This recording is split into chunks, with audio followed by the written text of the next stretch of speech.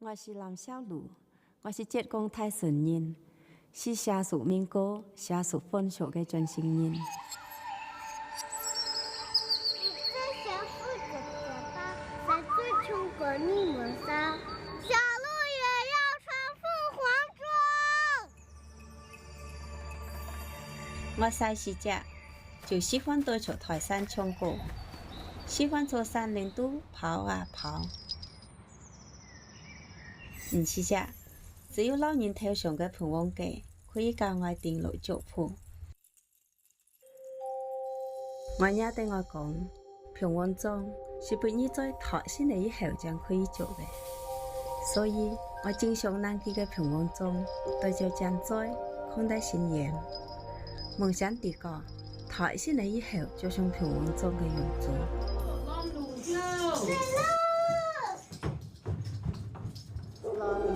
每一次一赶上早前，我都好冲着去拦路，就为了多睇几人信仰头上生好的法子。当时懵里懵懂的，不能出上来好事情的活大会，更是台人为大老都唱对歌，其实都是盼望包容我人唱台，就符我人自由的象征。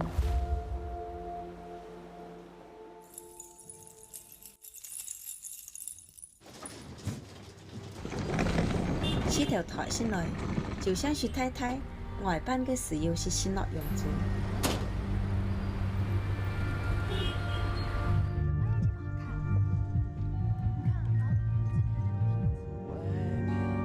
体验生活也好，梦六也好，出台小时都当然唔同的生活，去了好多地方。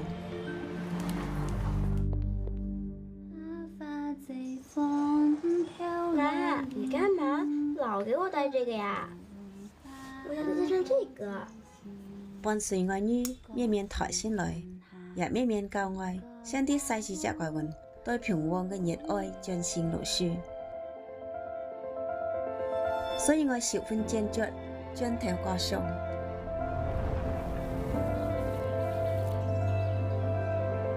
我啲怪一次当作出发。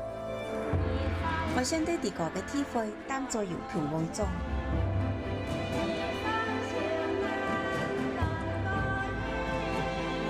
山下的歌啊，唱了一辈子。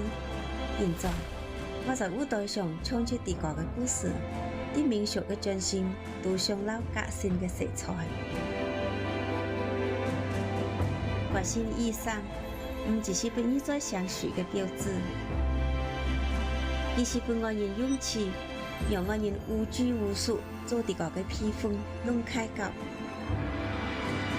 爱来自山下，我是热爱的勇气弄英雄，我是憧憬平旺的全岛中的一干。爱也是平旺，爱是书记，爱心无惧。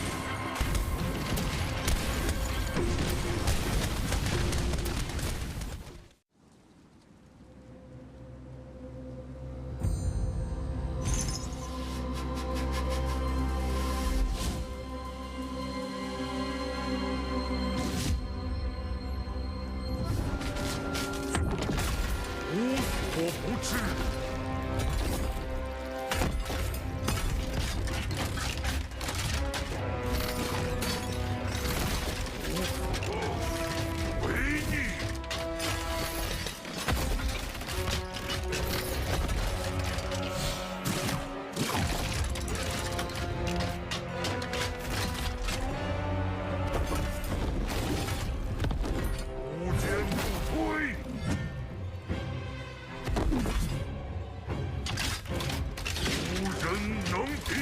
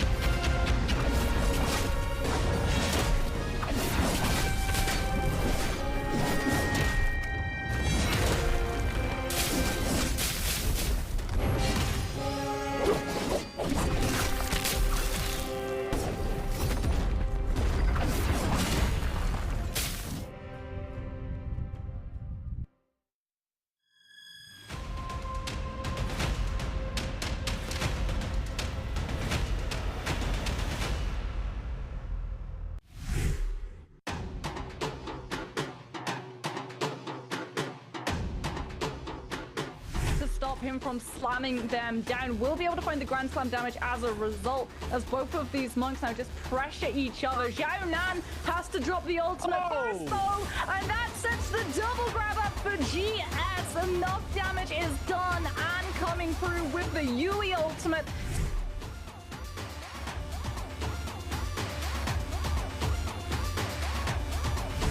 Team are fighting AOW here. Eagle getting jumped onto. The massive lockdown with the whiff onto Eagle. Gets the charge kick to counter everything in the week one coming out of it. They are trying to finish up Ping Tao, maybe with the bow shots.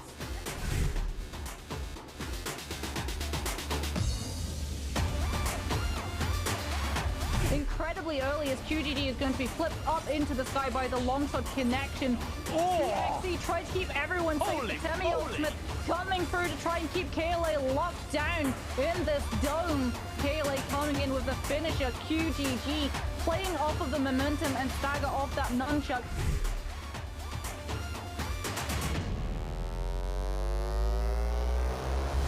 Been removed. Kakashi not able to find the parry opportunity that they're looking for, but still has closed up the distance to deal with the flamer coming through from AOW. Catches Ping Tao in the full meter dump.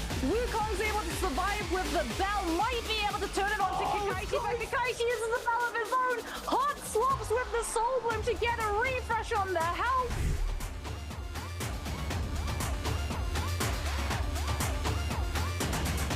Grabs Bowdoes Meitan, gets the slam to connect, gets the Karumi Tev as well to keep himself healed up all the way through as he finds another player and finds another double grab. Lin is absolutely dumpstering all of the players around him. There's the Karumi ultimate. Surely this is Alliance's last hurrah in this match.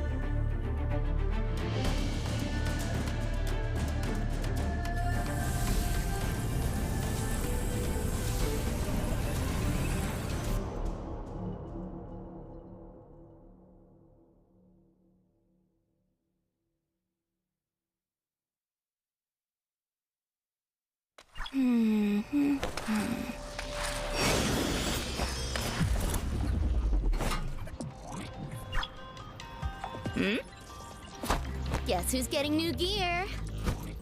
Joke's on you. It's me.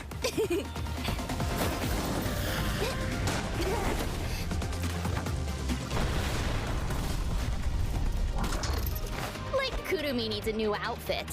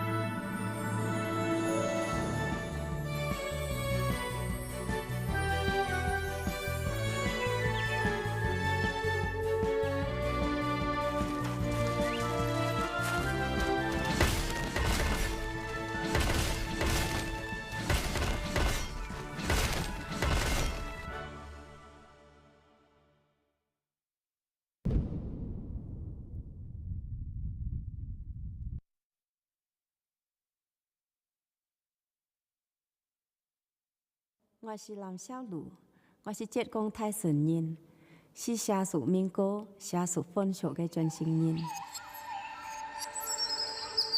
最想负责的吧，谁最穷过你们仨？小鹿也要穿凤凰装。我细时只就喜欢对着台山唱歌，喜欢坐山林都跑啊跑。唔是只，只有老人头上嘅盘王记可以教我定路脚谱。我爷对我讲，平王庄是不你在台先嚟以后将可以做嘅，所以我经常拿佢嘅平王庄对着将在看待新言。梦想地个台先嚟以后就像平王庄嘅样子。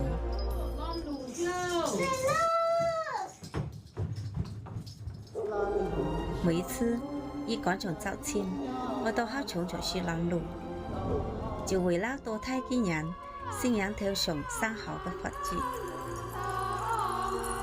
当时懵里懵懂的，本人出上嚟好事情的活大会，更是台人为大老都唱对歌，其实都是平王包容我人唱台，就负我人自由的象征。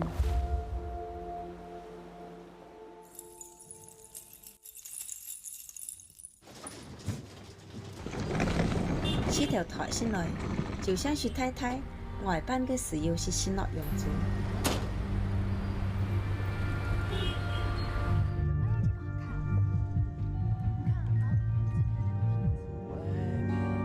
体验生活也好，梦六也好，出台小时都当然唔同嘅生活，去了好多地方。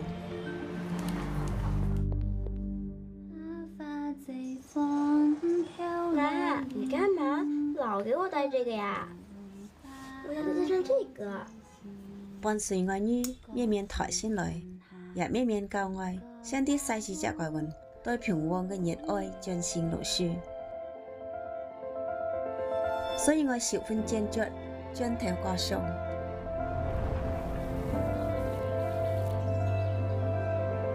我啲过一次当作出发。我想对地个嘅体会当作有平王庄。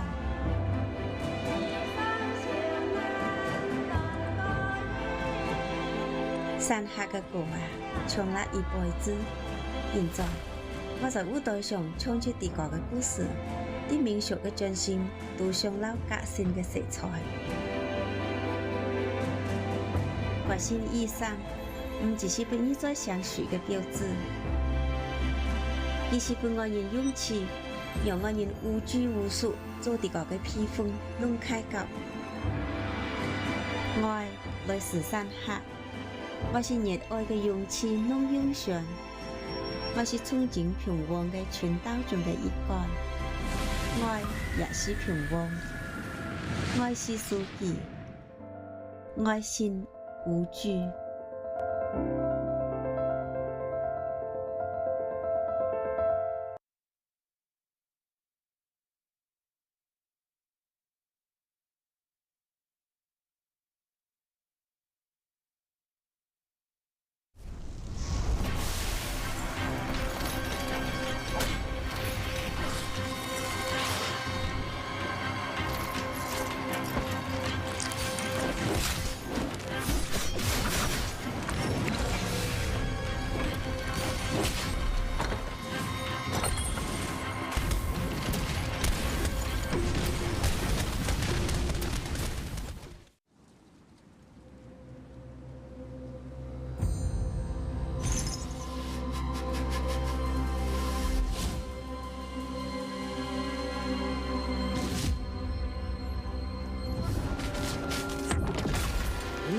我不至。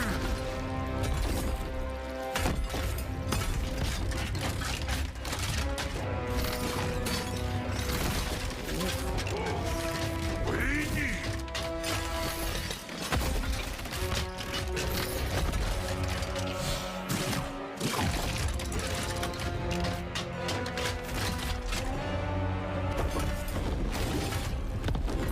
无坚不摧。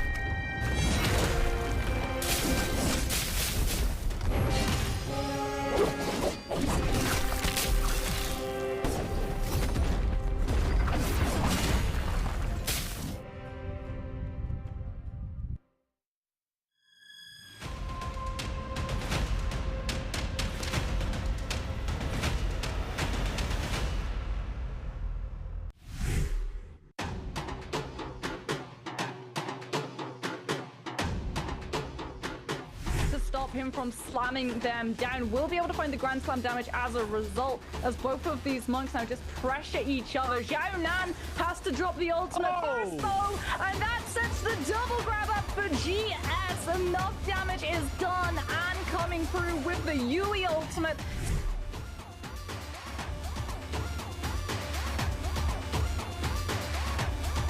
J-Team are fighting AOW here. Eagle getting jumped onto. The massive lockdown with the whisk onto Eagle. Gets the charge kick to counter everything in the week 1 coming out of it. They are trying to finish up Ping Tao, maybe with the bow shots.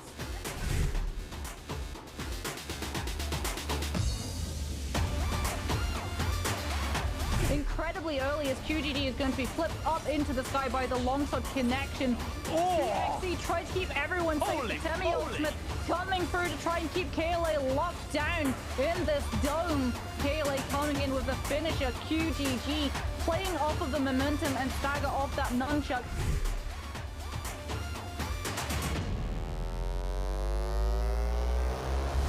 Been removed. Kakashi not able to find the parry opportunity that they're looking for, but still has closed up the distance to deal with the flamer coming through from AOW. Catches Ping Tao in the full meter dump. Wukong's able to survive with the bell. Might be able to turn it on to Kakashi, but Kakashi uses the bell of his own.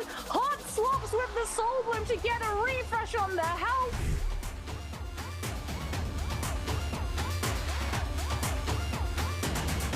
Grabs Bowder's Meitan, gets the slam to connect, gets the Karumi to as well to keep himself healed up all the way through as he finds another player and finds another double grab. Lin is absolutely dumpstering all of the players around him. There's the Karumi ultimate. Surely this is Alliance's last hurrah in this match.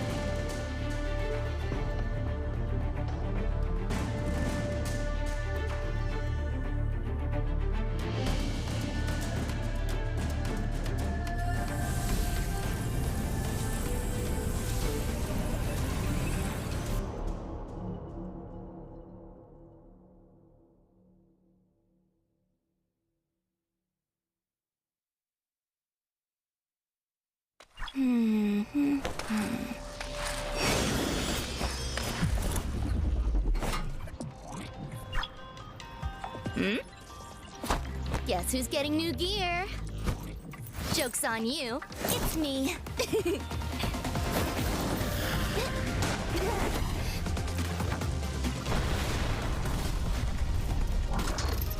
Like Kurumi needs a new outfit.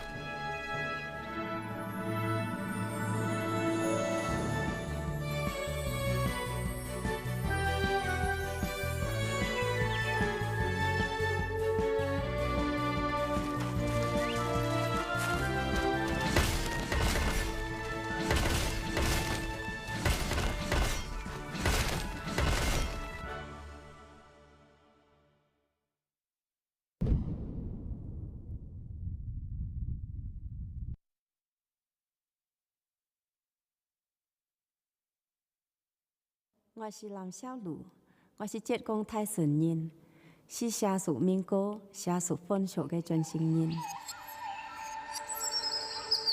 最想负责的吧，在最穷过你们仨。小鹿也要穿凤凰装。我细时只就喜欢对着台山唱歌，喜欢在山林都跑啊跑。唔是只，只有老人头上嘅盘王记可以教我定路脚谱。我爷对我讲，平王庄是不你在台山嚟以后才可以做嘅，所以我经常南去嘅平王庄对着正在看待新颜。梦想地个台山嚟以后就像平王庄嘅样子。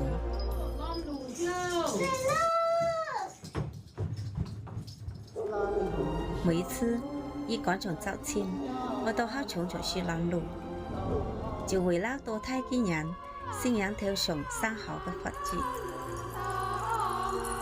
当时懵里懵懂的，本人出上嚟好事情嘅活大会，更是台人为大老都唱对歌，其实都是平王包容我人唱台，就符我人自由嘅象征。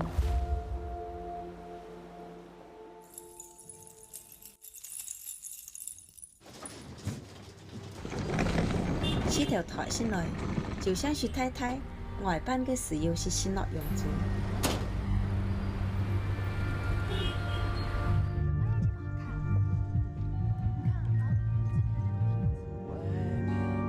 体验生活也好，梦六也好，出台小时都当然唔同嘅生活，去了好多地方。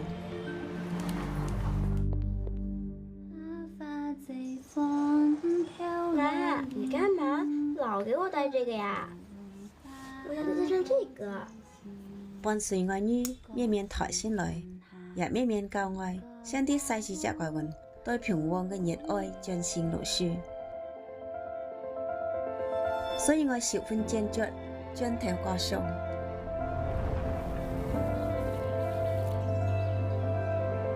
我啲怪一次当作出发。我想对地个嘅体会当作有平王中。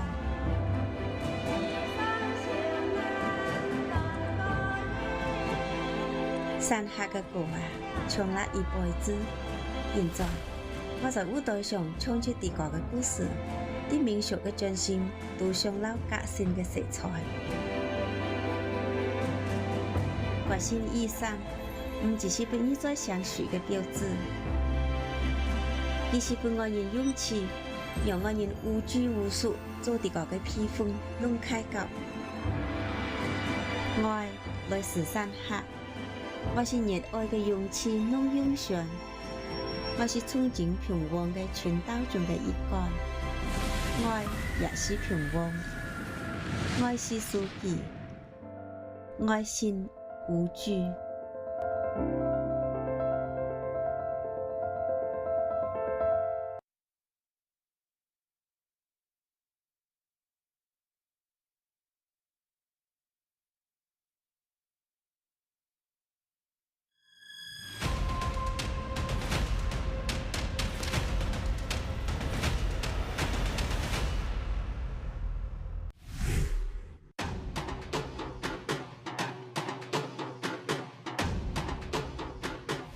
Stop him from slamming them down. We'll be able to find the Grand Slam damage as a result, as both of these monks now just pressure each other. Xiao Nan has to drop the ultimate first though, and that sets the double grab up for GS. Enough damage is done and coming through with the Yui ultimate.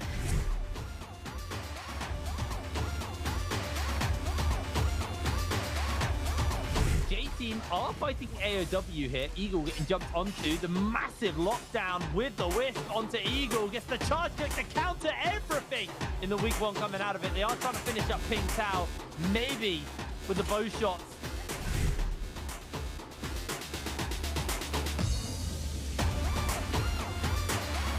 Incredibly early as QGD is going to be flipped up into the sky by the longsword connection. TXC tried to keep everyone safe. The Temi ultimate coming through to try and keep KLA locked down in this dome. KLA going in with the finisher, QGG, playing off of the momentum and stagger off that nunchuck.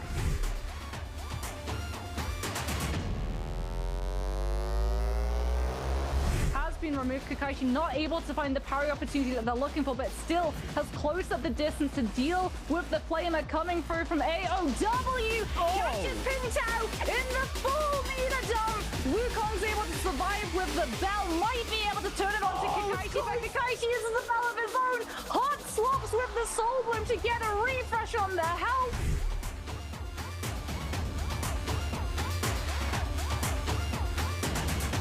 Grabs Bowder's Maytan, gets the slam to connect, gets the Karumi Tev as well to keep himself healed up all the way through as he finds another player and finds another double grab. Lin is absolutely dumpstering all of the players around him. There's the Karumi ultimate. Surely this is Alliance's last hurrah in this match.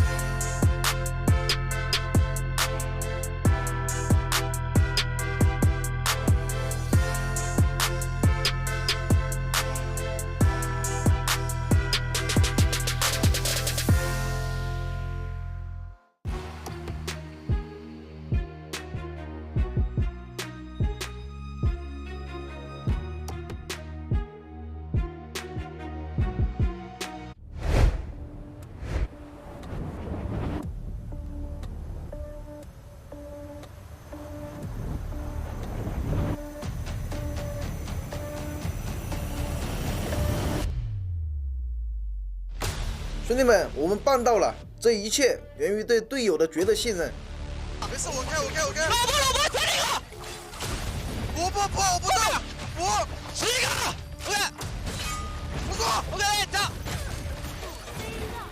论打架，我们不虚任何人。随着我们的运营能力逐步提升，我们终会成为一支无人能敌的劲旅。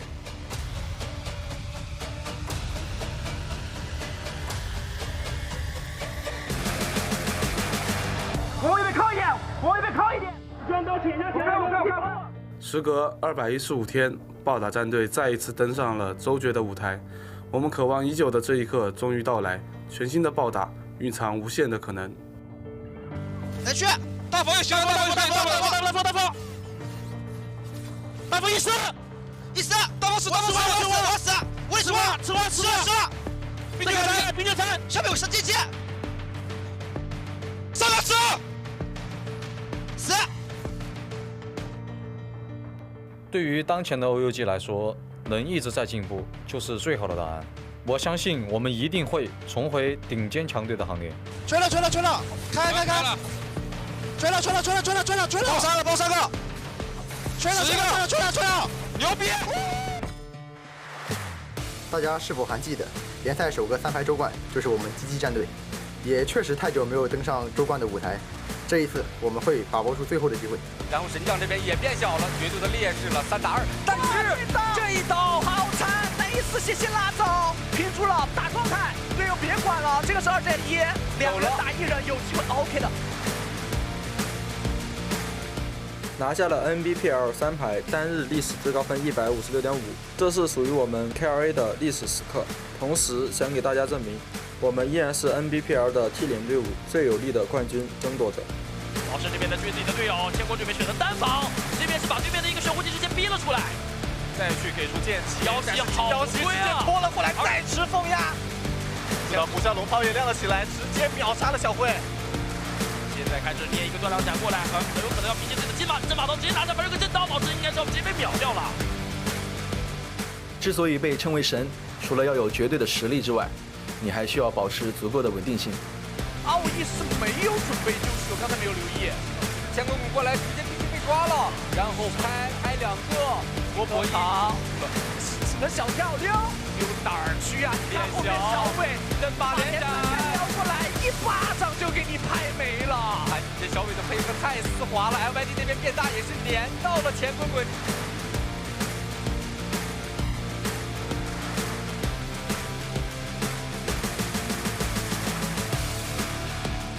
神将会与他的3位护法再一次统治周决。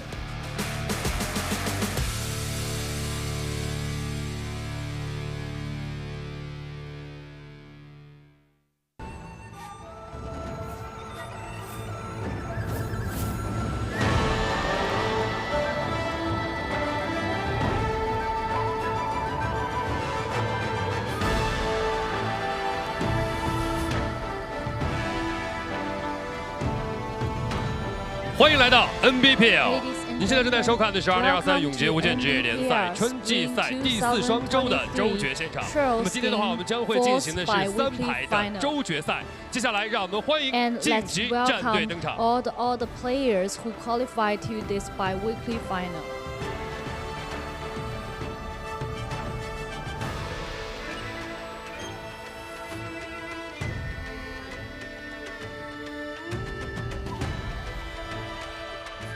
通过了第4双周的紧张激烈的角逐，最终晋级本次周决的所有队伍也已经准备就绪了。常规赛到目前为止的话，所有队伍都为我们送上了精彩的博弈。首先问一下目前也是成绩很棒的考拉。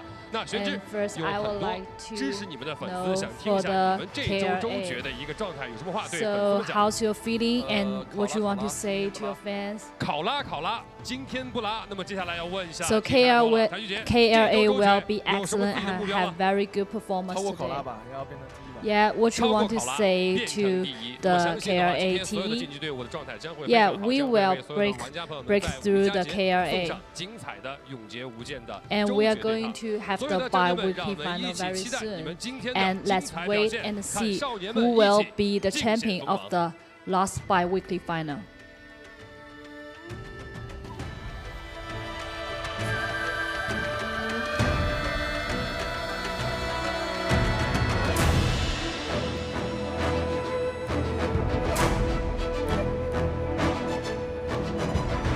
我觉得最棘手的战队是 T 吧，因为他们个人实力都很强，状态也挺好的。T 吧，因为他们队里有神，然后纯打不过。T 吧，因为 T 有神，常规赛很猛，然后周决也很稳定。我觉得是 T 吧，主要是他们怎么打感觉都能赢。T 吧，因为唐旭杰脑袋太好使了，还没打之前可能就已经把逃跑计划想好了。T 吧，因为谭旭杰嘛，毕竟神嘛，打不过，真打不过。T， 因为这一赛季 T 都是以第1的姿态进入的周决赛。T， 因为他们常规赛的稳定表现会让他们带很高的分到周决，取得最大的优势。我觉得最棘手的战队是 KOA 战队，因为他们单人拿下了150多分，超过了我们，然后觉得挺厉害的。微博吧，因为他们决赛圈经常抢我们点，爆我们。弄得我们拿不到分。我觉得最棘手的战队是 OUG 吧，因为就这2周的比赛，我们每次劝架都能被他精确的找到，然后很好的一身装备就送给他们了。我觉得是基地战队吧，因为回阳镜里面经常输他们。最棘手的就是 EWG 吧 ，EWG 的小鲤鱼的红叶玩的确实也挺可以的，平时死了有时候都是他把我杀了，看他视角，确实有说法，很难打。我觉得最棘手的战队是 J-Team 吧。他们刚拿了周冠，爆发力比较强。最能拿捏的 TE 吧，反正 TE 基地跟我们基地离得也近，平时吃饭的时候，也会一起聊聊天、说说话啊，战术什么的基本都摸一摸了，啊，有时候也给他该打标记打标记啊。我觉得最能拿捏的是 TE 吧，因为大家都觉得 TE 很厉害，但是在回阳镜里面我们经常赢他们。TE 吧，别人他们都说他们厉害，我说他们拿捏，我给大伙整个反差。我觉得最能拿捏的战队也是 TE 吧，我可以赛前去找小伟贴贴，扰乱他们的战术。我觉得最能拿捏的也是 TE， 因为他们3-3打不过我们啊，他们打别人，我们打他们。我觉得最能拿捏的队伍是 Go Team， 因为他们就住在我们隔壁，他们干什么我们都知道。我就是 AOW 吧，因为我们打他们感觉胜率挺大的。基地吧，因为我们对他们的打法比较了解，关系也比较好，所以说在回阳镜里更容易拿捏他们。微博吧，因为珍珠皮会出手嘛，皮哥那个沙男是吧？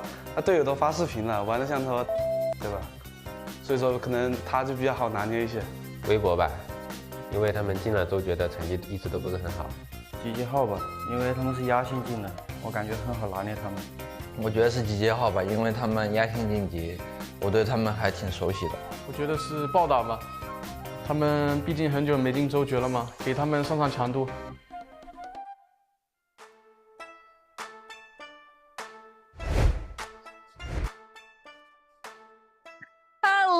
Everybody, and welcome to the NARAKA BLADEPOINT Pro League bi-weekly Trios Finals and Derby. What a long road it's been. We're already almost through the regular season of NARAKA in 2023 for Season 1. This is the last Trios bi-weekly finals that we're going to have, and what a matchup we are going to have today. It's crazy that we're at the last one. It feels like we just got started in week 1 weeks ago. Feels like we just got started, and now all of a sudden we're done, and we're headed to Rep Shades next week. So hopefully you guys will get ready for that, as all of the people that did not qualify for our grand finals has one last shot. But fear not, we have a gift collection guide, as the longer you watch, the more prizes you get. So obviously make sure that your NARAKA is linked to your Twitch, so that way the longer you watch, you get things in your account, such as Spectral Silk. You get some bonus points, you get Fire Sparkles, and of course, answering questions on the air gives you a Spring Split Lucky Box, which is sent through in game. So obviously, you will get some really nice stuff, specifically from NARAKA, and obviously, the more that you watch, the more that you earn. So that's only for today, but obviously you got to keep watching throughout the next couple of weeks here, as we're going to get ready to lock it in for our grand finals, and obviously our Rep Shades and everything else is going to be coming into this, and the spring finals is going to be absolutely massive. But it's going to be a good time had by all. But until we get to that point, because we're getting a little ahead of ourselves, or at least I am, we still have to lock in one last team as who's going to be going to our spring finals, and who's going to qualify, and who is getting bumped out right to Rep Shades, and they got to fight it all again next week. We also have to still decide who's going to come out on top of this bi-weekly finals. Is it going to be J-Team like they were able to last week, or is it going to be TE? Are they finally going to be able to perform on a bi-weekly finals the way we saw 2 weeks ago? Or is it going to be KLA? Because up until a week ago, it sort of felt like it was just J-Team and TE continuing to just seesaw all the way through, and then KLA comes through and, without breaking a sweat, breaks 2 records in 1 day. They break the record of the amount of points picked up in 1 day by a singular team, but QGG on the Takeda also breaks the amount of kills picked up by a singular player in 1 match, rocketing himself up to that first position with 15 kills out of a 23 that KLA were able to put up on 1 game.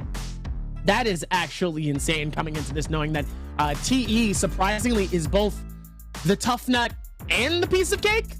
I guess it's all about momentum, realistically, in terms of where TE's mindset is, because either they are absolutely a tough nut and people are like, I don't necessarily know if I want to go against these guys, or are they the piece of cake? Now, mind you, I have seen some people on this list. Some of those people are some third-partying people. You know what I'm saying? They love to add that third party to the mixer. So I don't necessarily know if we count TE as a realistic piece of cake here. But meanwhile, KLA at the bottom, one of your players here, is also a piece of cake. And surprising to see that Bauda is also in the piece of cake section. I'm sorry, KLA is in the tough nut section in this one. Actually, not surprised by that. And obviously, J-Team being a massive problem into this. And before we even start here, who do you think is looking really good coming into this final?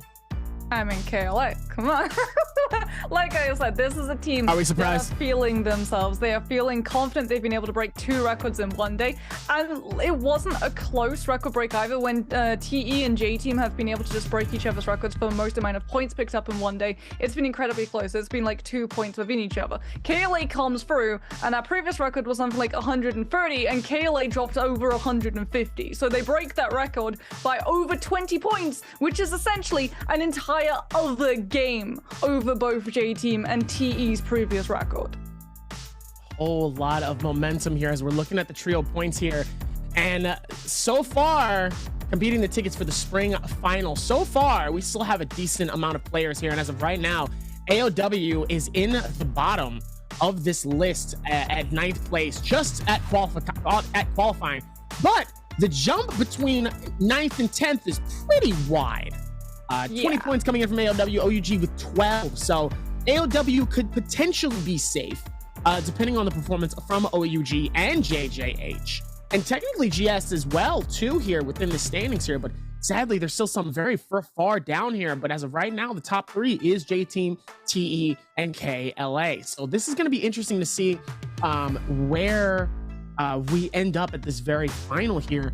And if there is an opportunity, do our bottom players end up getting bombed out by OUG and JJH? Do they finally start to pump up? Do they finally start to cause some issues? Or are they going to be struggling throughout today? I mean, from the interviews, I think a lot of teams were expecting JJH to be one of the easier teams to deal with, but a team I definitely want to talk about is GD, currently sitting in that 8th position.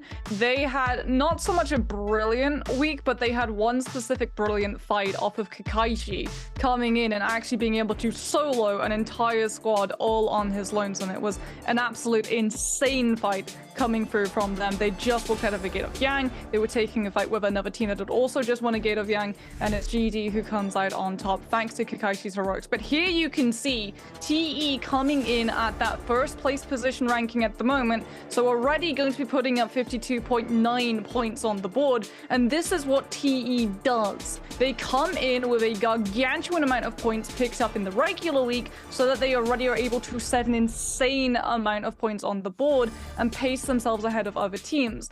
Difference is this week, it's not as far away from TE as it is for all of the other teams. KLA, because they were able to put together a whopping 156 points in one day, are very close behind TE in terms of those points. GG also not that far away as well. So if TE do have a little bit of a hiccup, a little bit of a tough day, KLA are very quickly going to be able to hopscotch over. They got some stuff that they need to work out here, as obviously the average damage coming from TE is massively way beyond the stretch here, followed by KLA here, which is a little bit more further down, but still is going to be interesting if JJH, J-Team, and Valda. It's very interesting to see J-Team all the way at the very top, but they're not even close to half of the damage done or even half of the ranking points. What's going on? So it seems like TE, they always take just aggressive fights. They always hot drop into that first initial zone and they just try and fight off of the rip and continue taking those fights, right? When you look at the compositions that they run, when you look at the abilities that they take for those compositions as well, they are literally the Yoto who is running the F1 as opposed to the F3 that has more defensive capabilities and all-round viability for being able to create those spaces. But TE uses the F1 because they just want to lock down players and find those picks. J-Team have started moving away from taking fights and things like Gates of Yang and also trying to camp the Soul Altar. J-Team plays solely now for surviving into that final zone. So as a result, they're able to put together a good amount of points, but the average damage that they're able to do in a match, not so much. And even with that, though, not so much coming in from Ballet, as we're going to be hearing from them as we get ready to lock in for our trios game number 1. See you in a second. 感觉不太够，因为中途我们还是有，就是12把打完之后还是有失误，觉得这个分数不是很理想，并没有达到我们自己的预期，然后也感觉这个分数可能会踩线吧，就感觉很悬心里。当时就是打完了之后，我们老板说，他说时隔多少天我们波打又进周决，然后听完之后柚子就没忍住，他直接潸然泪下了，就有点。就那种感觉，就觉得好不容易终于进周决了，就是磨合这么久嘛。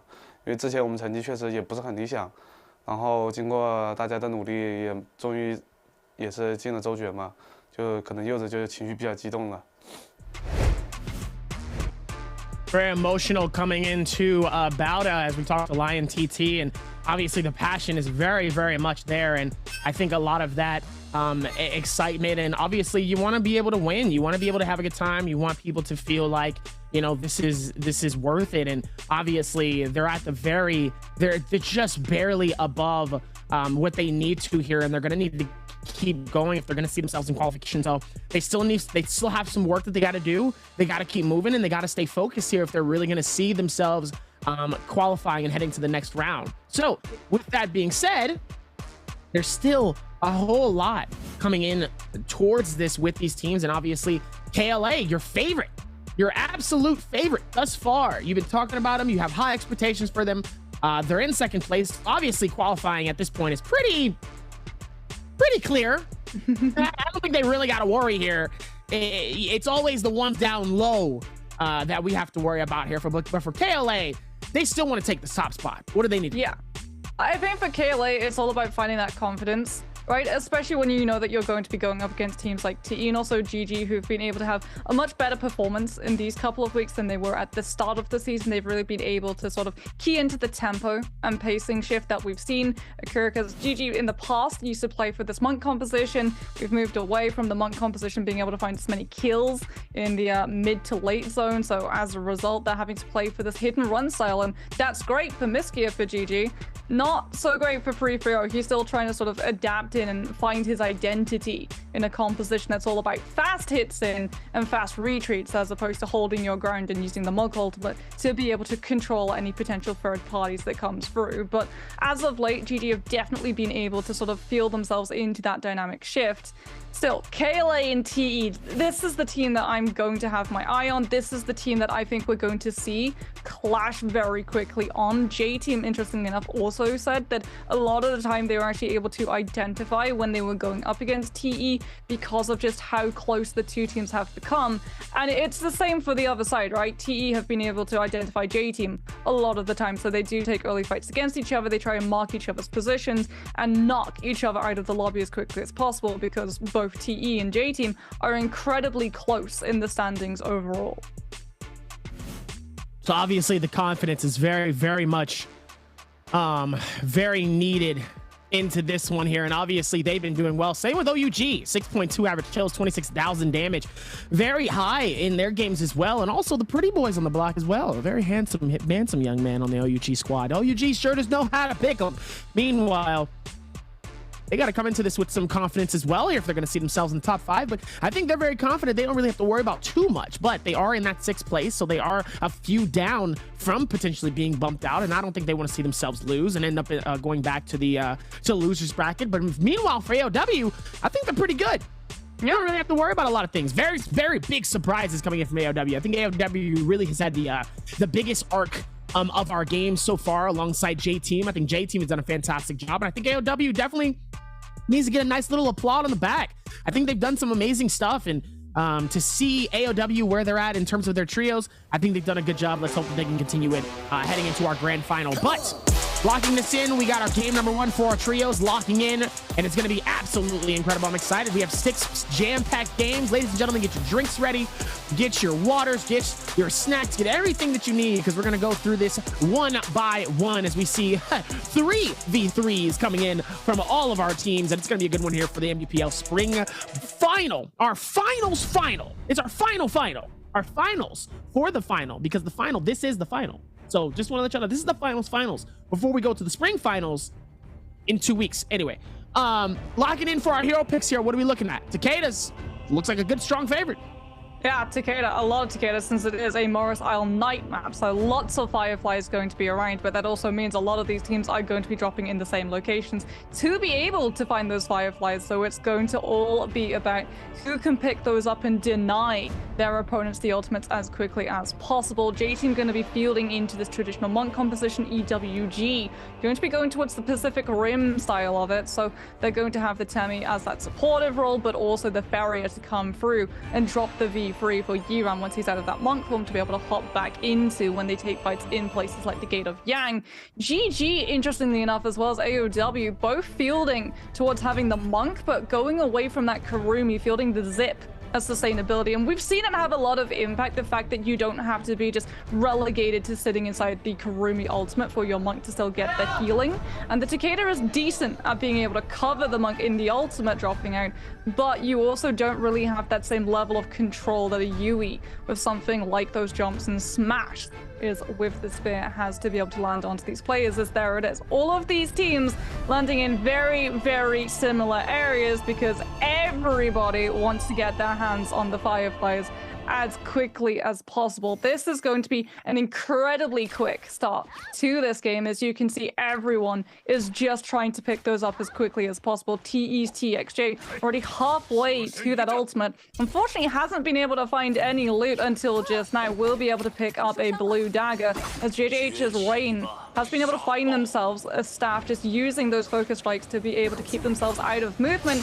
as Fireflies have been picked up, and it's going to be on the side of TE dropping in with that Temi ultimate, locking down everybody from JJH so that they can immediately zone off this particular area and just come through with the damage. XCG now trying to come in for that third party. They'd also been drawn to this area because they wanted control of the Fireflies, but it's unfortunately not going to be that. TE have already picked them up, but the third party coming through from XCG might be able to open up the fight until the Nezhas might lockdown comes through from TE's VVV. Dragon Slayer into Nezhas connects onto all of the members of XCG, and he gets another one off as well. TE setting up an absolute perfect fight, using their other two members, TXJ with that dagger to be able to land the stagger frame so you can hit into the Dragon Slayers without being punished and countered. As now we're going to see another third party attempt come through as TE are just going to have to scatter. Bauda coming through with that Bane's Rep, cleaning all of these teams away from the area and trying to catch on to anyone isolated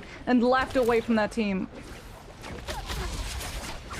Whole lot of momentum coming in as immediately TXJ is going to catch Rain inside of a small corner. Immediately he's going to be able to back out of that tight section.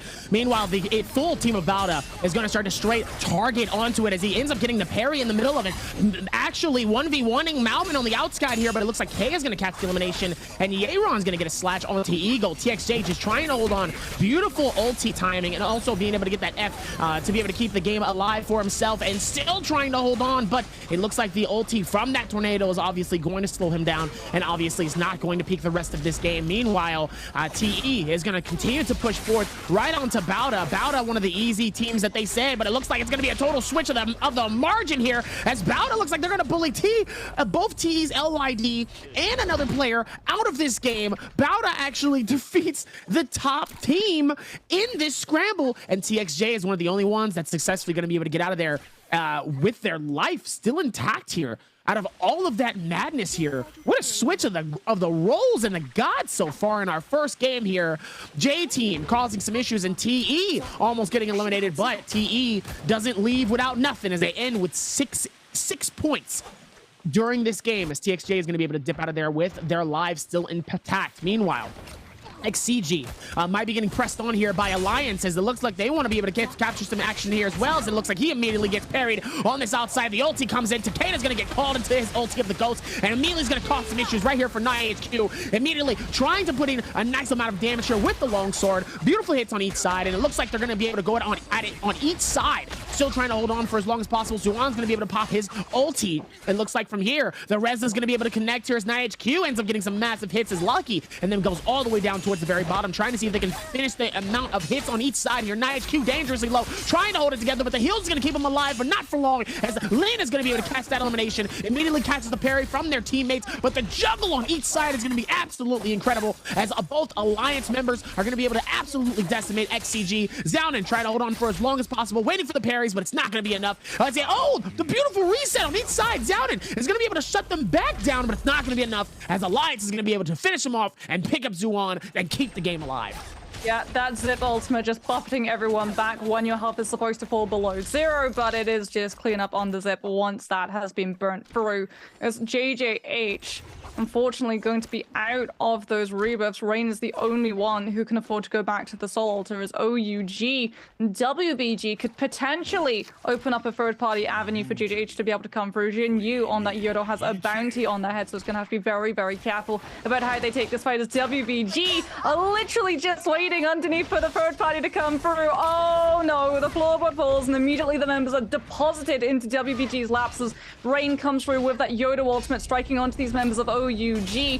Bane's Breath, however, from OUG is going to connect, and Rain tries to throw out the blue, immediately gets parried once the Yodo ultimate has abated, is going to be stuck in position and hounded down by SS, who just comes through with that pole sword. Rain nowhere to go. If you try to dodge out of it, you dodge straight into the Bane's Breath. As a really good setup coming through from OUG, dropping that Bane's Breath to be able to get in for that third party, finding those kills and very quickly fleeing the scene. No one else coming forward to punish them because they're going to step right into Bane's Breath themselves. As KLA, a little bit of a quieter start for one of our top teams at the moment, playing a little bit more safe.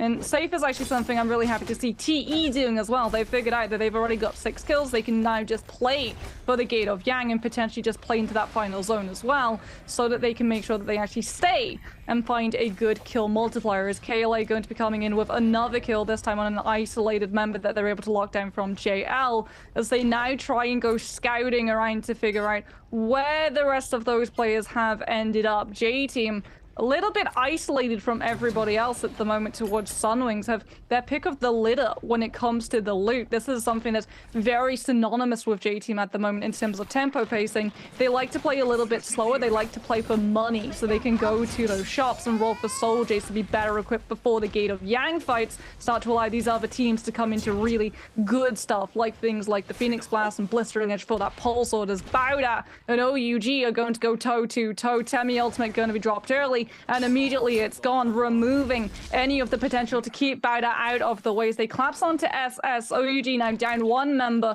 going to have to hope that they can throw Jin Yu to the wolves, and that they can actually find a disengagement so far away that Bauda just do not want to throw in the third party. They've already used the Temi ultimate. That's the one thing you do to be able to lock those members down, find a fast kill, and immediately get out of the situation before any teams in the surrounding area can come through for the punish, now that you've already committed one of those ultimates. Speaking about punishment, KLA going to actually be going to that same shop that J-Team had abandoned. DWG also rifling through to pick through some of those soldiers. J-Team hoping that no one was around in Sunwing, so far away from where that zone would be collapsing into. Thought it would be safe to spend all of those coins and leave them out in the open, and as a result, it's drawn KLA's attention, and they're just going to pick through all of the loot like magpies.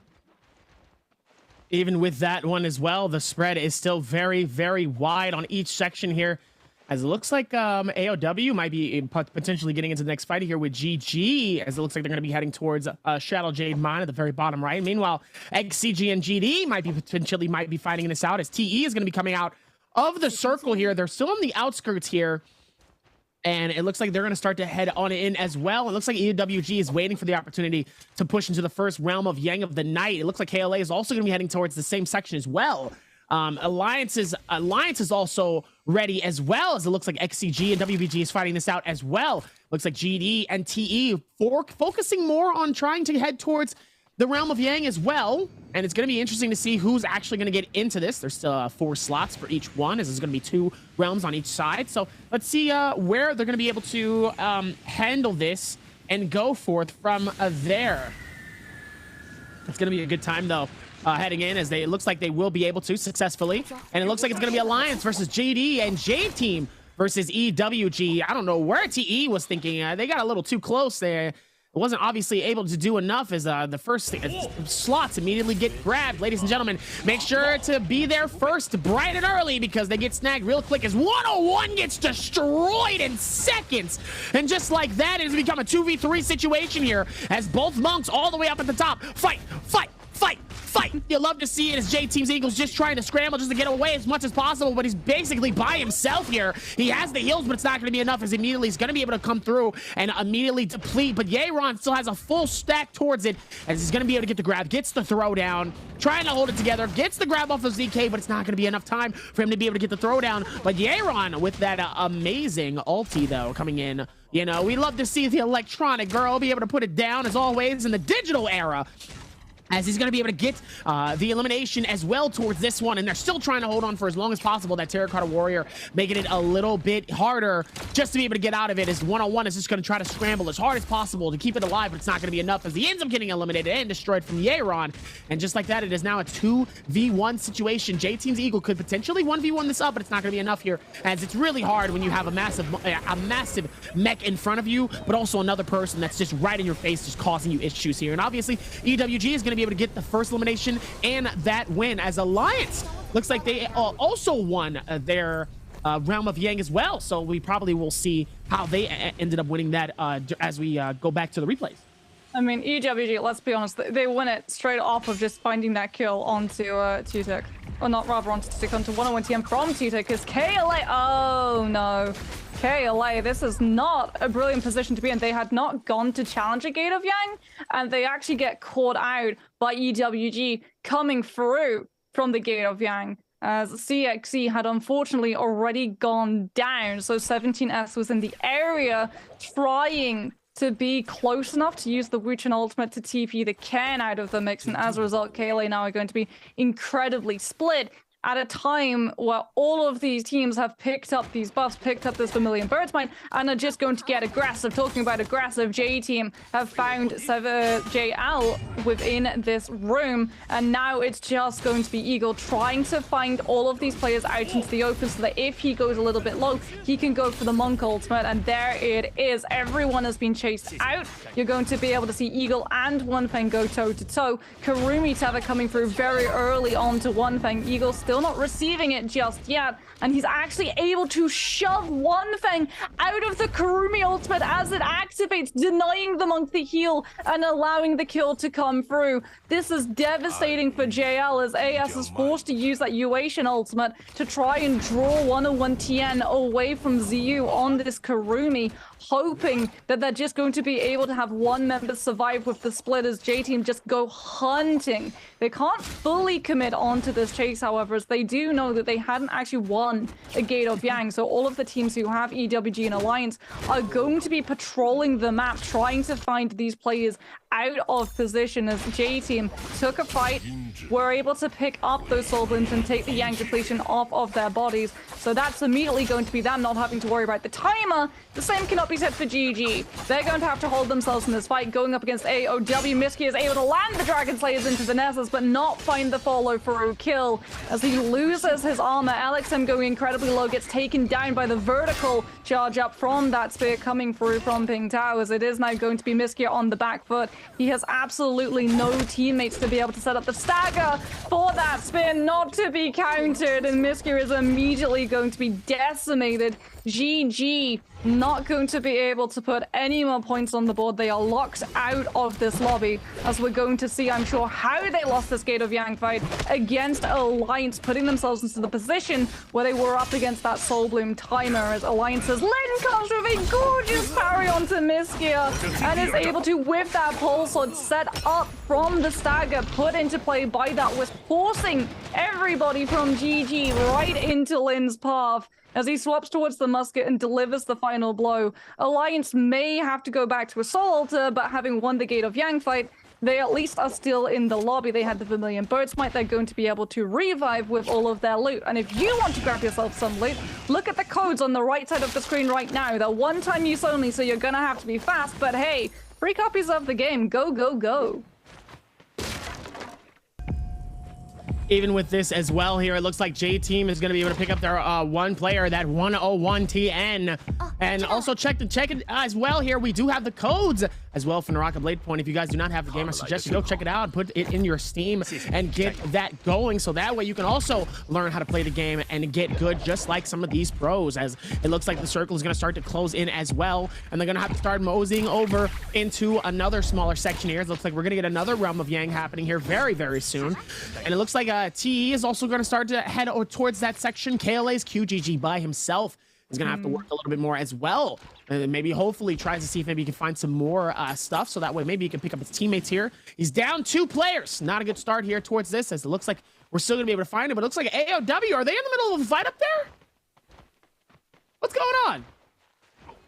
I mean, AOW are slowly getting drawn together to go against OUG, who are just patrolling towards that little zone to see whether or not there are players outside of where the map is going to be collapsing into. Is TE at the moment are going toe-to-toe against EWG. Their back is against the zone, so they are going to take the zone tick damage over the range poke coming through from the team on the other side, as all of these teams vie not for control of entrance into the Gate of Yang, but to deny other teams from entering into the Gate of Yang, as we do typically tend to see teams shy away from taking the secondary fight just because of how little rebirth charms there are on the map. And you can actually see there are 3 teams surrounding this portal and no team is yet to actually go through. EWG decide to take that plunge, seeing that they're not going to be contested by any of the other 2 teams around them. They are still going to be challenged, however, as TE decides to roll up and take this fight.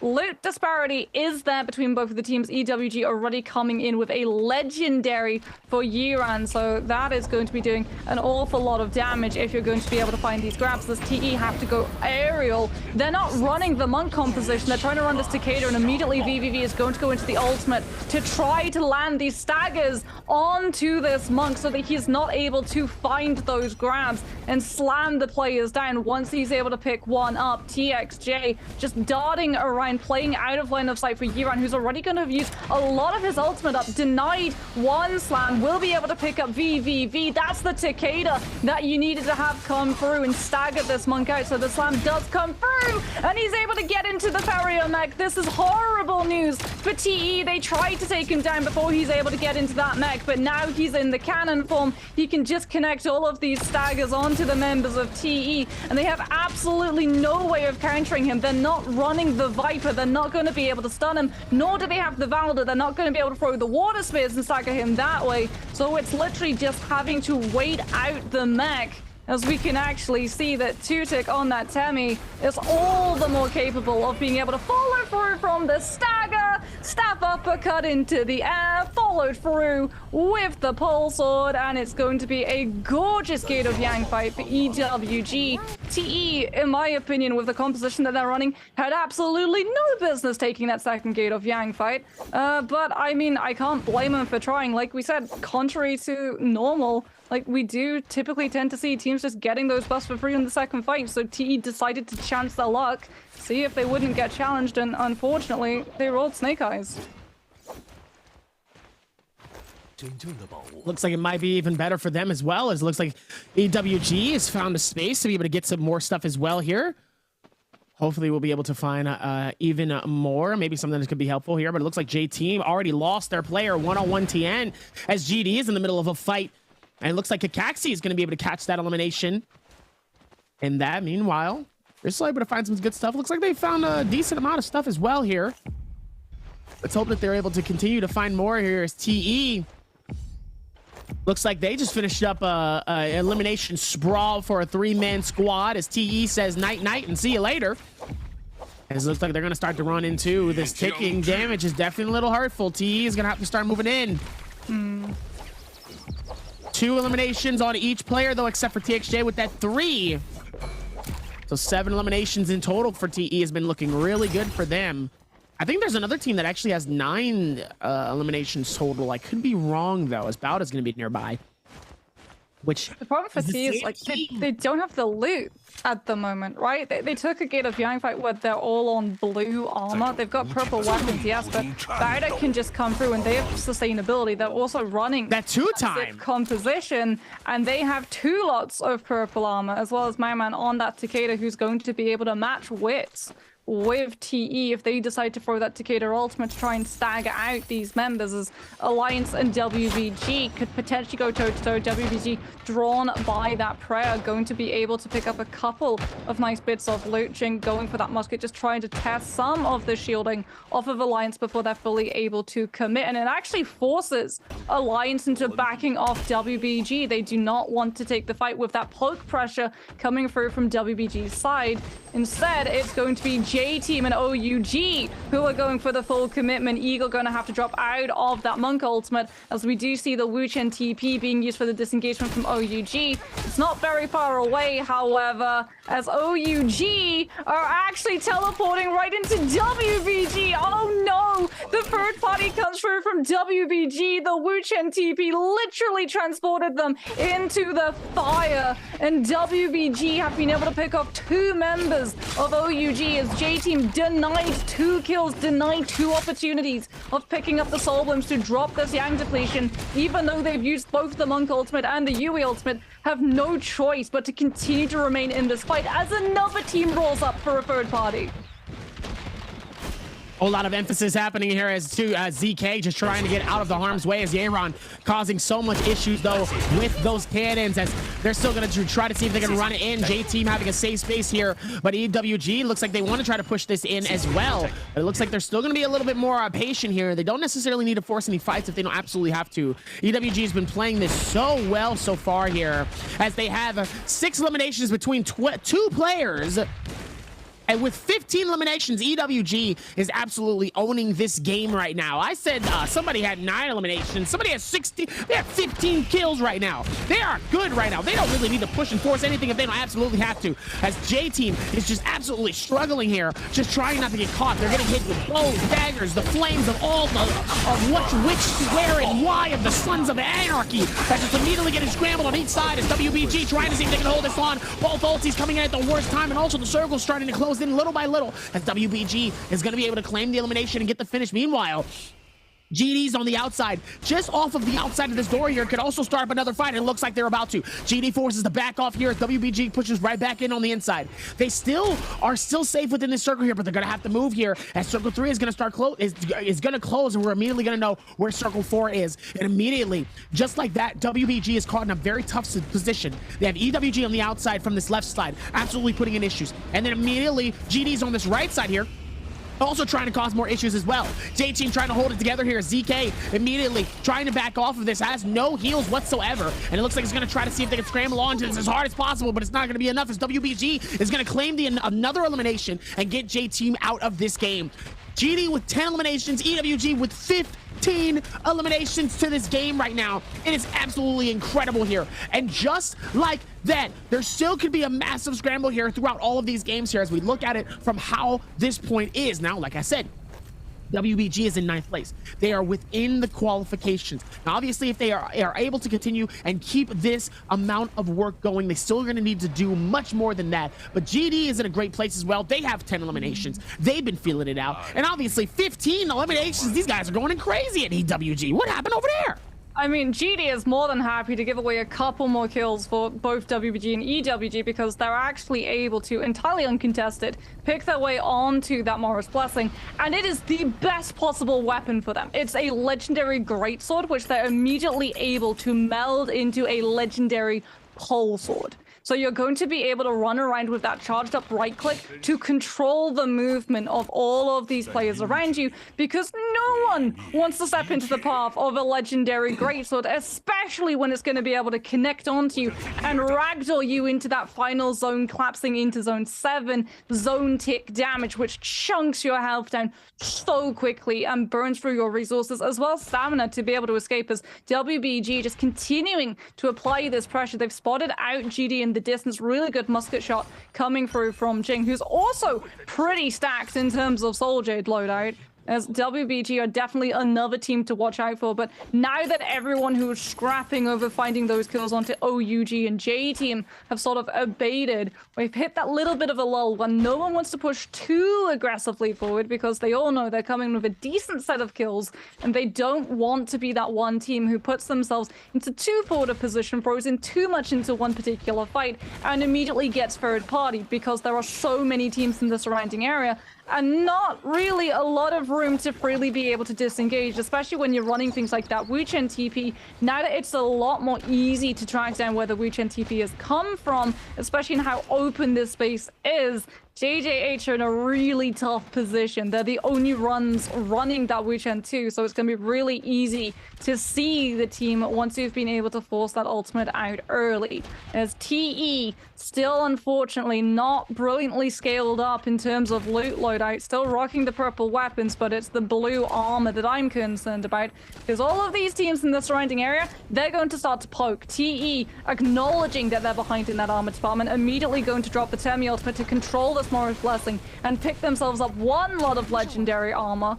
We'll see who it goes on to. It looks like it's going to be just the Zip at the moment, so that you can take that more forward position with that staff, threatening the space, using that Dragon Slayers to just keep everyone away from contesting TE, so that once they've picked up the Morris Blessing, once the Temi ultimate has run out, they're not punished, as JDH may well be punished. Viper ultimate comes through, but they're immediately forced to try and use that Wu-Chen TP to escape out, as GD used the Decatur ultimate in a very enclosed up space and continue to apply pressure onto these members of Rain, who unfortunately was left behind. The Wu-Chen TP came through, but Rain was not picked up with it. They left the Yodo to be able to try and use the ultimate to keep GD distracted from being able to chase the members after. JDH deciding to just try and keep one member intact, unfortunately not able to have any members intact, as they're just absolutely decimated within seconds. And GD now in a brilliant position in terms of playing into this next zone collapse. They're going to have the inside of this building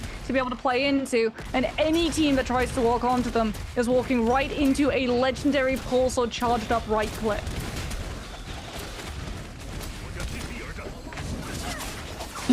Meanwhile, Jing caught in a very tough situation here, trying to hold on as it's absolutely flooded with so many people on each side. We have Bauda, Alliance, GD, WBG, Bauda, all the way Witch on its side. It's an absolute massacre inside of this building here, trying to keep it together here as they're still trying to hold it, even with all of the parries, all of the madness, the fire burning on each side here. They're still trying to put this together as Sleepwalker is able to catch the elimination on Bauda's Moon.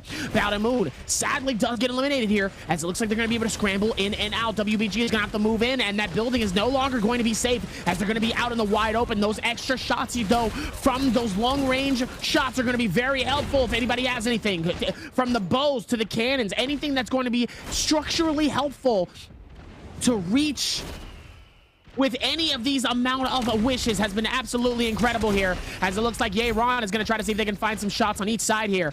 Yeron able to do so much more, and just like that, still are able to find any type of action. He is able to hit some beautiful shots, though. Is able to tag PP into this one as Alliance is TT, and Yeron is able to catch the elimination with the ulti. Nice little bit of some pew, pew, pew. Old school 90s arcade shots coming through, as Triple V is going to be able to catch another elimination here.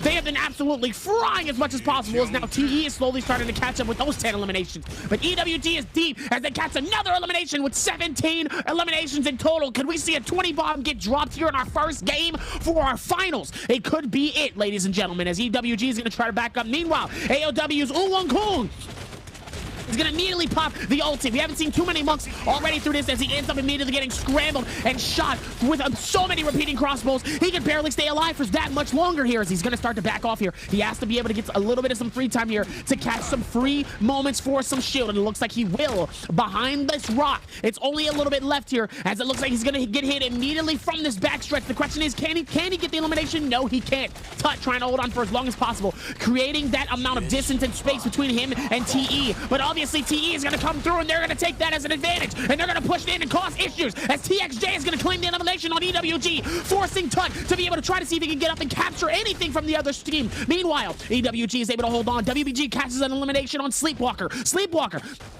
is trying to see if they can hold it together. It looks like Triple V ends up getting grabbed, but it looks like it's not enough as Yeron dangerously low, and TE's Triple V is going to catch the elimination. EWG dangerously low, almost about to lose this game. They've been going so far into this game here, but they can lose in 6th place. This could be an absolute detriment for them, even with EWG being at the top of the leaderboard right now. With those 18 eliminations, still is going to be tough as TXJ is going to be able to capture it. Bauda is immediately eliminated just like that, and TE's Triple V is going to be able to find it with WBG Sleepwalker, and just like that, 18 eliminations, top 3, 15, 18, 13. Triple V is going absolutely insane, catching 3 eliminations just like that. He's going to be able to go for the bounce, catches the grapple, is immediately able to push in and catch it on the next space here as Kakashi is going to get caught in between a 1v3, trying to hold it together, keeping the heels alive on each section as they're both juggling on each side. EWG's Tut-Tut trying to hold on for as long as possible, but obviously the 3v1 is not easy as TE is absolutely going to scramble and cause an issue for the rest of the teams. The question is, oh, it's absolutely going to be enough. LYD, Triple V, and TXJ is going to be your week. It's going to be your game 1 winner and our MVP for our trio finals.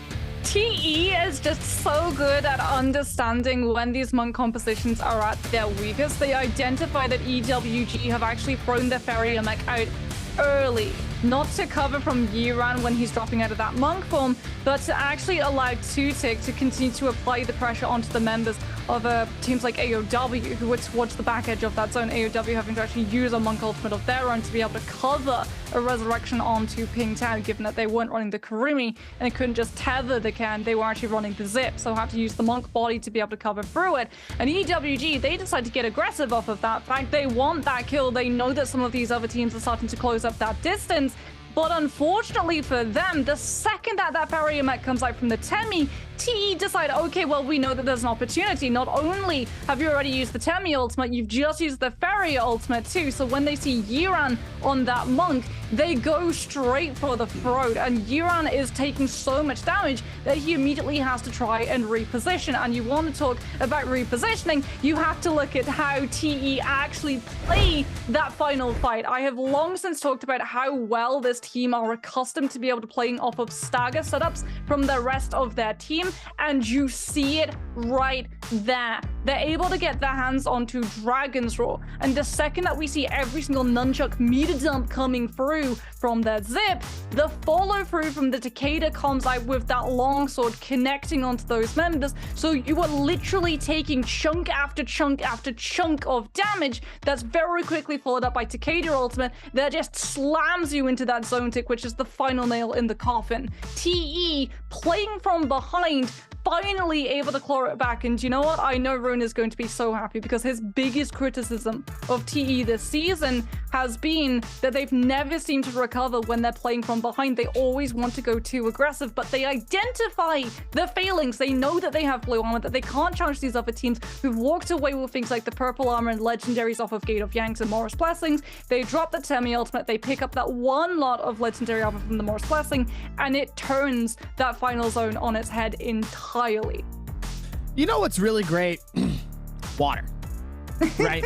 Because I needed that after the insanity of that final circle here. We were about 6-7 teams deep in that circle 7. It was close, and even before the circle closed, we was about 10 teams deep into that final circle. No one was willing to go out the way that they were, and the fact that we saw so many tight corners inside of these huts, and there's 2-3 teams. They're absolutely getting pelted from the outside with flames, with cannons, with bows, with all of these types of things. And there's a lot of people. EWG was caught in it twice and somehow was still able to get out of it with so much damage and so many kills. It's amazing that even though they did go out in 6th place, that still is a top 3 finish for them, regardless, because those 18 points, you can't talk about how that wasn't an incredible thing. And TE actually ties EWG's points for 18 eliminations. Are you kidding me? Yeah. Are you kidding me? So TE, they were coming in with something like 6 No. Hold on. Moxie. They were so behind. I don't think you understand how far ahead they were behind. You mean to tell me that they clocked up 7 eliminations in 2 minutes? I mean, have you seen there is literally one match where TE come through with like 0 kills before they go into final zone and they win the entire thing by putting together something like 11 kills in zone 6, collapsing onto zone 7. It's insane. Like I said, their ability to control the tempo of final zone is off the charts. I'm shocked. I'm shocked. I actually thought they would at least be 1, maybe 2 eliminations under EWG, but obviously getting that first place, those ranking points to 5 is obviously going to take them over the top. Clearly, I assumed that, but obviously, I spoke way too soon in saying, hey, they're going to look right at you and they're going to tie it up and say, we're going to match your points and we're going to make it even harder for ourselves as we eliminate you this early and still be able to knock it out and claim those eliminations here. As we look at our list, and obviously, I mean, it's going to be a little hard. It's really not. It's going to be Triple V. 8 eliminations, 25,000 damage. I mean, the man actually came through with an F1 and the V3. His version 3 for his Takeda. The man came through and he came to play. TXJ also did the exact same thing here, putting in those extra amounts of damage. TXJ actually put in a lot of work. I'm surprised that he also doesn't have 20,000 plus damage as well. As we're going to look back at the replays here of some of the things that we missed and some of you at home have potentially missed. As we look in towards this, a lot of momentum here, but TE starts off swinging and causing issues immediately.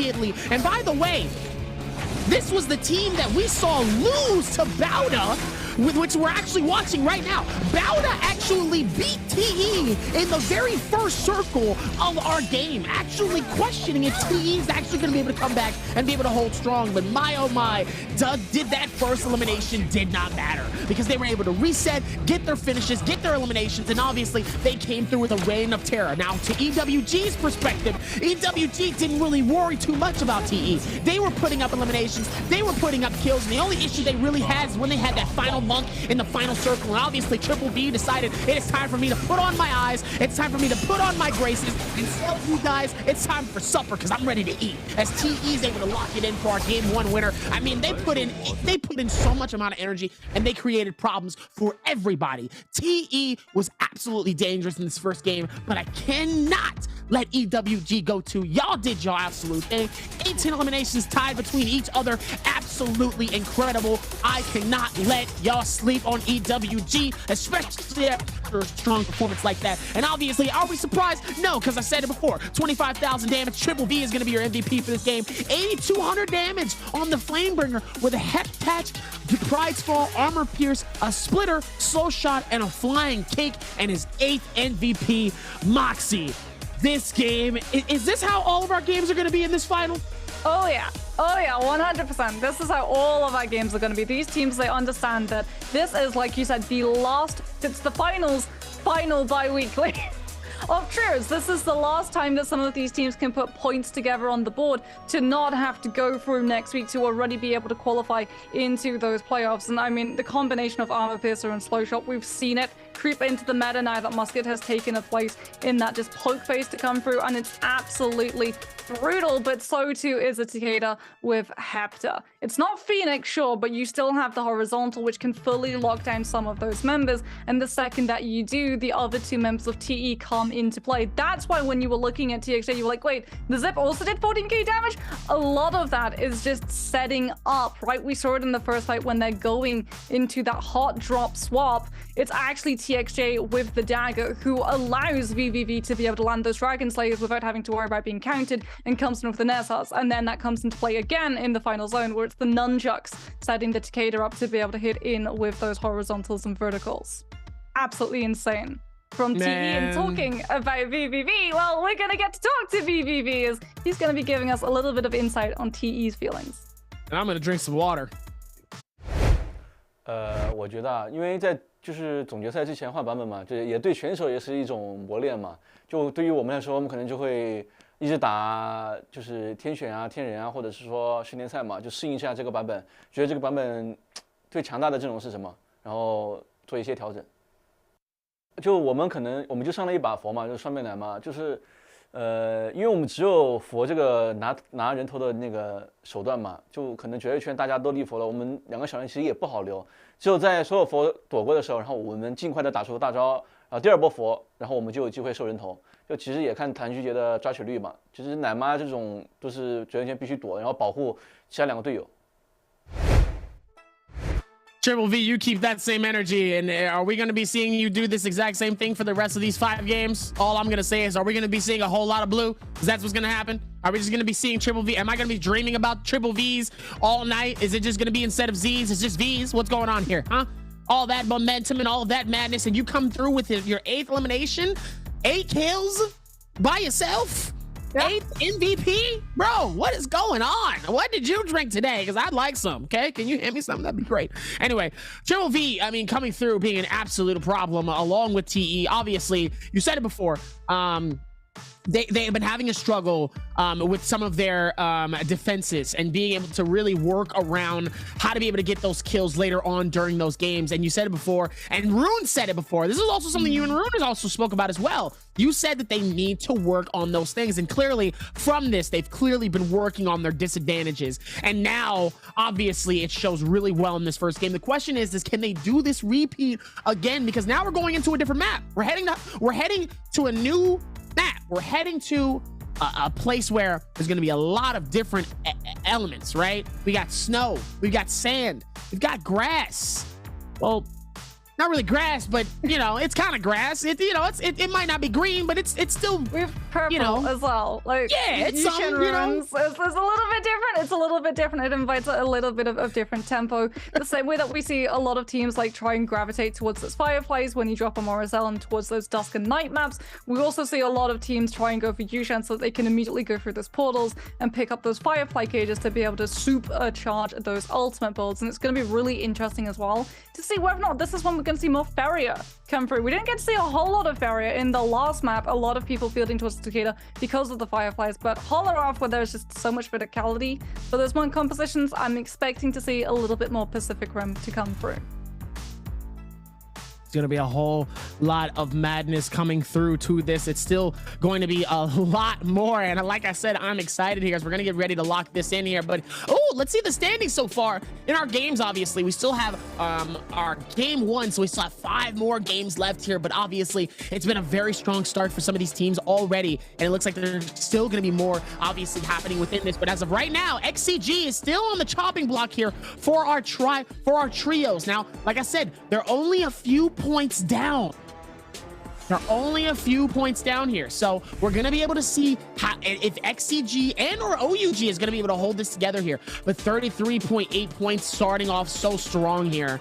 And obviously EWG with a 31.8. EWG also wants to climb it. They have casted their fishing hook. They've caught on to TE, and now they're just trying to reel them in. Just come here. Meanwhile, GD's trying to do the exact same thing, and look how close they are. They're only down by 3 points. That is a close-knit problem. EWG also needs to think about this as well. But like I said, when we talk about the standings here, I'm really excited to see, because like I said, we talk about those top teams, right? The top teams, they're already qualifying, and if they keep this same performance, they're okay. It's the ones at the bottom that I want to focus on, right? The ones that are really struggling and trying to hold on for as long as possible, because if any of these teams that are basically headed to Rep Shades decides to pop off, they don't have to worry about playing Rep Shades. They're gonna send that to somebody else and say, hey, hey, thanks for holding our spot, appreciate you. We'll see you in 2 weeks. That's if you make it. I mean, if you want to talk about fishing and reeling teams, then we also have to talk about KLA, the sort of team that unfortunately got away because they lost their position. They've dropped by 2. They were coming in 2nd seed, and now they're currently sitting at 4 because they put together, unfortunately, 2.2 points as a total on that game. And a lot of it, I think, comes down to just that little blip in positioning where they are literally right outside a Gate of Yang fight that allows a team who won the Gate of Yang fight to immediately press back onto the members of KLA before they're able to find that revive onto that one player, and it's right onto that Wu Chen too, so they can't even use the TP, and then it just comes down to QGG trying to play for survivability. Hopefully we're going to see a little bit of turnaround for them to come through, as again, like going towards the Gate of Yang when you know that you're not going to be taking that fight. I don't know what KLA's game plan was, whether or not they wanted to push onto the team who'd won the Gate of Yang in the hopes of being able to burn ultimates out, use that Wu Chen TP to rubber band their aggression so they TP out and then immediately turn back in onto the team now that they're sans ultimates. It just didn't happen for KLA, and I don't know why they would try to make that play. You know that first gate of Yang allows these teams to come in with a million birds. Mind, they are not going to retreat even if ultimates get thrown into the ring the second they step away from that gate. You are not catching them by surprise, and unfortunately, all it did was send KLA spiraling down in terms of those standings. So fingers crossed, we're going to see KLA pull it back. TE, however, have to continue doing what they've done. There was a little bit of a hiccup from their side, where they come into a second gate of Yang fight with blue armor, which they subsequently lose, no surprises there. But they're able to find those soul blooms, they're able to drop the Yang depletion, and very quickly able to turn things around. Their performance after losing that gate of Yang fight infinitely improved, because I think it taught them a significant lesson that they can't get too over-aggressive, they can't get too overconfident, otherwise they're immediately going to be knocked out of this lobby. And hopefully that's a lesson that's going to stick with them. And I mean, if it does, I don't know how these teams are going to be able to take advantage of TE, because that was their biggest weakness. And if they've finally been able to conquer it, my goodness, this team is going to be absolutely unstoppable. I mean, unstoppable indeed. You said it before here, and clearly they're going to be even more unstoppable if they keep the same momentum. Now, obviously, the spaces have been formed, and obviously Takeda still being a favorite here, but we're seeing a couple more monks starting to slip through the cracks here, and even seeing GG deciding to go with the Viper, decided to go with the Wushin and the Yoda Hime, something that we don't see too often. The same with AOW. AOW deciding to also match that same energy. We don't see that too often here, but Tumulch seems to be another favorite here with all of this amount of progression and amount of movement that they've been doing thus far. And it's going to be fun to see how they can hold it together all the way towards the very end. I love these games. I love heading towards Holoroth. I think Holoroth is one of the best maps for Naraka. It's been a great switch up to see how people can really play this out here. So let's see how they're going to be able to pull this together. They still have some more stuff happening here, so let's see where all of it goes. And there's still a whole lot happening, though, as we're going to be able to lock this in for the next bit in our game number 2. And like we talked about before, I love to see where people land. I think where people land is also going to be a fantastic time here, obviously headed towards Holoroth. And speaking of that, it's going to be a very widespread section here of different types of teams. We're going to be heading to Matab with 2 other teams as well, heading into this left side here from Zephyr Heights and Matab. Meanwhile, Alliance is going to be heading towards the Hall of Juvenation. And it looks like J-Team is going to be behind them as well, as it looks like OUG is going to be in the very center of Plum Castle, right in this very center. And obviously Salvation Podium going to try to see if they can get that good loot, as GG and KLA is going to be in the top right section all the way towards Watchman's Gate and Emfrio Village. Meanwhile, you have a WBG that's headed towards the trenches, and we all know about the trenches, especially me. I'm from the trenches. As it looks like we're going to be able to lock this in. Ladies and gentlemen, game number 2 for Holoroth starts right now with TE. Oh, I'm concerned for OUG, though. They're not the only team around Salvation Podium. There's a team landing towards Plumed Castle that's going to be able to loot up and push onto Salvation Podium, as AOW currently pushing onto the members of XCG. TE also in the area of Matab at the moment, as a parry comes through, and immediately XCG are going to be down Xiao Nan, as AOW now just get to bundle up and play for numbers. HQ not able to throw out that balloon, not able to find the moment, doesn't want to get parried, uses that Justina F to be able to find a little bit of heal opportunity, as well as push AOW outside of this tempo. But now that it's gone, you are just going to be stagger locked in position, as T potentially coming in for the third party, not able to steal the kill onto Nai HQ, as a Viper ultimate comes through from Ping Tao. They've already been able to take that fight earlier, and unfortunately for TE, they did not have the rage built up to be able to throw an ultimate back onto the members of AOW, as it is going to be a zip ult coming through from TXA, who thinks he can turn this fight around. He's still got the Mortal Defiance up. There it is, going to be invested, knocking these members away so that LYD is able to make it towards the low ground, break away from the pack, and potentially find that heal, as JL now comes through for a third party as well. All of these players going to start to fall towards the low ground. Ping Tao a little bit more vulnerable, but not the focus at the moment, as JL still tried to track these members down. of TE. AOW's Pinktown now is the one to come under fire, but the Wuchen TP is there, so they should be able to find the regroup as TE more than happy with that third-party opportunity from JL. It's thrown the entire tempo off from AOW and allowed them to be able to disengage as all of these teams having to back on out. JL having forced that Wuchen TP have the opportunity to go through all of the loot left behind as AOW are still able to find the reset moments. They've got themselves a purple pole sword as well, so that's going to be particularly dangerous for some of these players to worry about. The problem is that they don't have the armor to be able to push on to this fight, but TE having come in for that third party and having left behind all of the scraps to sort through, unfortunately they're going to be behind in loot scale even more, so they're not going to be able to find any engagement or aggression coming through as J-Team pushing towards this Bane's Breath, actually pushing away from this Bane's Breath towards City of Tang, so that they can try and find anything left behind from some of these teams that hot dropped into the area to pick up those legendary tropes. Bell's going to be rang, not picking out a player, so J-Team do know that they have a little bit of downtime, a little bit of a bubble to be able to go through this vicinity. Is keeping an eye on the kill feed. OUG have not actually come into it, so they may have been able to solve the puzzle. We're going to have to wait until we see the switch from their POV to see what they've been able to pick out from it, if they have. Gonna be a decent scramble here as KLA, AOW, and J-Team are tying it up with 3 eliminations so far here. So this is the thing that I love to see here, right? Like, Alliance, J-Team, and Bowda. Technically JL as well here, but in reality, I'm gonna be honest, I'm not trying to cast a curse on nobody. I don't really have too much confidence in JL. I'm gonna be honest with you. But at the same time, Alliance is so close to kicking out XCG from qualifying. It's the same thing with OUG. OUG is only a couple points ahead of that as well. So in reality, this is a scramble between, I'm going to say, top 6 to top 12. It's only a 10-point difference. And this is the thing that, while we're going to be talking about TE, EWG, how they've been playing and being progressive, but then at the same time understanding their differences here, as JL obviously immediately just gets absolutely bullied here by AOW. AOW trying to put in the amount of work and immediately gets ended up by AOW's Pinktown. Pinktown causing issues, and Zio ends up getting eliminated by JL.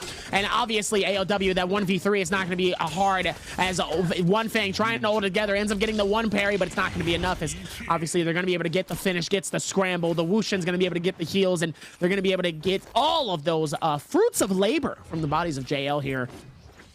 It's funny how I just said that I didn't have too much confidence in JL, and then JL ends up losing to AOWs. It's just the timing, you know. I'm not gonna call it a caster's curse. It's just the timing. Sometimes the timing just isn't good. As TE ends up getting pushed here, as EWG is gonna be able to go find it here. Triple B is working on each side here, still able to work towards what's next. As Triple B is able to find it in many different instances, still able to do so much more. Triple V ends up getting caught in a bad situation, ends up getting drilled here, as he looks like he's going to have to force the back off here, as LYD also ending up in the exact same situation. TXJ causing that distress here. Xyliu ends up getting caught, but Triple V is also going to have his back and immediately gets the elimination with the long sword and those slashes, able to do so much more. Ends up getting the juggle and finishes EWG in style. The same with Yeron. Yeron trying to cause some issues, but it's not going to be enough, as he ends up getting the parry, forcing the run back, trying to see if they can get away as much as possible, as Triple V is going to try to see if they can push towards it, grabs him, heads up towards the inside of this cave, ends up finding him, and it ends up getting the elimination here as well. And AOW, they keep going as they end up catching TXJ. AOW might be able to scramble and actually be able to get them out of here, as they end up getting 9 eliminations here. And it looks like they are able to get the hit from the Viper. Water ends up getting caught, but it looks like he has a free space, though, to do what he needs to. As it looks like he's going to be able to back this off. JJH trying to see if they can do some more here, but Pinktown is not going to make it easy for him, as he ends up catching him with a beautiful parry.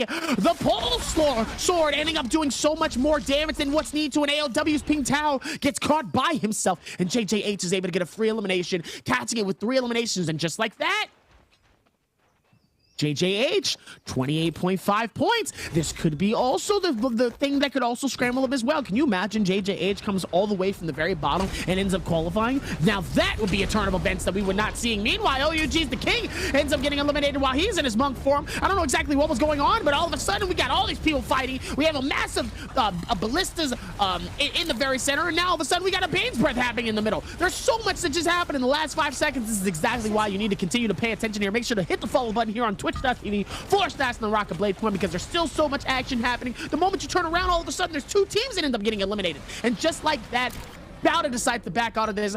AOWG has their full team alive with 1 elimination. AOW's 9 eliminations in the lead so far in terms of this game. And just like that, we have 5 different teams that are just within 2 to 3 points from qualifying here. Make sense of this, Moxie.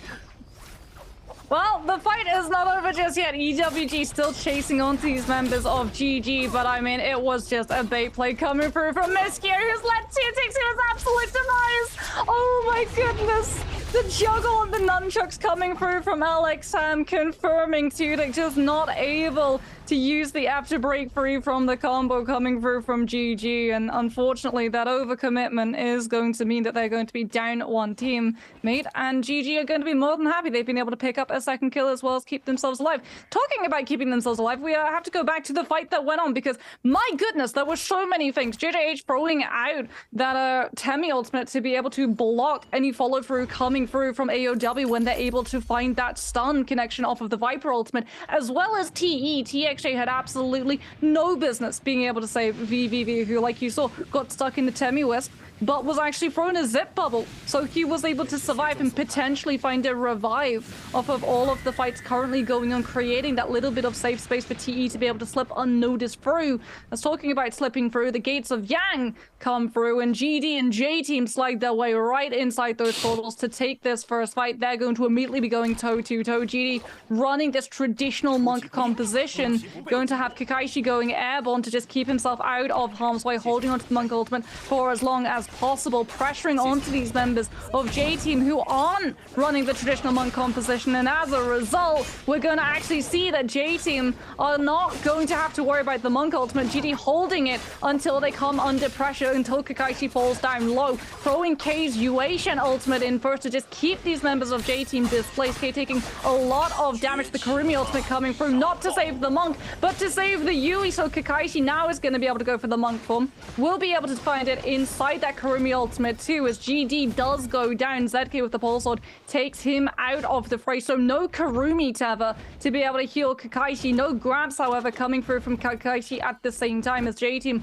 hiding themselves behind these pillars, finding the reset moments. GD going to be still down that player. They're just waiting this monk form to drop out from Kakaishi before J team start to apply the pressure. They know that K doesn't have the Yui ultimate to cover the dropout, so ZK goes for the free, isn't able to tap dodge out from the grab, but no slam comes through from Kakaishi, as now the monk ultimate is gone, and he is forced to try and use the Dragon Slayers to zone away the members of J team. But J team with a 3-2 have all of the time to be able to make sure that one player has that parry set into position, so J team are able to keep GD in check. The Dragon Slayer not thrown out, no transition into the Nezhas, and as a result they're able to come out on top, as WBG are also going to win their Gate of Yang fight against KLA. Gorgeous lockdown from Dragon Slayers into Nezhas, working for this team because they had 2 other teammates still alive to be able to set the stagger up, and they're going to be able to pick themselves up Vermilion Birdsmite and start to play a little bit more aggressive. AOW not playing as aggressive as we've seen in the past, not going for the Gate of Yang fight. Instead, they're going to go for a Morris Blessing,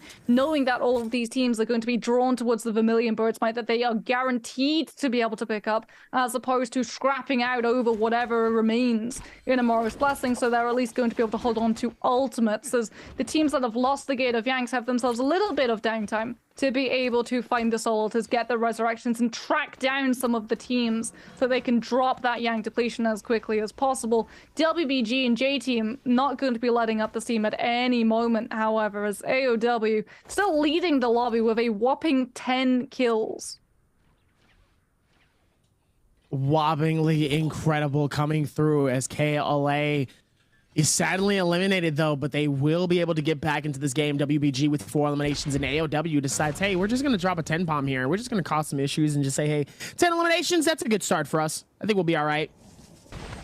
It's good recognition from them as well, coming through, understanding that this composition is very much finding the power early, to mid game as opposed to late game, as GD unfortunately have found AOW. Kakaishi, seeing that the Yodo ultimate, that chunk of burst damage that could potentially counter the Monk has now been removed, is able to go for the Monk form and actually catches Ping Tao. Kakaishi coming through with the slams onto AOW, has to drop the Monk form to be able to try and loot the body to pick up the Soul Bloom, as GD still haven't been able to actually pick up and drop the Yang depletion, as JL dropped from the cliff with a Takeda ultimate for that third party, and GD now are on the absolute back foot. GG coming in are able to find a third party onto Kakaishi, who was split away from his team towards the low ground. LXM with that bounty actually using the threat to be able to backtrack onto the team that had set it onto his head, as J-Team going to be going toe-to-toe with WBG at the moment. Temi Ultimate keeping all of J-Team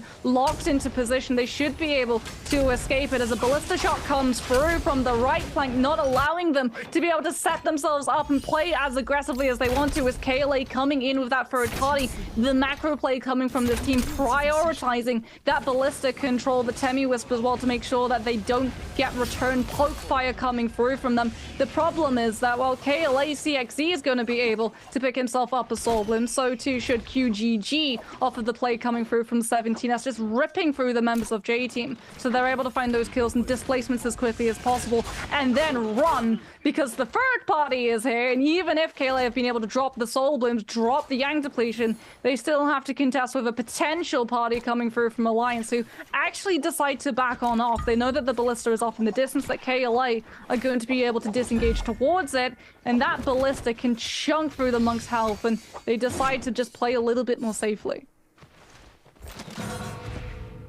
It looks like they're still going to be able to work towards this as well here, as KLA is still trying to find it. Meanwhile, GG is caught in a very bullying situation, as it looks like they were able to catch one, which is the Viper ulti on AS here by himself here. Not looking good, as LXM is going to try to see if they can find the hits. The Yoda Hime ulti also comes out as well here, trying to see if they can get some scrambles towards this. Is able to get some nice hits though onto JLA's Fang. Trying to hold it together here, and it looks like the Wushin is going to be able to take out Team GG. Beautiful time for that, and immediately we go from the snow to the rocks. It's crazy how the temperatures change in just a couple minutes. Ain't that crazy? In just a few seconds, all of a sudden we go from snow to just a hardcore rocks in the Grand Canyon. It looks like AS is going to be able to back out of this and keep the game alive for himself. AS was caught in a very bad situation. He could have been eliminated here, but the team just was not able to go through and get the finish the way that they want to, and they decided to back off at the best time possible. And AOW is out. We definitely are going to be seeing the replays on that one later on, because I didn't expect for them to get out of this early into the game. I mean, we saw it. Ping Tao gets absolutely decked by the Monk composition coming through a couple of fights ago. They're not able to set into motion that Viper Sun to be able to lock the Monk players down, and then the third party comes through into JL, so the team that actually chunks AOW down aren't able to hold themselves into position either. GD are the ones that get punished, as GG come in for a fourth party cleanup as well. It's just all hands on deck, as all of these teams just want to aggressively find these kills as quickly as possible. However, some of these teams deciding to back off the secondary gate of Yang fights coming through, so J-Team should actually be able to find this one for free. Everyone instead choosing the little bit of a safer option of going for that Morris Blessing, just drop a Temi ultimate, and immediately you control the spaces. TE aren't actually able to find the opening that they're looking for. Bowder with the Takeda ultimate, preventing them from being able to open up that box and skip away with the loot. And KLA now coming with a Takeda ultimate as well. TE caught in a really rough position right between two ultimate Takedas, are actually going to have to give up control of the Morris Blessing to play for the full safety, but LYD actually gets left behind in rotation, and this is awful. He's running the pole sword. He needs his two teammates to set the stagger frames up, because he can't throw out the heavy charged hits, otherwise he's going to get parried immediately. And KLA are actually able to isolate, lock down, and confirm the kill onto LYD, with TE running so far away from the fight with all of the pressure coming through. They just have to now try and find the coins to buy a rebuff charm. So hopefully able to see if maybe they can pick up their teammates as well within this space here, but a whole lot of solo teams here, or duo teams currently into this. We have TE with 2 players alive. We have GD with 2 players alive. trying to hold it together as GE is going to be able to go into this bush and go for the heals. They're going to need time to try to figure this out as well. They need to play to their advantages here. And this is what we mean by how certain things change. But you said it before, there's been a lot of aggression with some of these teams, and TE is one of them. EWG, surprising team of events, is able to do so much more, but obviously not able to do enough. And it's the same thing with EWG or AOW. AOW being very, very aggressive, but obviously it cost them in this game. It's so ironic as well. Like, TE understood that in the last game, their biggest mistake is taking that second Gate of Yang fight, and so they actually decide to just shy away from it entirely, going for what should be theirs by right with that Temi ultimate. The problem is that they're just not able to find it as the Takeda ultimate gets thrown through, and TE, by trying to play safer, ironically enough, actually find themselves in more danger as they're going to be down LYD. The revive not going to be able to come through on the body, so it is going to be the rebirth charm, and they have to just play now. For safety, they have to wait for the Mystic Might to run out for J Team, who were able to pick themselves up that Gate of Yang for absolute free as KLA get caught between JJH at the moment. Temi ultimate trying to lock these members of JJH down, so KLA were able to turn back in onto them, but it's immediately returned by JJH as well. So neither team actually finding that moment of respite that they were looking for. QGG with that Zip ultimate going to have a lot of heals, however taking so much damage to come through from the Takeda ultimate on the other side. QGG returning to favor though, using the vertical charge up from the longsword to entirely lock Water down in restand animations, and it's going to be KLA with that one kill that should be able to come out on top now that they're just picking on these members of JJH, turning the pockets of fights into 2 versus 1s that they're going to be able to control. And that's exactly what's going to happen. Chuan Yui is going to go down. KLA going to be able to finish off Rain as well. This is more in tempo, more in sort of synergy with what we've seen from KLA in the past week.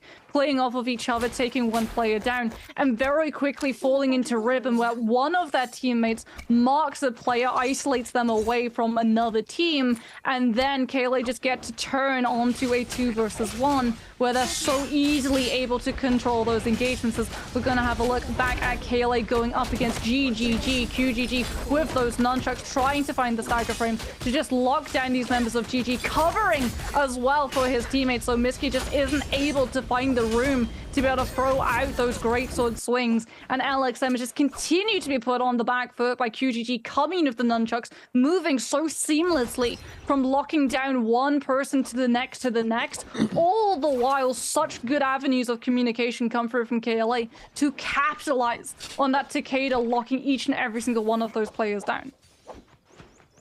A whole lot of that happening though throughout all of these, and currently, I mean, they still are able to do so much more towards this one. I think they've been able to keep this together here. Who do you think has a really good chance here of winning this game so far?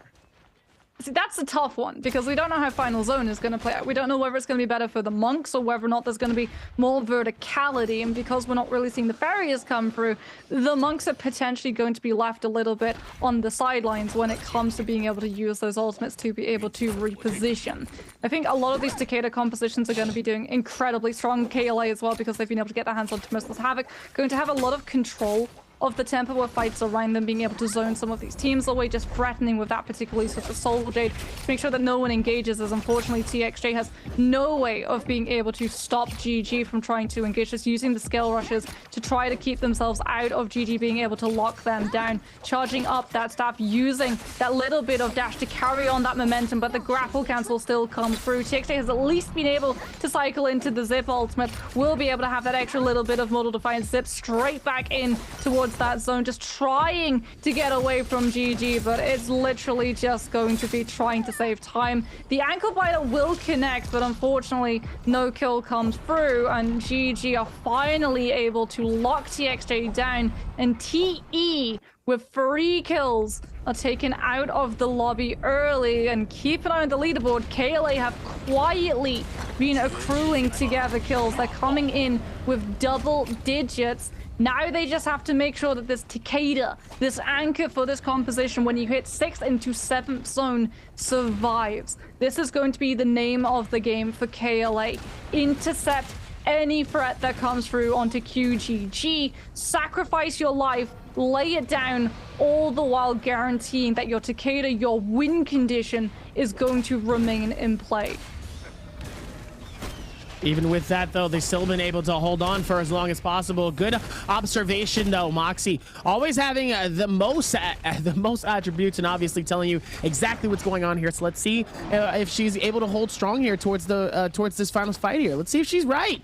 It looks like we're going to be able to put forth to this. I mean, currently, with how these things have been going, even with those 10 eliminations and early finish here, Zinyu trying to hold on, but it's not going to be enough as AS comes through with a very big surprise of a birthday party and sends him packing, going home.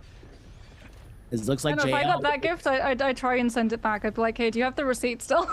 Yeah, exactly. Can I get a refund? I didn't ask for this. It's able to hold a lot of that. Obviously going to be able to work towards this one, though, and still able to do so much more as JL is going to be able to hold this one together here. He's going to be able to push forth right onto WBG. I mean, you can play if you want to, AS. If you want to come up in here and take this butt whooping, come on. We gladly could. I think WBG would gladly say hello to you in a very different way here. As it looks like WBG decides to back off this. Doesn't really want to be able to go for this one as well here.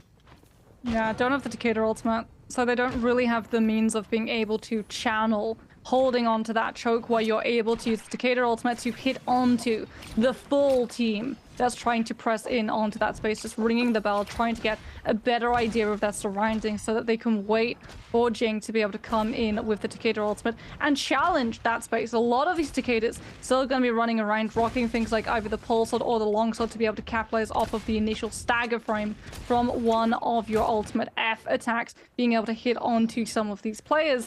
As this final zone is going to be pretty dicey, I think, for some of these Monk compositions. There's a lot of verticality, a lot of really hard corners for these players to be able to swerve around and break out of line of sight from those grabs. And you can see that OUG just continued to being pressured. The King is the only teammate left on this side, and he's immediately going to be chunked down. GG able to slip out, find that kill, and back on off before WBG can lock them down in the engagement. AlexM just goes back to the body to be able to pick up the Soul Bloom, and oh no, that might be his undoing. He gets caught in the Wisp.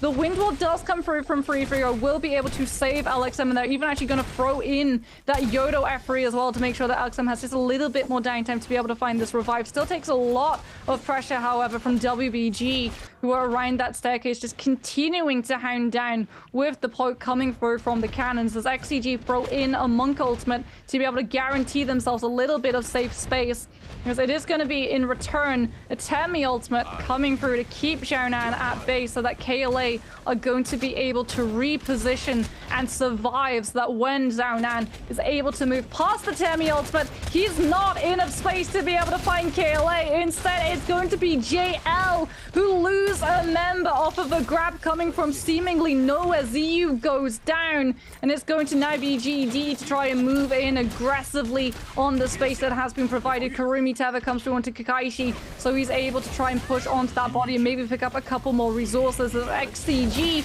drop the Temi ultimate to be able to get Xiaonan back into the mix. Revive fully in play. NiHQ on that Justina has to keep himself alive so he can be able to hit this freeze onto all of these players when that zone collapses.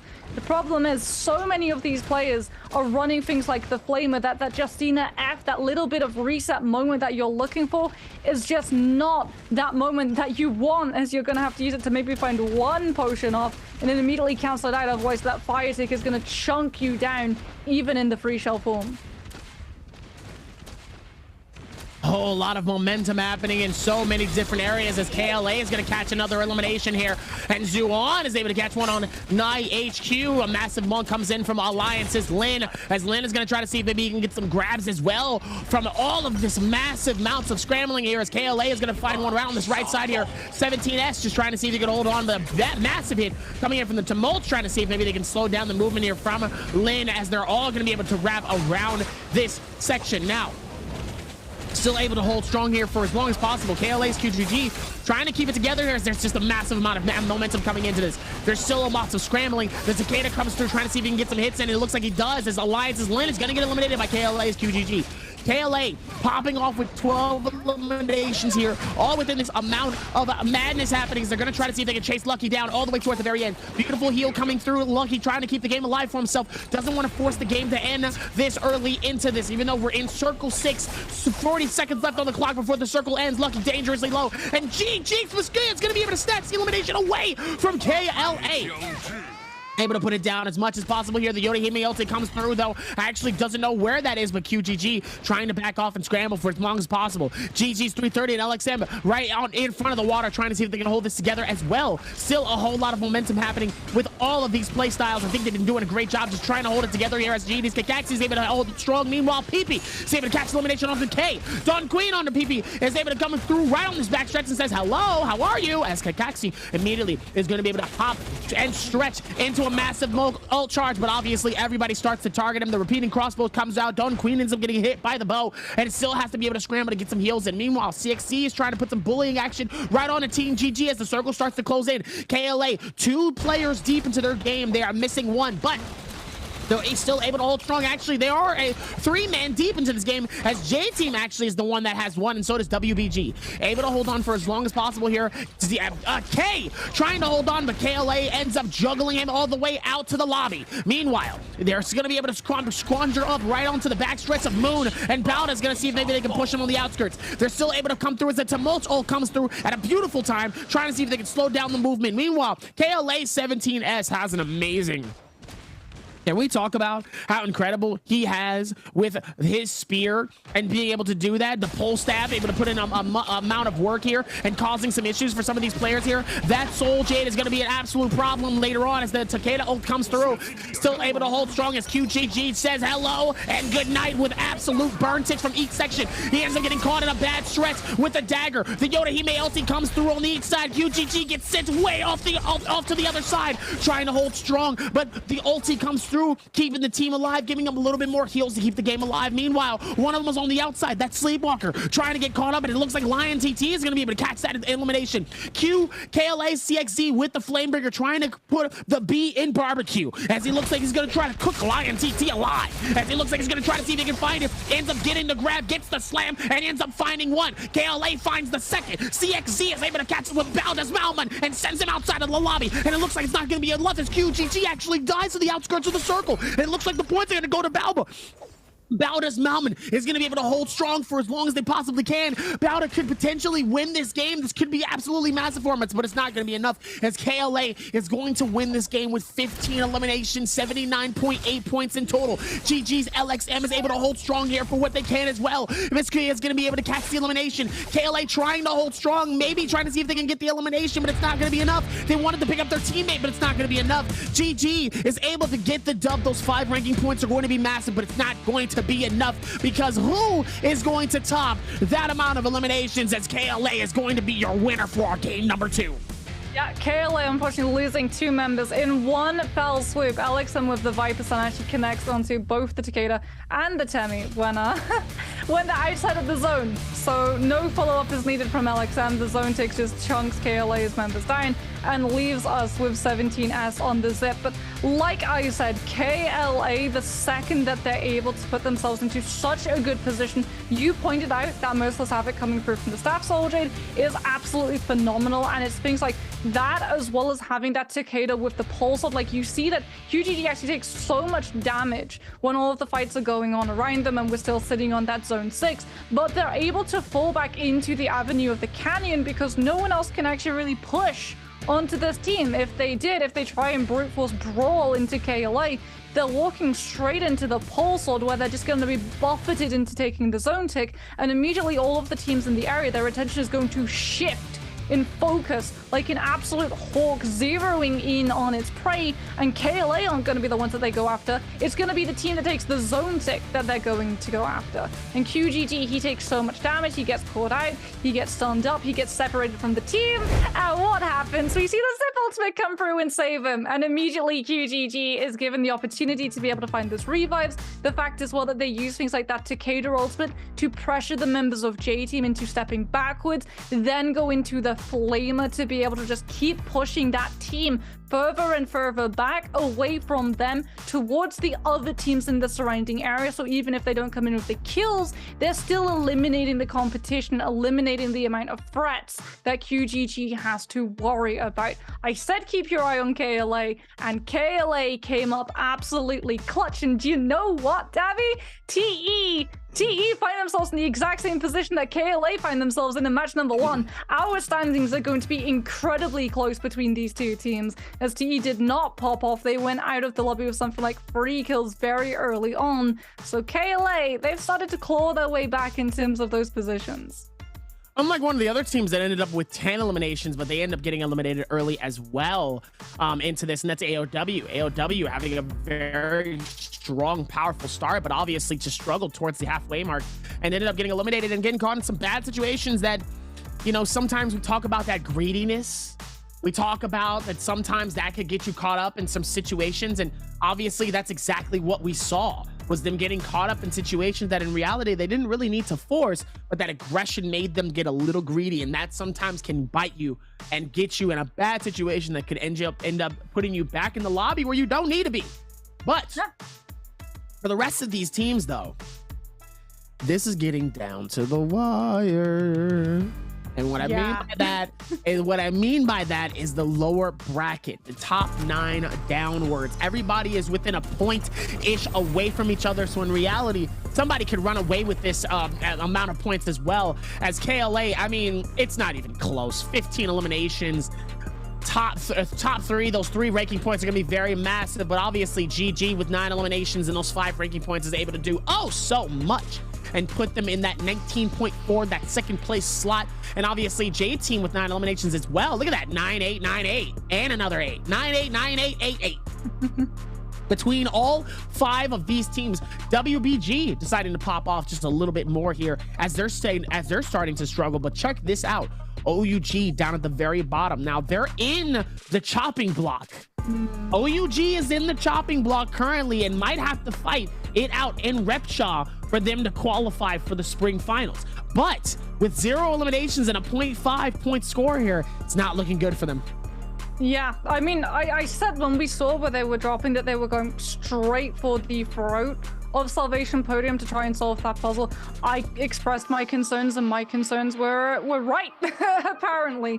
Like, a lot of the time when we see teams go for that initial drop onto Salvation Podium, they just don't have the time, because so many teams just head towards Plume Castle, pick up a little bit of loot, and then push onto Salvation Podium, push onto those puzzles, and make sure that they're able to take control of the Ballista as well. So the team that's actually starting on podium a lot of the time has very little loot to pick through, and then is immediately forced off of that position because of the Ballista control coming through from the other team. You don't have anything to be able to try and challenge it, as there's no Fireflies in the area, so no ultimates built up either. And because you're pushed off of that position, you get pushed into other teams in the surrounding area who have had the time to be able to loot. And you know what? KLA have had the time to be able to post some serious damage numbers on the board. QGG coming in with 27,054. CXE not that far behind him, 23,890 picked up for the Temi, as well as 17S. I'm really sad that we're probably not going to get to see how much 17S healed, given the fact that QGG is most likely going to come into the MVP. But the Zip was doing more than their fair share of making sure that QGG survived. Like I said, this is a team that are fully aware of the players that they need to have to be able to control the tempo of that final zone, control the spacing of the teams around them, so they're not forced into using things like the Temi ultimate a little bit too early. And it all comes onto the shoulders of QGG on this Takeda. This is their strongest composition. This is the composition where they're able to put together so many points, so many kills. They're able to break multiple records, and they're able to pull it off.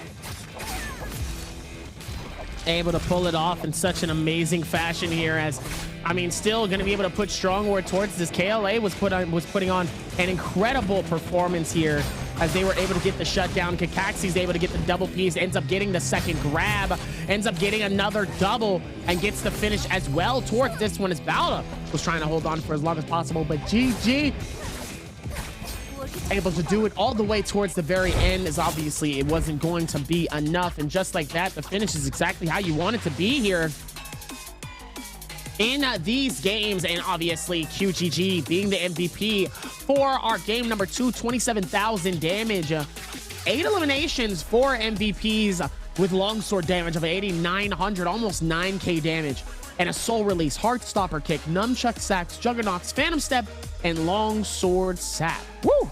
He came through with a lot of momentum. He knew exactly what he needed to do, and obviously he was an absolute asset to their team, and obviously it shows forth right here.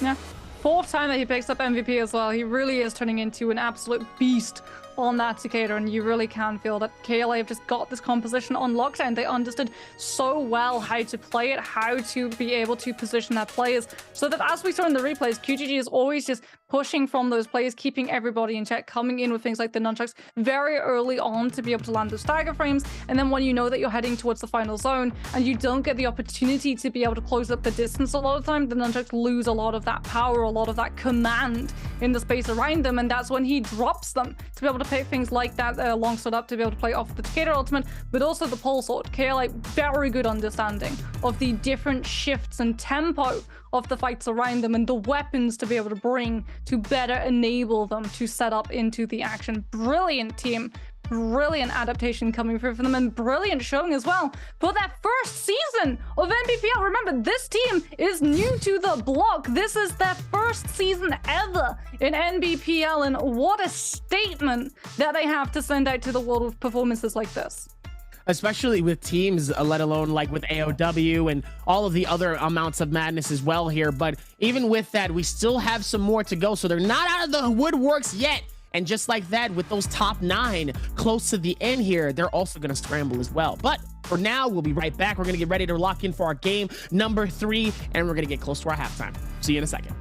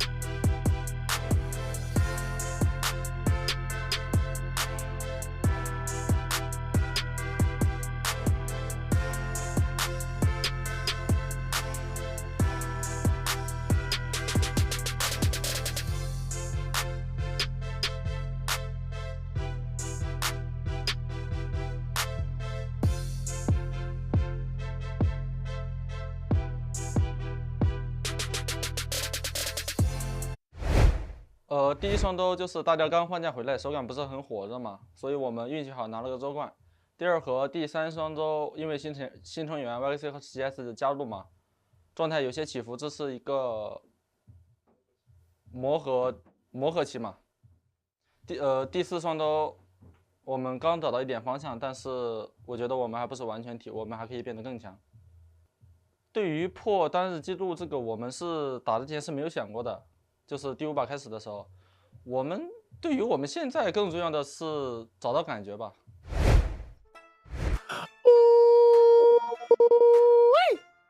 As we're going to get ready to lock this in for our game number 3 so far, we have had such a good first few games. I'm so happy with how these games have gone so far. I'm happy to see how they've really been able to push a lot of this aggression towards a lot of these areas. And like I said, they've done such a fantastic job so far that I'm so excited to see how this goes towards the end. But it's the finals. This is the finals, final, right? And then we head to our spring finals after we go to the rep shade. So these finals is the final. There is no other final after this except for the spring final.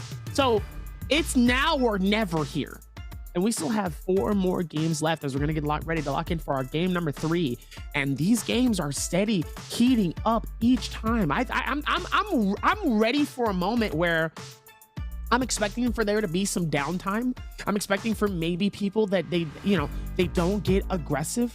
They kind of, maybe there's a moment where they start to think about what's going on, and they're like, hey, let's pull back a little bit. We don't have to go too crazy. We've been doing a good job so far. So let's keep this same momentum and let's keep it going. But no, the aggression has been very dangerous for a lot of these teams. They are not giving these players the opportunity to look around and give them an opportunity for any type of movement. If there's an opportunity for somebody to get an elimination, they're going for it. They're not hesitating. They're not thinking. They are thinking. They're thinking a lot. But in that moment, it's about getting the elimination. And if you are low, sir, you are mine. Bring that ass here. That's exactly what we've seen so far. And it's been absolutely incredible to see how this goes. Moxie, I need something. Make sense of this. Make sense of this madness that's going on right now, because it has been phenomenal so far, and it's only 2 games in. Yeah, so again, like it's finality squad. I think a lot of these teams have identified that this is the last chance, and you know what? This isn't your last chance. This is one of your first chances to get your hands on some of the really nice cosmetics in the game if you answer this question in chat correctly. Who was the MVP of game number 2? Was it A, KLA's CXC? Oh, this is a mean one. Was it B, KLA's QGG? Was it C, KLA's 17S? Or was it D, KLA's YKC? That's actually one of the meanest questions we've had for a while. There's no easy, immediate way of being able to answer that one. And I think like that's the thing for a lot of these teams. At the moment, there's no immediate, easy answer for how to play these matches. It's very much all or nothing. If you don't go overly aggressive at the beginning, you're not going to have enough kills because other aggressive teams like TE, J-Team, KLA are all going to be able to take those kills away. So you're not going to be able to qualify with the amount of points that you're able to pick up. But if you go too over aggressive and too overzealous in trying to find those kills, well, you're going to find yourself getting third-partied and being knocked out of the lobby early. So even if you come in something like 10 kills the way we saw AOW, you're not able to find the kill multiplier, so as a result, you're still sitting at that 7th place position. But talking about positions, there's been a little bit of a swapperoo. TE still sitting at number 1, but KLA, off of their performance in game number 2, they have climbed back up to that 2nd position, and that pretty close to TE. Granted, not as close as when the game started, given that TE did pop off with a 33.8, as opposed to KLA a little bit lower with the 27, but a lot of an easier task of being able to catch up to TE for KLA if either of these teams messes up. It's going to be interesting, though, to see how they're able to put it together, as now, like I said, that a little bit of pressure is going to be phenomenal for some of these teams here. They've done a fantastic job so far, and obviously it's only going to get better. I think there's still so much more to be had here in these situations here, but even for GG, 7.6 average kills, top 4 for it, and 32,000+ damage. Good Lord have mercy. GG's. I don't want to say calm down, keep it going. Actually, have more of an issue, have more problems, actually, so that way you can keep going, as obviously there's still steady much more coming into this, and I'm excited to see how they're able to put this together. But KLA decided to pop off in this game. What team needs to pop off here? What's a team that you want to see? I want to see them do their part. What is the team you want to see absolutely pop off? And no, it can't be KLA, because already they've been doing that.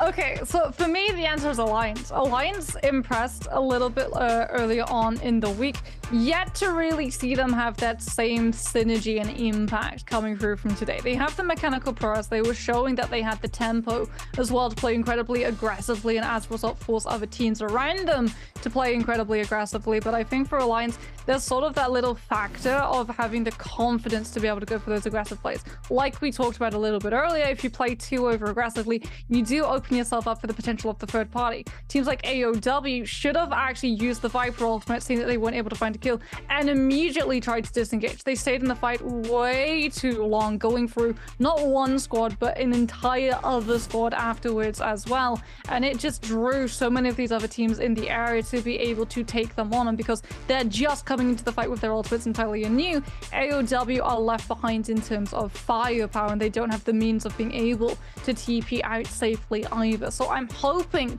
that we're going to get to see AOW get a little bit less aggressive, but teams like Alliance a little bit more. It's all about finding the balance.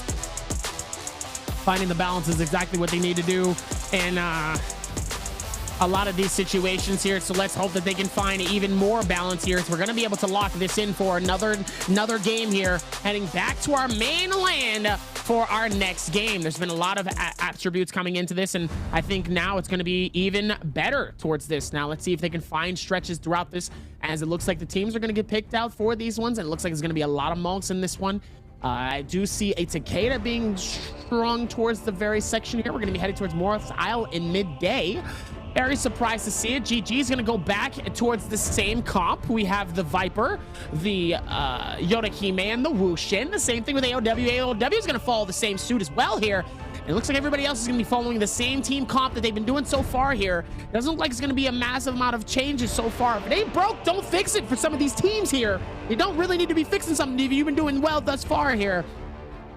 Let's see if they can keep that same momentum pushing in. I'm excited to see how they're able to find stretches throughout all of this. They've done a fantastic job, and it's only going to get better. So let's see if they can find it.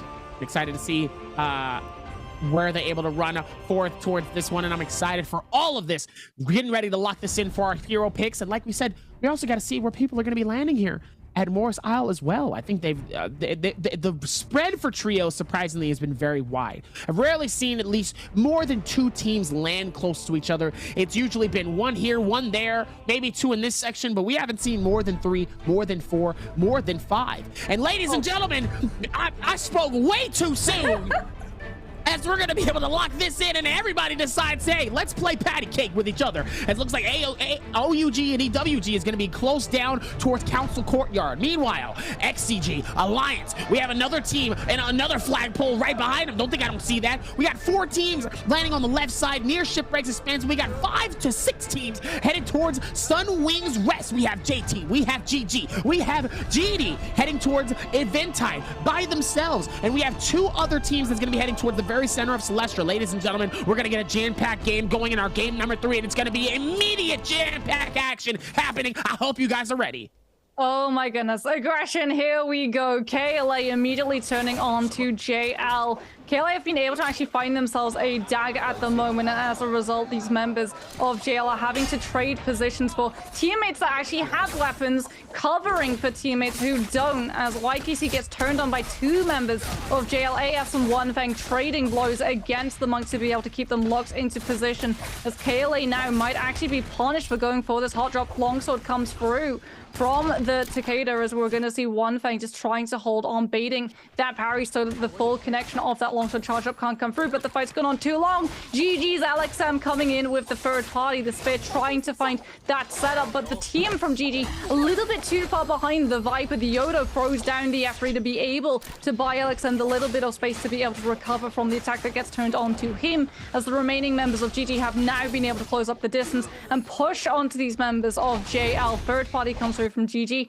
Clean, efficient, not a lot of ultimates burn either, so they can immediately try and turn onto some of these other teams, as Alliance and WBG immediately going toe-to-toe. One team as well currently controlling the Ballista. Looks like it's TE on the mini-map, as WBG, Sleepwalker, and Jing both forced to use the ultimates at the exact same time, as Sleepwalker, with those repair packs, has more than enough means to be able to just keep pressuring the Ballista. WBG forced to back up towards the cliff face, so that out of the Ballista line of fire should be able to find a kill onto TE without that pressure coming through from the third member of TE on the tower. Have been able to lock down TXJ, can't actually aggressively go forward, as Ballista's control is still under TE. The fire tick connecting, dropping the members of WBG so low in health that TE now think that they can actually try and turn back into this fight. VVV putting himself into that invisibility bush as Alliance now actually come forward and reclaim that ballista, so he's still not able to actually dart out from the bushes and attach the tether onto his teammate to be able to find the revive, as WBG in the trade-off for that ballista control between TE and Alliance are actually able to try to break free, and it's actually Alliance's Zwan who finds LYD from TE at the exact same time. That fight could not have gone any better for WBG, and unfortunately any worse for TE. TE steady trying to find it here throughout all of this madness here. Still able to work towards what's next here, as now AOW ends up getting caught as GG is going to send Shu Tong outside as well and gets the finish. And it looks like they're going to be able to head back and be able to keep that going as well, though. Towards all of this, they still have so much more to do within this space here. Let's see if they can keep that same momentum pushing in. And it's still going to be able to rotate this in as J-Team is trying to hold strong here with this J-Team. Able to push in on JJH as Truly caught in a bad scramble here. As I'm going to be able to get the heal, but it's not going to be enough as he will be able to get the finish. And the Night from that as J-Team's Eagle trying to find it together. Meanwhile, 101 dangerously low. Godly is going to have to continue to push onwards as JJH's Water is going to be able to claim the elimination, but he does end up getting the grab as Eagle is able to get the throw. The question is, does he get the second grab? Doesn't look like he's going to try to here, as it looks like he does. He's able to get the second one again. He's able to get the throw down. Beautiful reset, though, from the Bell is going to be able to come through, and the Monk is going to be able to come through as well from Water. And it looks like Eagle and the rest of the team is going to try to scramble as much as possible, trying to see if they can back off this. Could have the opportunity to get the grab. ZK dangerously low. It's going to try to see if they can rotate this out, as Alliance is going to be able to get the shots on JJH. And it looks like Godly might be getting caught in a bad situation with a 3v1 against the rest of the team of Alliance. And Alliance is going to be able to catch the elimination onto Godly. Godly trying to hold on, but it's not going to be enough here. They've been scrambling and struggling. Look at that. He's able to get the finish throughout all of this here. He's able to do so much more. Very surprised to see where we can go for this. That so far, the games have been very, very good for thus far here throughout all of this. I mean, really good for Alliance as well. We said we want to see them going a little bit more aggressively, and we get to see that wish fulfilled. 4 kills picked up for this team as they've been able to find really good, successful third parties, as OUG going to have to go toe-to-toe with a Temi ultimate to try and stop that potential third party coming through from WBG, who are closing up in the distance on that mini-map, drawn into Celestra by the fight currently going down between these two teams, as OUG are going to be able to find the double grab, just holding them in position to be able to chunk the health down, so the Slam is able to confirm that kill onto members of JL, as here come WBG for the third party. Now that the Monk ultimate has been removed, OUG's SS going to be stuck inside that building. Sleepwalker making sure that the blue focus does not actually get to be thrown out, has to go for the crouch cancel so it doesn't get thrown into the dual blade parry, as WBG just trade positions and attack tempo to keep SS entirely locked down. OUG going to be down one teammate. Jing swapping to the bow, able to find the kill as the grapple cancel coming through from the other two teammates locks them down in position to be able to secure that shot. And it's going to be WBG again, looking really good coming through into today. I know there were a lot of question marks, especially at their performance in the early weeks of the season, given that Sleepwalker was such a renowned Monk, but definitely felt like he wasn't finding that same initial impact that he had in places like Worlds in December. But really pulling off all of the stops today is AOW trying to pull off this Viper ultimate at the moment. They've been able to lock down the member of TELYD, going to be isolated. Pure coming through from VVV. Wind was in position as well, as we're actually going to see TXJ able to move right past them and find a grab onto Ping Tao. Wuchen TP able to get all of the members of AOW safely away from the Monk composition, as TXJ is going to be out of the ultimate. And now TE have to decide, do they try and turn back in onto this team? Looks like they want to go hunting for where they could have teleported to, because even though they'd given up the Monk ultimate, they crucially hadn't dropped over the Karumi or the Yuasians, and they knew that both the Viper ultimate and the Wuchen TP has been burned from AOW's side, so it's a lot riskier for AOW to take a fight than it is for the likes of TE. As EWG going to be pushing onto JJH at the moment. Takeda ultimate pushing onto these members. Bane's Breath as well, isolating this fight from teams in the surrounding area.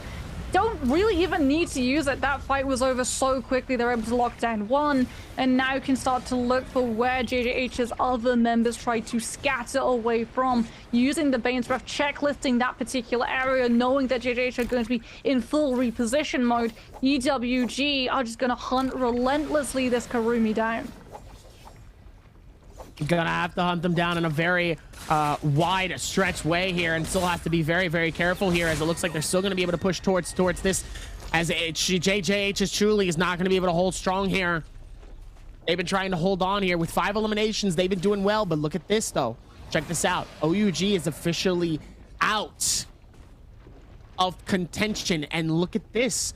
AOW is down in 7th. Bauda is qualified.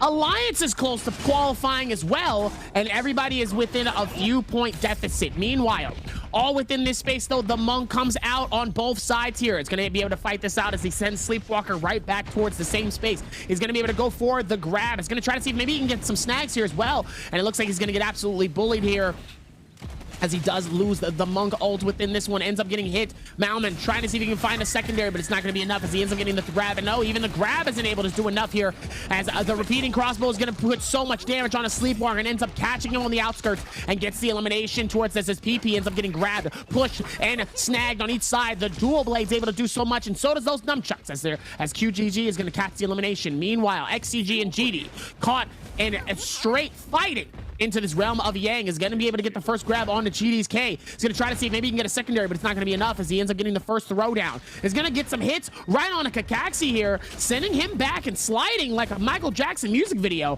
Meanwhile, all within this realm is going to be able to get the hits. Here comes another hit, sends him sliding back like an NHL player. Meanwhile, he's going to be doing the exact same thing. Fight, fight, fight, fight, fight, fight, fight. We love to see it though, as both of them are going to be able to demonk at the same time here, and it's back towards the fights. Looks like they're going to be able to go for the reset. It's still a 3v3. A minute left on the clock here, as they still have plenty of time to capture the elimination, as we hear the first parry come through, and it looks like that's going to be on Kakaxi, and it looks like they're going to try to see if maybe they can scramble. Lixing Hen getting caught in a bad situation, ends up finding the back off here, but it's not going to be enough, as Downen is going to be the first one that goes down from XCG. GD is able to catch 2, and immediately becomes a 2v1. Lexing Yang trying to hold on for as long as possible, but it's not going to be enough, as GD is going to be able to claim the elimination, gets the finish, and gets the win and the rewards from the realm of Yang. Yeah, unfortunately, both teams playing it a little bit more riskier in that engagement. Neither of the teams are actually going for the double transformation at the same time, and it's GD Kakashi who's actually able to find the double grab onto the members of XCG, and from there XCGs don't really get to be able to recover. GD doing a very good job of being able to pin the Kurumi down as quickly as possible to deny that avenue of healing to come through from the team as well. Finally able to turn onto those members with the pulse sword. KLA again having a very good game. They were actually able to find that third party onto WBD and Bauda. Now they're going to be taking an engagement against AOW. Pinktown does have the Viper ultimate, as AOW actually decided to come in with the Yoda ultimate, holding on to the Viper ult just in case, so that they can use it to try and land this stun onto YKC. The problem is Pinktown has already been grabbed, and is going to actually force the Wuxian to be. The Wuxian to be for true, but YKC just turns and plucks things out right out of the position that AOW had just teleported to. Oh, this is horrible for AOW. KLA able to entirely counteract the aggression coming through from AOW. That change onto Wu Chen, the TP just being so much more visible, is absolutely detrimental to these compositions if you're not able to run far enough away, and that is immediately going to be the Vermilion Birds might burn entirely off of AOW's backs. Absolutely amazing, though, as we look at J-Team here, who also just got a double slam here. As we look at the codes here as well, make sure to check and see if you want to get a code here for NARAKA BLADEPOINT. I suggest you do it now. Take a screenshot and find it, as K getting caught in a bad situation, but they do have that Vermilion's Birthmight, so they do have an opportunity to come back as well from this fight. Meanwhile, AOW gets eliminated by KLA. AOW is not looking good. They are at 62 points currently here. Still a 10-point deficit, so they do have a little bit more of a climb to do in terms of where J-Team and them is at, because they both are tied currently with a 50.6 and a 50.3. But That still doesn't mean that if AOW continues not being able to produce enough kills and get these placement points the way that they want to, they can actually see themselves getting eliminated and not in a good way.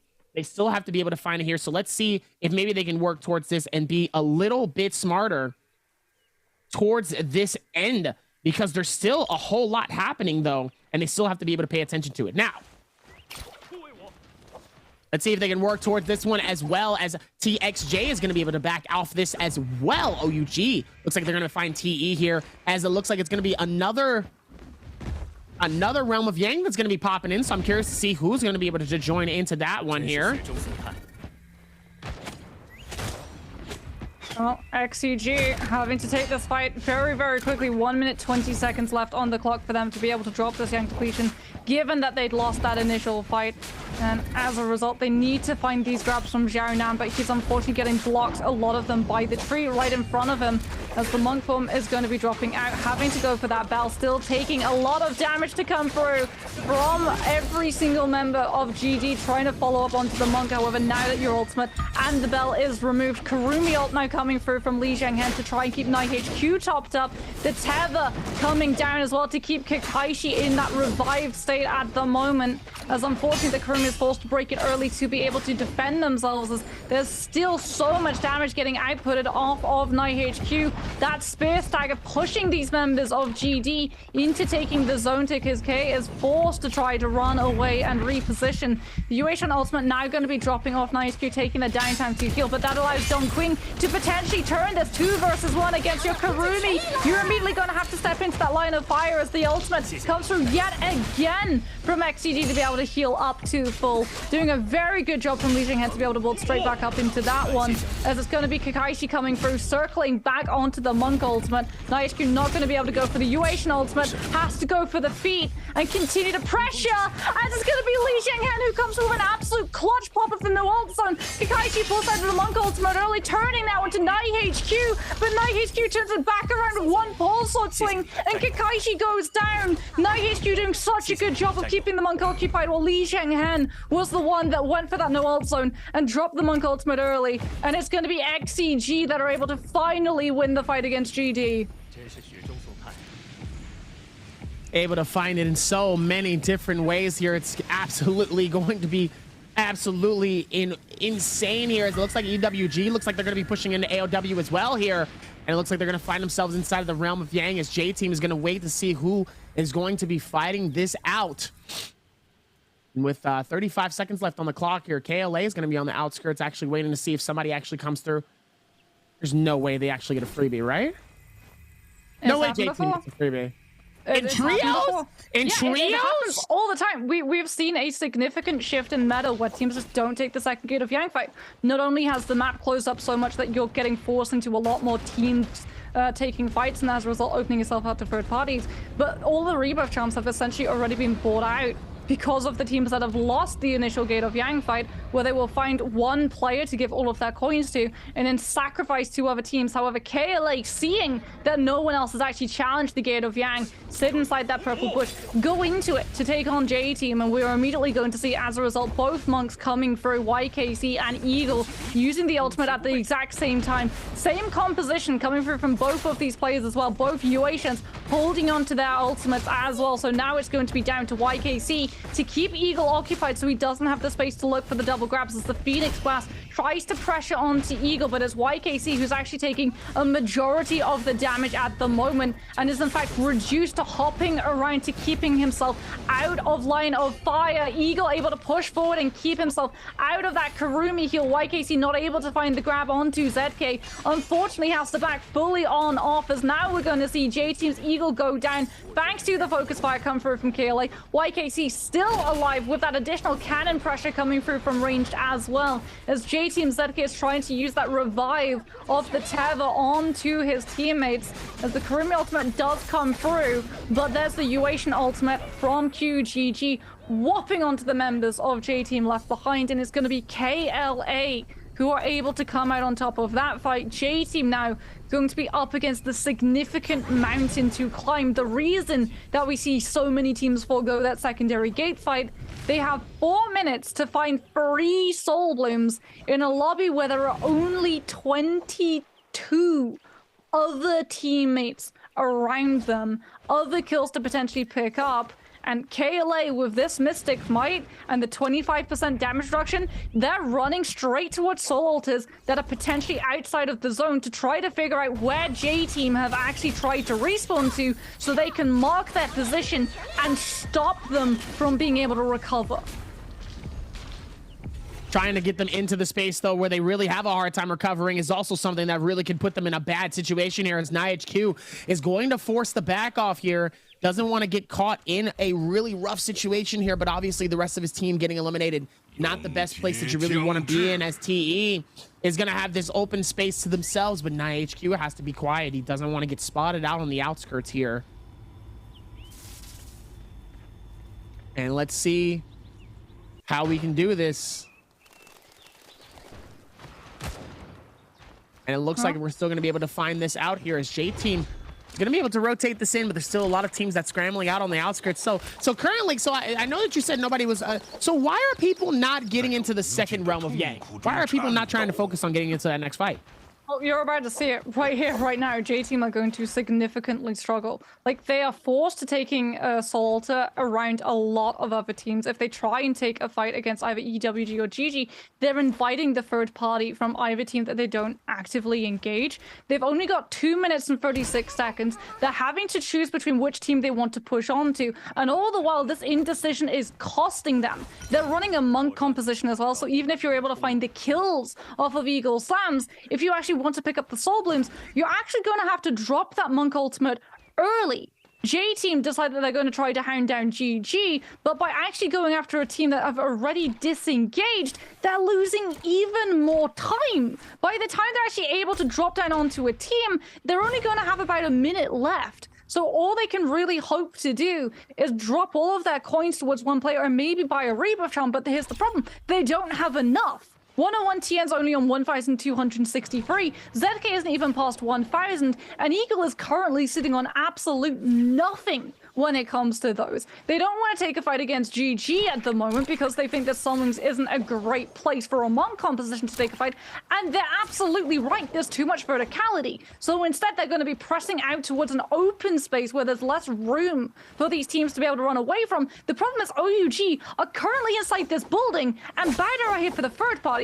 Eagle can't actually look for the ultimate because if he goes into this building, he's going to have to drop the ultimate if he wants to get outside of it as well. So J-Team are actually having to invest this Uation ultimate to try to push these members outside into the open so that Eagle can try and find an opening and look for the kill, as 101 TN is able to flush the members of OUG out into the open. Eagle now able to go toe-to-toe with the Monk, but you have 1 minute to pick up Soul Blooms, so even if you find the kills, chances are they're still going to be stolen away from you. And OUG with this Monk composition, they have the sustainability to be able to live through J-Team's aggression. Eagle with that tether is trying to hound down the member of the King, but he's not getting the space to be able to find these grabs onto the members of OUG. Jin Yu has already been able to close up the distance, and Eagles continue to be pressured by the King. Karumi ultimate from Eagle, but he doesn't have to worry about going down to OUG's focus. He has to worry about actually going down to that Yang depletion. They're still not able to find a kill.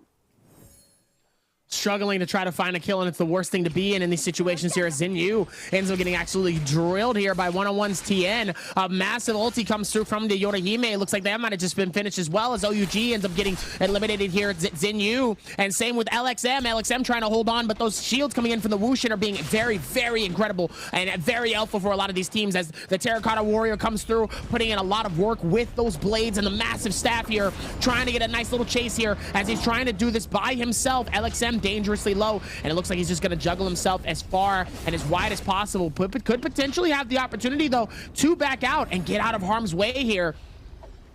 Yeah, and didn't get the opportunity. Looks like he might have done that. Yeah, I mean, Eagle is the only one that survives, though. And he's going to be closing up to that Monk ultimate. But again, ZK and 101 TN weren't actually able to drop any of the coins that they had available to them for Eagle to be able to try and find any rebirth charm to be able to buy his Karumi back. So if he goes for the ultimate, all he is doing is making himself a bigger target for all of these teams in the surrounding areas. They're going to see a Monk, they're going to swatch with the repeating crossbow, and when they don't see a Kurumi to have it to keep that Monk ultimate, even more pressure is going to be applied. As feeling the pressure at the moment is ZU. He's the only remaining member alive for JL, currently sitting on 6,000 coins, so a little bit away from being able to buy those rebuff charms as Alliance spot where that Morris Blessing spawns up and decide to just play perimeter check. GG in the area have actually been able to narrow down J-Team's Eagle's location. He was hoping to be able to pin down that box and sneak away with a rebuff charm, but unfortunately for him, absolutely no pure comes through, and GG just come forward and absolutely mince him.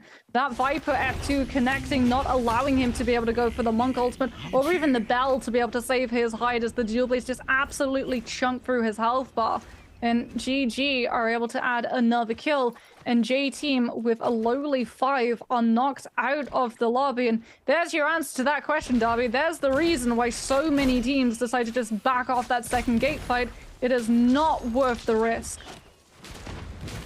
Not worth the risk coming through, and obviously you being able to call that absolutely shows why it's so important to have these moments here, as people are just trying to just work towards it. And sometimes you have to be able to pay attention to a lot of these moments here when things get a little aggressive. Now back towards this one, YKC able to string this together and able to string it along here with all of this happening though. And then now with this, LXM able to dodge forth towards this one as Zinyu ends up getting caught. JL does get their player finished, and just like that, JL is out of this game with 2 eliminations, 36.2 down at the very bottom here. J-Team is out 5 eliminations. OUG is also out with a 49.8. AOW is out. Bauda could potentially, if they play this strongly, maybe if they have the opportunity, those placement points could be absolutely massive for them, as KLA trying to hold strong here together towards this very end, as XCG also ends up getting eliminated as well towards this game. 1 point difference between GG and KLA here. 12 eliminations from GG and KLA with 11 currently in this game. TE with 2, struggling to just try to capture any eliminations here in this game. And speaking of TE, we're back at it again, and they're in the middle of their own fight, trying to see if maybe they can put this all together here with the amount of momentum and the amount of energy they've had thus far here. Let's see if they can find it, as EWG is going to be able to capture their chess. Is able to do what they can as EWGs decide to back off this and plays this to their advantage, exactly what they need to there. They have a lot of the good loot here, but they need to take advantage of it. Meanwhile, JH's Water able to hold strong for as long as possible. Still able to balance it off on each side here. Zyliu is going to try to develop some cover of fire to help the rest of EWG out, as he does need to be able to go through with the repair, as GG's caught the very bottom. They're getting pelted over there with nothing but bows on each side, so they're going to have to be careful as well. As Zyliu is just trying to separate them and is trying to just push them back away from them, so that way they don't try to force and try to push this team into another fight here. Still trying to see if they can put this all together here, and so far the games have been pretty good thus far. GG. Literally, in the space of about a minute, are able to pick up 3 players separated from their teammates. JH's Water, J-Team's Eagle, as well as the last surviving member of JL, all knocked out by the hands of GG, who have been able to adapt into this hit and run styles. Alliance not able to run away from that one. Lin gets caught in the Temi Wisp, and immediately the floodgates open. EWG and TE trying to find the kills and competing for each other over it. TE are able to find the kills, however now it puts themselves into a little bit too forward a position. TXJ using that Kurumi Tether to be able to just back on out of the fight. Isn't pressured into throwing the Monk ultimate early, as Alliance still not able to recover from losing Lin.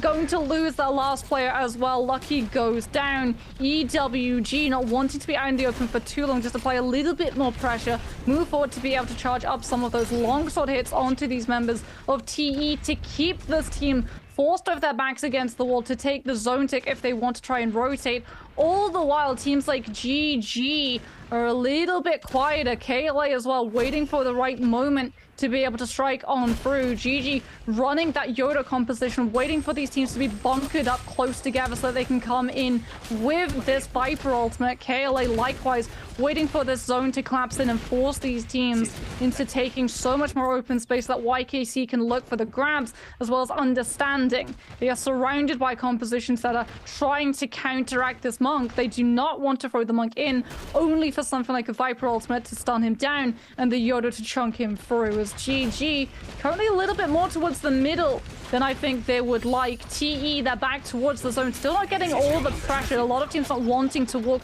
through the middle space of the zone and pressure TE directly, because they're the ones that are immediately going to come under so much focus fire from these monks. As we're going to see YKC take the first step, goes for the transformation. KLA trying to use this to bully GG off of the high ground, forcing them onto the low, pushing them towards TE, as YKC is looking for these grabs to land onto any of these teams around him. Even if he isn't able to find a kill, getting one of these players so far out of position away from their teammates can still be an absolute death sentence. And all of these compositions, both for the Monk and the Yodo, need all three of their teammates to be able to be alive to properly be able to pilot into this collapsing zone, as TE's LYD picks out Yiran for EWG, eliminating one of the main components of EWG's composition. KLA taking a lot of damage, however, as the Monk form has dropped out, and GG have been able to put themselves straight back up onto the high ground, as KLA pushed away from GG are forced into the arms of TE. LYD with the musket shot pushing off of the damage that TXJ initially pressures onto the members of KLA, as TXE does have the Karumi Tether, will be able to try and push onto one of those Kens and find the revive, as YKC is actually grabbed out of the air by TXJ. The Karumi Tether found the revive onto YKC, who's able to make it back towards his teammates, but in the process they do potentially sacrifice another member of KLA, as TE, unfortunately, without that Monk ultimate, going to be left vulnerable. GG now decide to make their moment. LXM from the tree drops down with the Viper ultimate, the Pedal Fall Flurry from the Dual Blades, trying to connect onto these members of EWG and knock them outside of the zone. Doesn't find the ragdoll effect that LXM was looking for, so we're actually going to see a Uation ultimate come through, as KLA still have the Karumi Tether intact. That Karumi still alive, trying to find another revive at the moment and just keep QGG on this Uation topped up to full, so they can continue to pressure onto GG, who without that Viper ultimate are forced to wait for it to cycle back up again. The Wuchen TP all placed on top of the tree, so if they need the iframes to be able to dodge out from this pressure coming through from the low ground, they have the means of being able to relocate. As Miskya throws down the Yodo ultimate, staggers onto YKC, pushing him a little bit further into that zone tick, but he's able to make it towards the open space of the zone. Finds a grab onto EWG as well. The slam now coming through from KLA, so much follow-up damage, trying to take Xiaolui down, but GG should be able to cycle back into another Viper ultimate. The second that YKC is out of this Monk form, he's going to be vulnerable, but Free-Free gets grabbed out, not able to find the slam, as GG now take the time, using that Wuchen TP to move away from KLA, as TE's TXJ now moves for that prime position of the Monk ultimate. LXM here with the Viper ult, though, is going to find the stun. He tap dodges away from both of the grab attacks coming through from TE, and this is going to be GG, able to find the kill onto TXJ, now able to turn and deal with KLA CXC. Only one teammate left for GG to be able to deal with, and it's going to be off of Miskya's Yodo ultimate, pushing everyone outside of the zone. GG playing that composition absolutely perfectly, walking away with a win. What a game for GG. They absolutely needed to absolutely pop off the way that they wanted to here, and obviously they were able to do that. GG is able to pop off here, and obviously gonna be a little bit higher up on the leaderboards here, but I'm gonna be curious to see how some of the other players are a little bit downwards here. It's going to be an interesting, I think, impact on the leaderboard as a total. TE do decently, KLA do decently, GG are the ones that pop off. They play it perfectly. Like, you see LXM just understanding when to be able to apply pressure, aka when the Viper ultimate is up.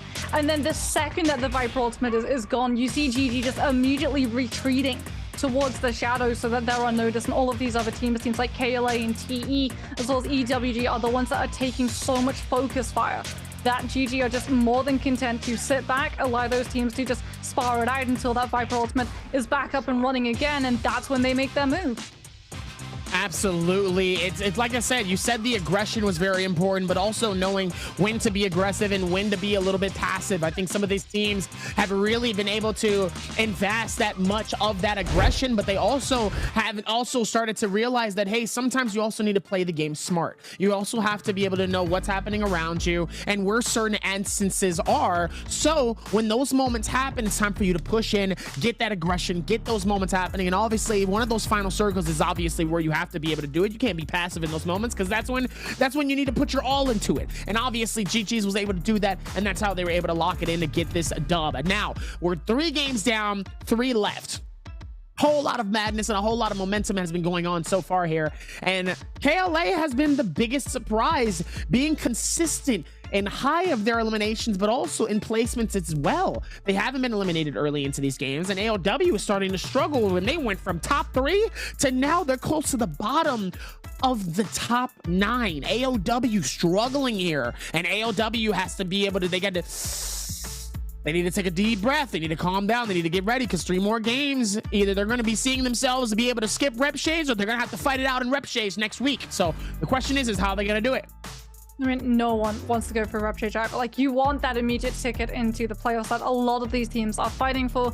And like you said, it's that sort of balance that you have to find. Some of these teams have really been able to figure that out very, very quickly. Others, it's just taken a little bit of time. We've seen the tempo shifts come through. We've seen some teams still try to gravitate towards the second Gate of Yang fights. Didn't work out, as a J team found out. No, not surprised there. I know why they went for it. They are so used. J team are actually one of the teams who used to go for the Gate of Yang fights on the second pass and would get them for free so many times that I think they sort of took it for granted that they weren't going to get challenged, and as a result that did cost them in the long run, because you could see they were not used to how they had to play the 4 minutes of the Yang depletion on the second Gate of Yang fight loss as opposed to the first. They made some significant errors in trying to take those engagements, going between like, do we go for GG, do we go for XCG, and then opening themselves up for a third party to come through. It's really not what you want when you only have 4 minutes of being able to pick up those soul blooms. And speaking of the opposite of errors, KLA has been doing the exact opposite, being able to find out where their strengths lie, and also being able to take some of their things that they have the disadvantages on and obviously become a bigger problem from for the other players here. As GG pops off with 22 eliminations and a 40+ point game, 40.2 coming through, as KLA ends with 11 points here and a 3 points for the ranking points on a 20.6 here. Obviously GG's with a 22 elimination game. Are you kidding me? 40+ points. They are absolutely popping off here and causing issues for the rest of the teams. Meanwhile, KLA has been the king of consistent in these games tonight. They have done such an incredible job to see themselves the way that they've been doing it thus far. I'm excited to see how they're going to be able to end it all the way towards the end here, but man, they have been able to put it together here through these games. And look at TE, 7 eliminations, 2.5 ranking points, and even 13. So even they are starting to get a little bit of that that consistentness as well. But good God, good God, 13 eliminations, 40,000 damage by Miskia by himself. I'm sorry, did someone owe you money? Is somebody in debt to you? Who smacked you in the face with a bagel? What happened? I don't know what went wrong from game 2 to game 3, but you had some issues, and clearly you let it all out on Morris Io with 40,000 damage and 13 eliminations. That is absolutely terrifying coming in as we look at the replays here, as KLA is causing issues here from our games, and these games have been incredible. This has been an absolute treat for Trios. Oh yeah, 100%. We've been treated. We've got to see the Monk compositions pop off. We've got to see the Yodo compositions pop off. We've got to see GG as well. I'm so happy that GG are back to form, because week after week after week, I would sit here in this chair watching BIWEEKly finals, and GG would never hit the peak that we saw them hit into the later seasons of 2022. Have to talk about that play though from XCG. Really smart heads-up play coming through from them to be able to pop that no-ult zone and remove GG's Kakashi Monk from early, as GG's Miskia with that pulse, so just pushing onto all of these members. Alexander as well doing such a good job on that Viper, setting those stuns up, cancelling the Monk forms as well with the stuns so that Miskia doesn't get punched by a ring already invested. The Yodo ultimate to chunk down all of the players around them. Really good synergy coming through from GG to finally be able to hit the peak, as it's going to be no surprises. Miskia, when you set 40,000 damage on the board as a Yodo, who else are we going to give the MVP to? Of course it's going to be Miskia. It's the 6th MVP, and amazingly when you look at the damage as well coming through, the distribution, 17,224 of it is coming off of the cannon.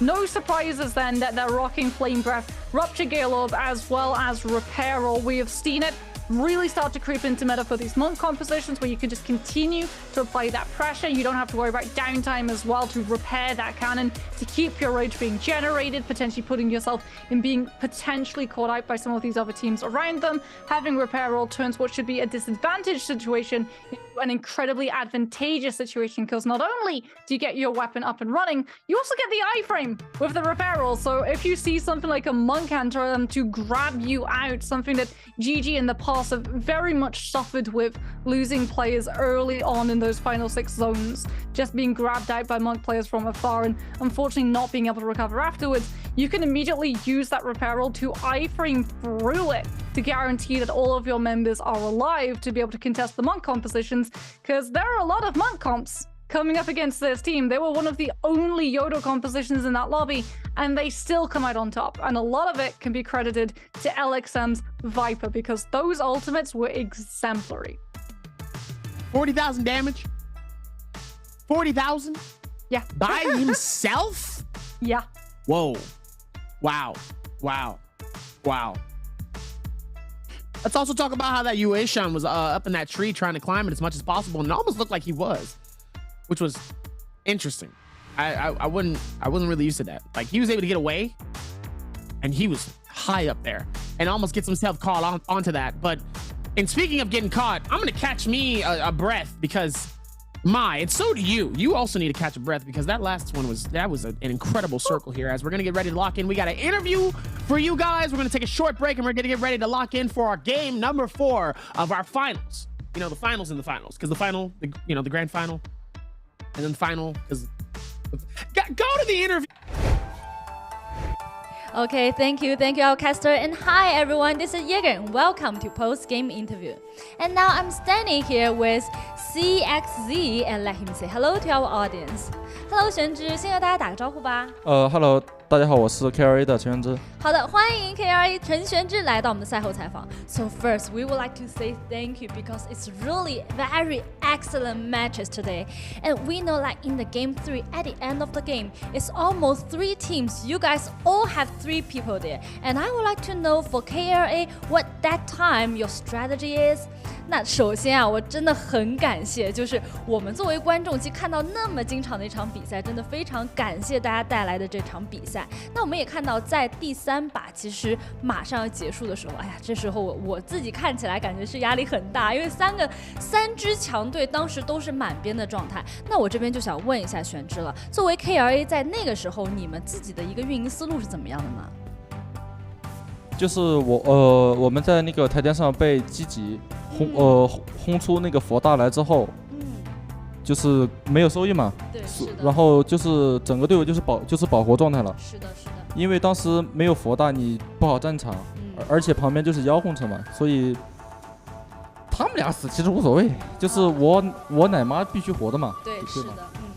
To be honest, at the end of game, because we just used the ranged weapon and fight with GG for so long time, and our ultimate of Monk just be used because we have very low health at that time, so it's very dangerous.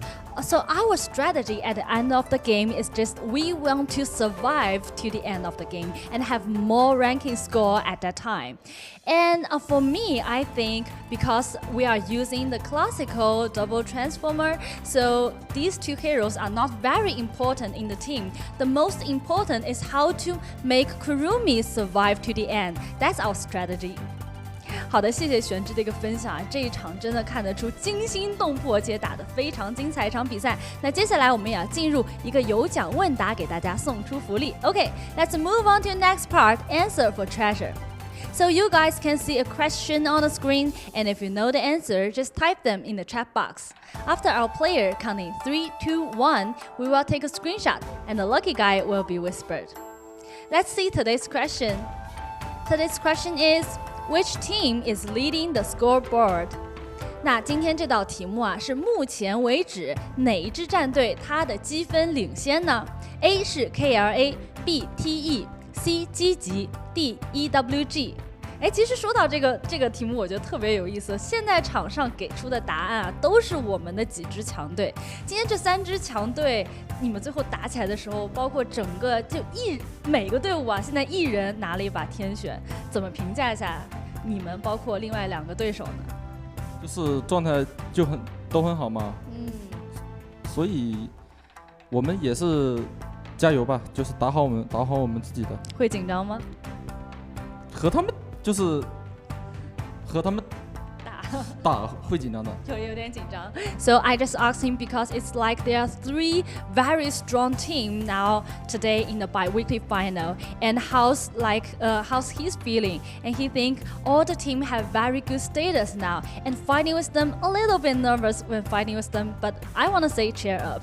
Okay, so our player is prepared and let's start counting. 那我觉得全智应该已经准备好发出福利了，让我们一起进入倒计时，直接用英文的3, 2, 1就可以，好吗？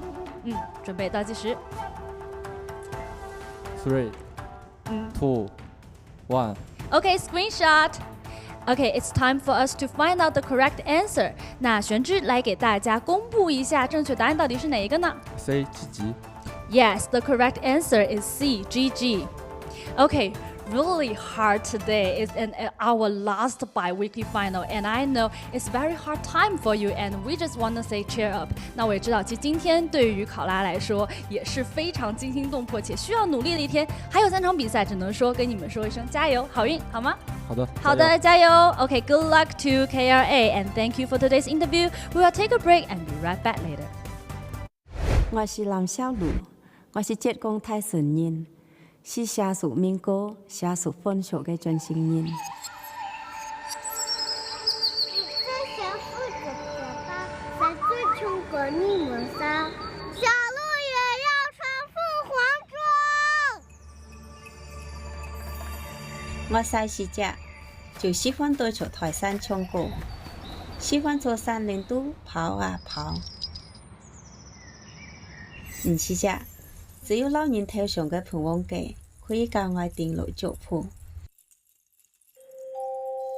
我爺對我講，平安裝是俾你在台先嚟以後將可以做嘅，所以我經常拿佢嘅平安裝對着將在看待新年。夢想地個台先嚟以後就像平安裝嘅樣子。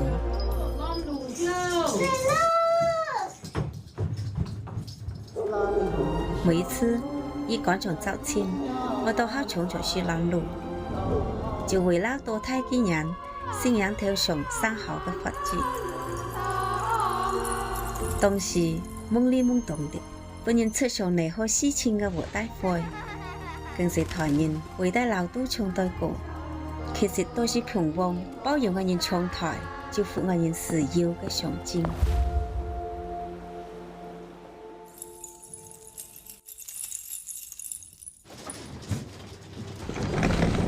這條台先來，就像是太太外班嘅時候是先落樣子。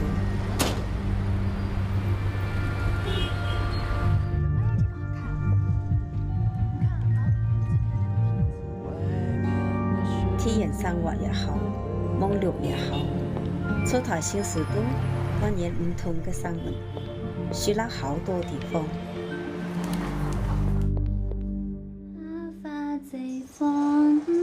妈，你干嘛老给我戴这个呀？我要戴上这个。伴隨我女面面台先來，也面面教我像啲細時隻怪運對平安嘅熱愛將先落書。所以我十分堅決將頭掛上。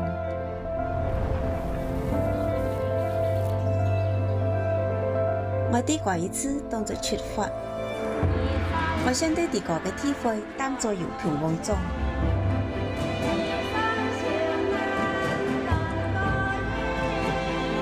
山下嘅歌啊，唱了一輩子。現在我在舞台上唱出地個嘅故事，啲民俗嘅掌聲都上了革新嘅色彩。革新衣裳唔只是俾你在相處嘅標誌。而是俾我人勇氣，讓我人無拘無束做啲個嘅披風弄開腳。我來自山下，我是熱愛嘅勇氣弄英雄，我是憧憬平庸嘅群島中嘅一個，我也是平庸，我是書記，我心無懼。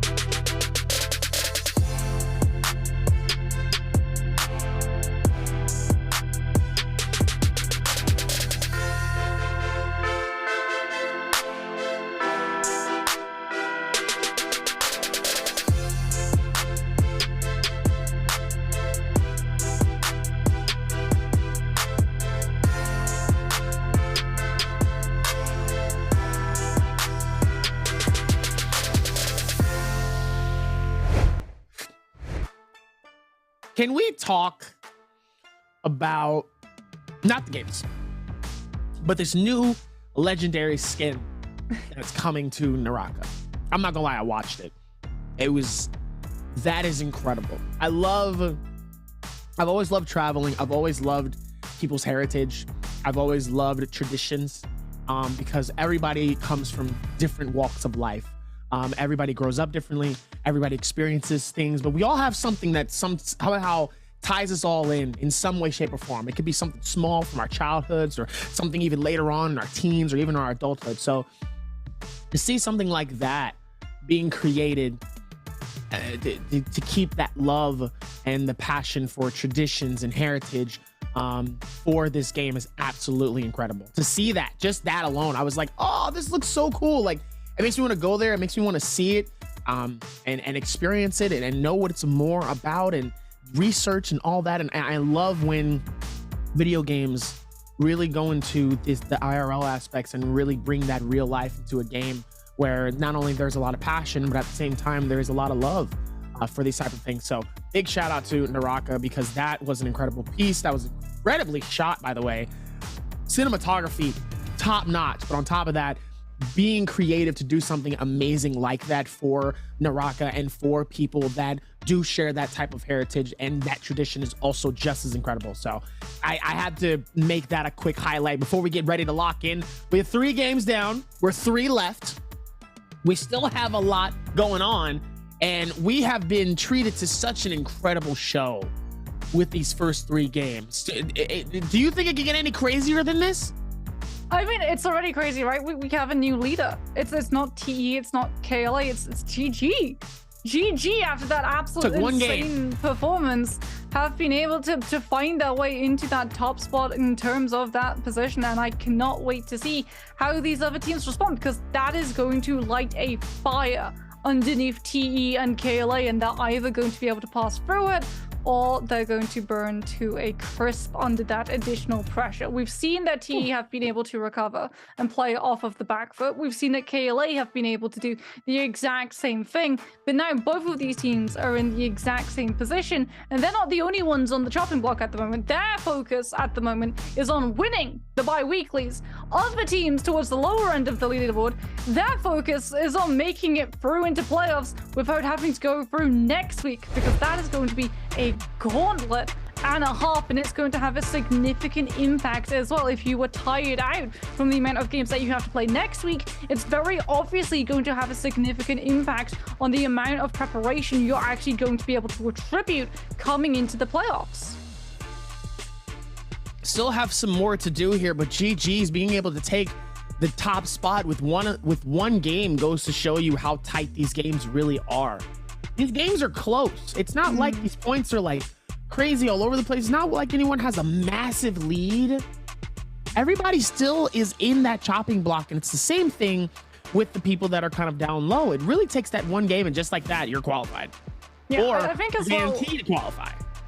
For a lot of these teams too, like their pop-off games come from specific compositions. Like it's really interesting that GG, a team that sort of identified last year for so much of both Season 1 and Season 2 off of playing off of 3-3-0 on that Monk composition. Now their big quote-unquote pop-off game moments are off of this hit and run style where they're running that Yodo and Wu Chen, and it's working out brilliantly from them when they're playing that composition. But then when they go over to the Monk composition, they're still trying to play this hit and run style, and it isn't working out great for them. So I think there is a moment of opportunity given which composition we do see GG, whether or not they're able to run that Yodo back or whether or not they're going to have to go for something like the Monk composition. Again, there's an opportunity for these teams to be able to try to eat up a little bit of that distance and close a very, very small gap between the three teams currently vying for that first spot position. Still have some more to do here, as obviously it's only going to get a little bit crazier. Things have been very good with them thus far here. Let's see if they're going to be able to really pack it in and keep that same momentum going, though, throughout these next few games. Because like we said, we still have 3 games left. They still have a lot more to do. And they still have to figure this out. Let's see if they are able to. Because now it's only getting tighter with a lot of these games. And they still are starting to kind of pack this in. This idea that nobody's safe still. The fact that GG was able to pop off with those insane amount of eliminations and just like that go from being in what, 6th, 7th place to 1st place just like that goes to show you that, like I said, it is just that tight. Even for JL is struggling. If they have 2 really good pop-off games, they could qualify. They could actually qualify. They're not fully out of the chopping block just yet. Yeah, again, like it all comes down. I'd be like, yeah, they're done. Yeah, it comes down to confidence though, right? This is my biggest concern for a lot of these teams who would go out incredibly early, especially in that last match, given how split apart we saw a lot of those teams. Like when you're isolated away and you're reduced to just one teammate, teams like AOW, JJH as well, teams that GG were able to capitalize on the losses of those teammates off, it eats into your morale. It's incredibly demoralizing because you have to sit there and understand, if I get spotted out by any of these teams in the area, I am as good as done for. I'm going to have to play stealthily. I'm going to have to try and pick up a rebirth charm either from just a rift coin or just going for those Morris blessings. Either way, you have such a nerve-wracking couple of minutes that it really does seriously impact your mentality moving into the game afterwards. It's very hard to be able to shake that sort of anxiety off moving into this next game, and given how very close together games 3 and 4 are, a lot of the time the sort of emotions that we see in game 3 do bleed in and have a significant impact into game 4. In fact, I believe like when we were seeing MVPs back-to-back incredibly rarely, it was a lot of the time the double MVPs of the day coming in for the same team that would pick up game 3 moving into game 4, because they would be coming off of that really good excitement and adrenaline that they were able to hit with a winning game 3, and that would then play into the confidence and aggression they would show early in game 4. Even with that game 4 confidence, though, they still have to keep that same momentum pushing into the next game as well here, because like I said, we're coming down to the wire here, so they're going to need to hold it for at least 1 to 2 more games. Even if they don't end up necessarily doing great in game number 6, this game 4 and 5 is very vital. These are the important games here that they really need to lock in, because once they solidify their placement in game 5, game 6 is basically the make it or break it for a lot of these teams. Some teams don't necessarily have to put in a whole lot of work. Their realization is they have to find it in games 4 and 5. By 6, we should be knowing who pretty much should be going home, or should I say going to Repshaws, and who's going into the grand final, or should I say our spring final. So now it's about where they go after this and what's next. Now, let's see if they're going to be able to find this out. Alliance in the chopping block, 10th place. They still have some places to go, but they are just below it. 5 average kills, 29,000 damage.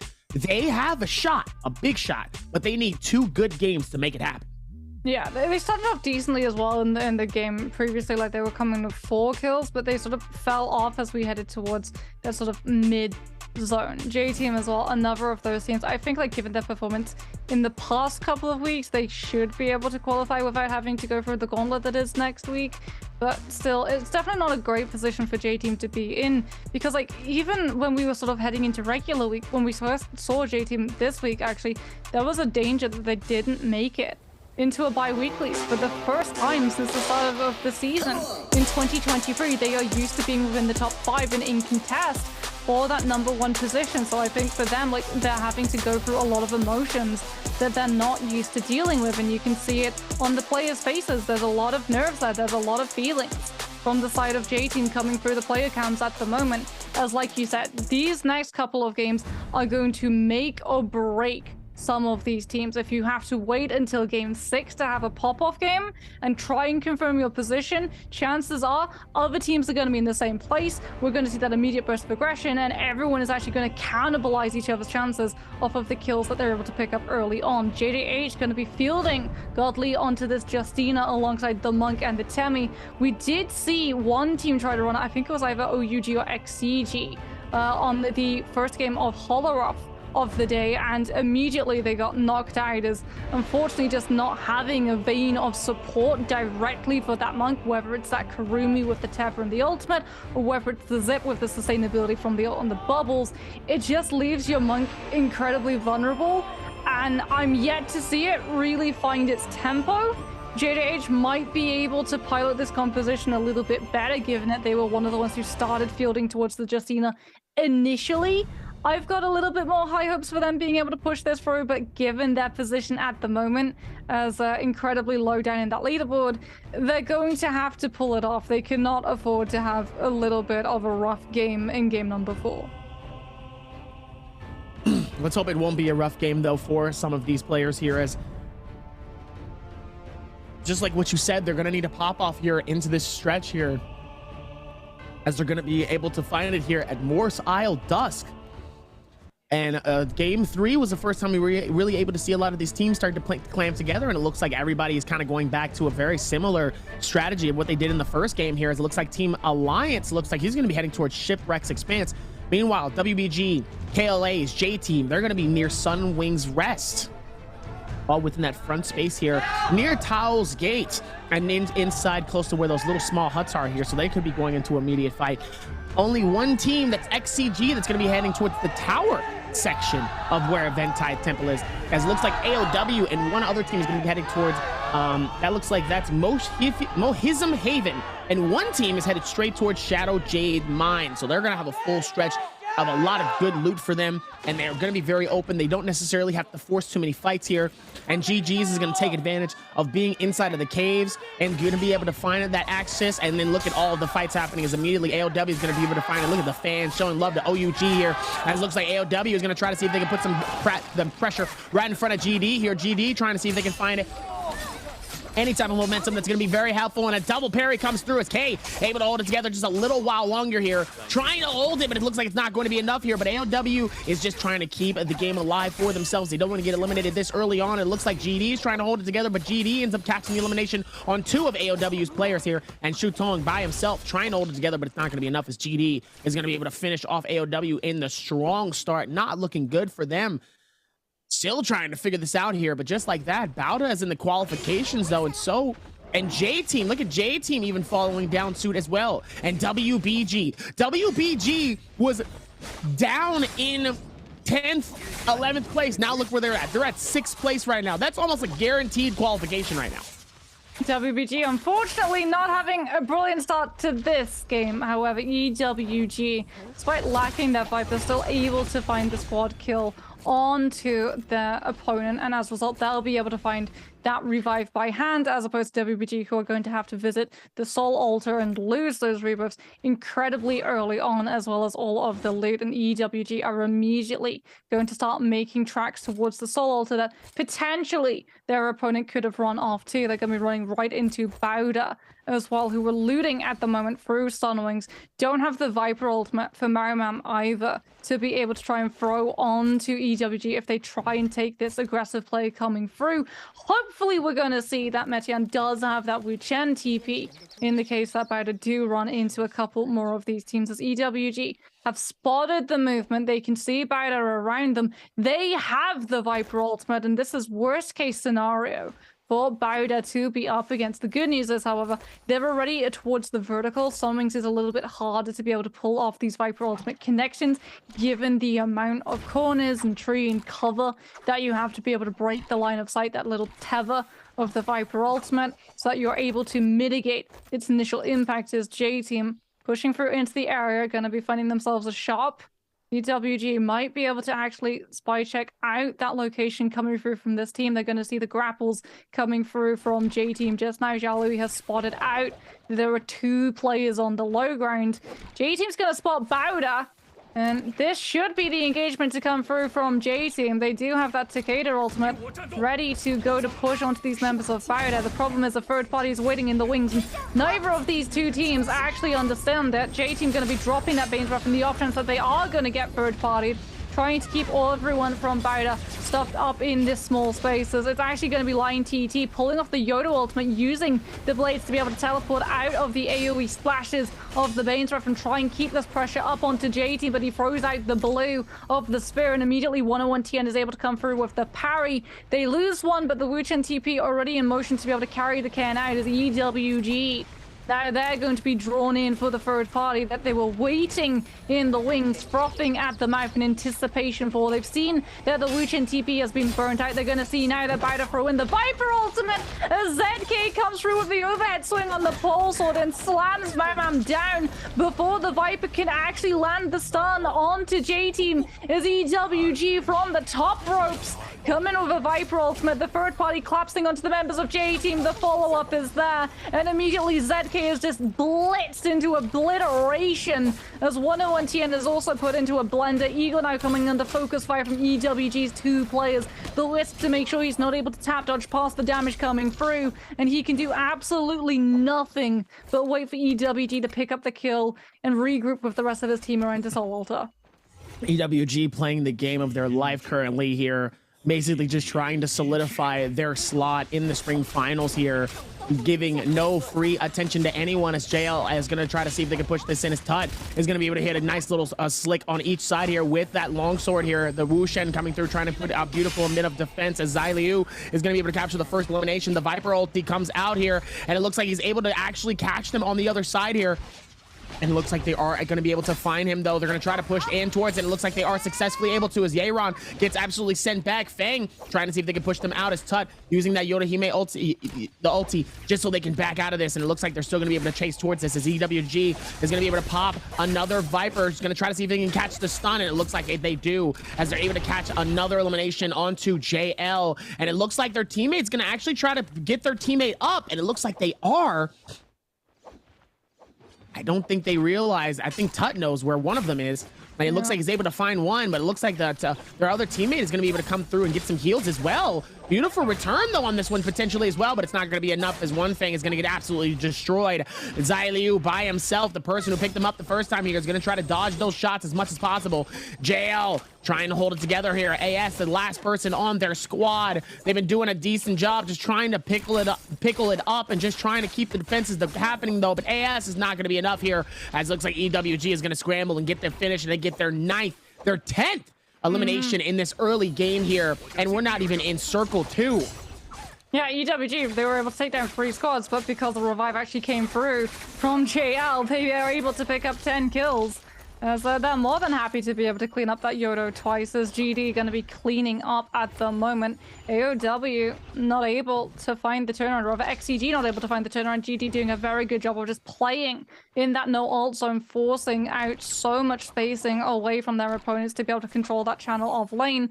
And now we're going to see potential pushing on to Alliance. GD still sitting on a couple of those ultimates. No ult zone has been removed, so those are going to now come into play, as Alliance is able to actually find the Mythic counter. The Bane's Breath coming through from the team to lock down and turn on to these members of AOW. Ping Tao is unfortunately taken down. GD chased off of looking for that sniping kill onto the member of AOW's alliance with the Banesref have been able to buy themselves the space, not only of looting through Ping Tao's body, but also claiming and staking out a spot in this Gate of Yang that's about to spawn up for this team as J-Team said, okay, gonna have a bounty on his head, not really able to scale in, having come off of the Soul Altar in that first initial fight. They're not going to have the loot to be able to try to challenge these Gates of Yang. Instead, they're going to have to play a little bit more passively, a little bit more defensively. That's okay for J-Team, though. We've already seen that they'll try to go towards that second Gate of Yang in the hopes that they're going to get it for free.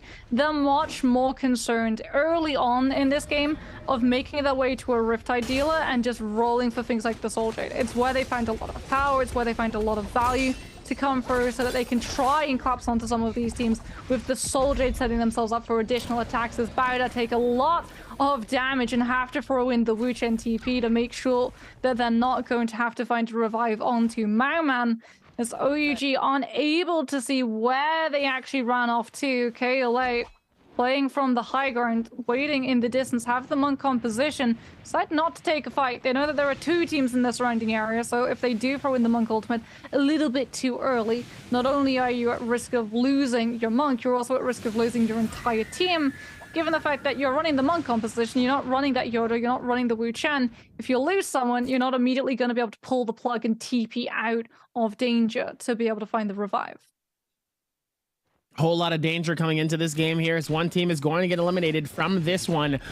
This Realm of Yang, as GG and WBG are going to fight this out. This is a big game for a lot of these players, especially WBG. WBG could potentially see themselves in a beautiful space here and a lot of confidence for the qualification. They just have to hold strong here as they're going to look in towards this one. And it looks like Miskillia is going to be able to find it as well. Beautiful hits though onto PP. PP just trying to get the heals off as well here, and as he ends up getting grabbed, Miskillia, and it looks like he's going to try to see if he can grab a second here as he ends up getting the throwdown, gets the grab, tries to see if he can pick him up a second time, and he does here. Nice slashes as well, gets another throwdown, and it looks like he's gonna catch him a third time.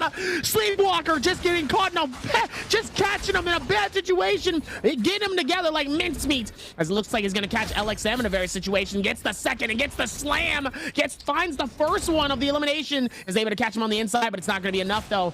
Not enough time for this one. Beautiful time to be able to find it though, as he ends up getting caught inside of this small little tornado though, but it's not gonna be enough. Beautiful bell to be able to get some defense going here, as Miskillia is gonna try to go for the back off here, just trying to time it better. Beautiful ping coming in from WBG's Jing, and just like that, GG's ends up getting shut down. Now, meanwhile, back on the other side, KLA, they're just about to get started here, as they're still getting used to their fights as well inside of the Realm of Yang, as QGG still steadily trying to find it here. It looks like they're still able to rock towards this next roster here, still trying to find the next spaces. They're still able to do such great jobs so far here. With all of this happening, though, they've done a fantastic job of it. So now it's only going to get a little bit better here. And it looks like they're still going to try to see if they can find it. QG just trying to find it. Able to rock towards this one. Still looking towards it, too, as well. And it looks like it's not going to be enough here, as he ends up getting a triple parry! A triple parry inside of the Realm of Yang! Absolutely incredible. I'm sorry, we're going to have to see that in the replays. I don't care if they lost. A triple full team parry coming through as he absolutely gets decimated, and KLA is going to be able to get the shutdown and gets the finish. And it looks like WBG also was able to win their game as well inside of this. Vermilion's Birdmite, EWG takes the Draco Storm. It looks like the Vermilion's Birdmite is also going to go to KLA as well. Yeah, so KLA won the Gate of Yang. WBG also, EWG decided to push up towards a Mars Blessing. So they don't get to choose that buff. Unfortunately, it was the Draco Storm, not Vermilion Birds or Mystic Might, that I think a lot of teams would rather be able to pick and choose. But we do have to talk about WBG, because like we said, Sleepwalker, whenever we talk about him, we say that he hasn't gotten worse. It's just that other monks have been able to catch up. WBG Sleepwalker is still just one of the best monks. It's just we haven't really got to see him truly pop off, because every other monk at the moment has been able to elevate to that level. But still, being able to just catch Miskillia 3 times on the reverb, just playing that cicada like an absolute yo-yo, is so good coming through from Sleepwalker. Not only is he able to chunk through a lot of the Takeda ultimate as a result, he's actually able to set himself up to find a double grab, since the Takeda isn't using the ultimate to keep the Monk staggered from being able to pick those players off. And the second you lose LXM 3-3-0, well, it's just going to be a matter of time before Miski gets taken down, as well as KLA moving in, wanting to play aggressive with the Vermilion Burst fight that they have. They don't care about being third party. They don't care about how long these fights go. They know if they go down, they still are going to be able to stay in the lobby, and they want to keep adding to the kill tallies because they've been overtaken both by TE and GG. So they need to have these kills coming into favor for themselves. As QGG is going to go incredibly low, is going to go down as J-Team actually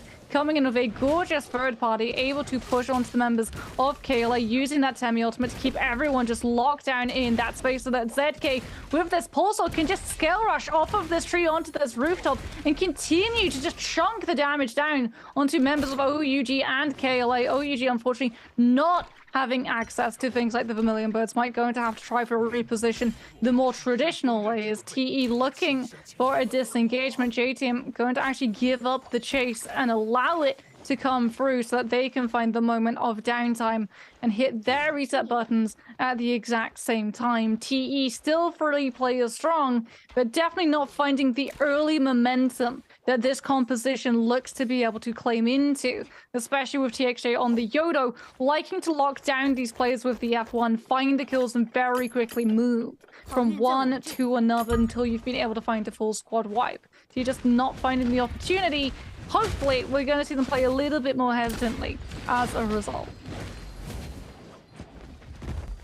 Even with that as well here, it looks like AOW just trying to see if they can get this elimination towards Alliance here, as Lin just trying to run around here. It looks like they were able to get one off of Zulong Kong, and it looks like they're still going to be able to keep the same pressure right onto AOW. AOW just struggling here to try to get some eliminations and get some finishes here, but Shutong by himself here, it's not going to be enough, as he will end up getting eliminated here, and AOW will be done for game number 4 here.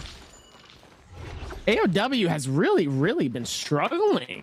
It's actually been a big surprise here in terms of some of these games here, and they've really been having a tough time here with some of these rounds here. And obviously, this is just one of those moments here was AOW where they've been doing so well throughout the season, and then they're just struggling towards the very end. This is not the time for you guys to be struggling right now. Yeah, I think AOW, like, at their strength, I think Wukong is best played when they're on the Yodo and when they're running into Monk compositions, which your entire composition is anchored around countering. So when you run into these compositions that just have so much sustainability and knockback control as well, with things like the Zip and the Takeda, both their ultimates having some form of knockback that can a lot of the time turn the tide of a fight entirely on his head, is really playing havoc, I think, with teams like AOW, who are very traditional in how they counter the Monk compositions and are having to learn how to adapt on the fly to dealing with the more mobile compositions of the Zip and the Takeda, which pose significant problems for that comp to run into, because even if the Viper ultimate comes through and connects that stun, a lot of the time the Zip ultimate is more than enough to be able to sustain through the follow-up damage, and then you're playing from the back foot down an ultimate and still trying to chunk through that Takeda and Zip health bar, as EWG are currently trying to not just chunk through T, but deny them the ability to be able to move through this portal. Not really playing a composition that wants to take a Gate of Yang fight, so you can see that they are just dropping the wind walls, making sure that TE don't have the space to be able to go through. Neither of these teams really wanting to take that gate fight, given that it is second spawn, and again, none of these comps are Monks. None of these comps are ever really running that Takeda, so there's no point in going through into a space where the Wushen TP is going to be next to useless, other than for a little bit of iframe, as OUG thought that it was safer to go for the Morris Blessing, but they get stuck by JJH. Water comes in, drops the Temi ultimate, the entire reason why we saw Temi come back into meta alongside the Monk composition, so you ignored the Gate of Yang fights and instead were able to entirely control the Morris Blessings with that ultimate, going to be able to pin these members of OUG down. It's just Jin Yu, and that is going to be very short-lived as J-Team come through with a kill steal, swiping it away from the members of JJH. Have to be careful that they don't put themselves into too aggressive a position, but JJH, really good to see the adaptation from them. They identify that they've been able to control the Morris Blessing. They identify that they've just used the Temi Ultimate, the tool that they have to stop third parties on this wide map when they're outside of the Gate of Yang fight. They know that the fight's gone on too long, that Jinyu has been able to draw it out, and as a result, it's drawn J Team's attention. So JJH very quickly removing themselves from the situation so they can bolt back into the Temi Ultimate and be as far away from possible when J Team are actually able to find that kill. Looks like they're still able to run towards this as well here, as it looks like JJH, the rest of the team trying to see if they can keep the same momentum right towards Don Quinn. It looks like they're deciding to back off this. Still a lot of momentum coming through here. WBG is still decently ahead of this pack so far, though, and it looks like AOW is just still in the qualifications, though. Alliance here and Bauda could really close in this gap with these games here. This could be their moment, though, but they really need to seize this if they can. If we're going to look back to the replays here of XCG and what was happening between Team GG here, double slam comes through as he ends up grabbing Muskuya again with that first one here. It looks like he's going to try to see if he can go for the grab again, as he does. XCG doing a great job of keeping him alive here, as they're absolutely putting in more issues, though, towards him. Obviously, a beautiful slam, beautiful finish towards this, and able to hold on to this beautiful belt. Is going to be able to clock this in, catches LXM and a decent crossover, and they're just trying to handle the 2v1 on one person, though, and it looks like that's how they were able to get the rest of the team to shut her down, even with 330 getting caught with that 2v1, and just like that, they're able to just knock them out one by one. And that's why XCG is here. Yeah. Gorgeous use of the dagger as well from Zhao, being able to use the grapple lockdown into the horizontal so that you're able to follow up that momentum with significant damage, and then continuing to apply that little bit of pressure onto the members of GG, forcing them further away from the peel that could potentially come through with the threat of the dagger dash. So if you try and actually run towards your teammate, you're going right into the dagger damage, even throwing in that charged up right click to make sure that there's no shenanigans of a blue focus coming through to connect onto the members and stagger them away from being able to find that kill onto GG. Really good team play coming through from XCG, and dagger isn't really something that we get to see appreciated in trios either. A lot of the time it's just things like the big swing of the spear, as well as now the stagger from something like a pole sword, which is a lot harder to be able to counter, and just the sheer chaos that comes down in some of these final zones in comparison to something like the great sword. That muscle memory from these pro players of being able to tap dodge and expertly time the parry becomes a lot harder to be able to pin down when there's just someone continuing to charge up a move so quickly with a left right click on that pole sword in your face. So a lot of the time the dagger doesn't find the love. Same for the nunchucks as well, but being able to be used in the isolated fights when you're not at risk of being at third partied, that's when things like the dagger and just the amount of hits that you can get in such short bursts of time really comes into play. And again, we see different weapons being used in different zones when the teams understand that they have a little bit of a slower tempo of a fight to build into, as opposed to something like the pole sword, which is meant to punish the third parties, cleave into so many players if they're drawn towards the center of a fight and want to look to snipe a kill. They've been doing a good job of this so far here, as Bauda has been on the opposite end of this spectrum here, just trying to hold it together here, and has actually been struggling here, as KLA is going to go for the separation here. Doesn't really want to fight it. Meanwhile, XCG is going to be nearby, and so is Alliance. It looks like they're going to be heading towards them, though. Question is, are they going to actually be able to go through with it all the way to the end? It might not need to, though, as it looks like they're going to try to see if maybe they can push towards this GD right near the flames of the Realm of Yang here. Curious to see if they're actually going to commit to it, though. Still has some more to do here, so let's see if they're going to be able to find it. Done a fantastic job of it thus far here, and let's see if they're going to find it. Done a decent job of it so far, and let's see if they can keep that momentum going even more. Like I said, you love to see it, though, as KLA trying to close in this gap here. I think they've been spooked off, though. Like, GD and J-Team are both going to be vying for control of that Morris Blessing. KLA don't want to put themselves into that focus fire, given they're not running the Temi. So if YKC goes for the Monk form up, he's just opening himself up to be targetable by 2 teams as opposed to 1. Plus, they don't really need the loot to be able to scale into it. Like, yeah, the armor upgrade would definitely be nice for that blue armor to fade away, but they've already been able to find a legendary weapon for YKC on the Monk, and you can see just Eagle taking a lot of poke pressure coming through when trying to actually open up the Morris Blessing. In fact, from the repeating crossbow, that poison tick from the Venom Splash actually is going to be able to connect onto Eagle, as he will be able to finally open up the box and pick away that legendary armor. No now focus coming through onto him just yet, as the repeating crossbow was actually in downtime, I believe, from repairers. Now we're going to see the bow shots come through. Eagle having to use the Temi F just to escape any follow-up damage, as it's going to be a little bit of an armor swapperoo. He drops it for ZK, who's able to immediately push forward, drop his armor for Eagle to be able to pick on up. As now it's going to be EWG locking down the members of TE. TE immediately turning away from that fight with the Wuchen TP. The problem is there's still a bounty on VVV's head, so you don't even need the extra visibility from the Wuchen TP to be able to figure out where TE have teleported to.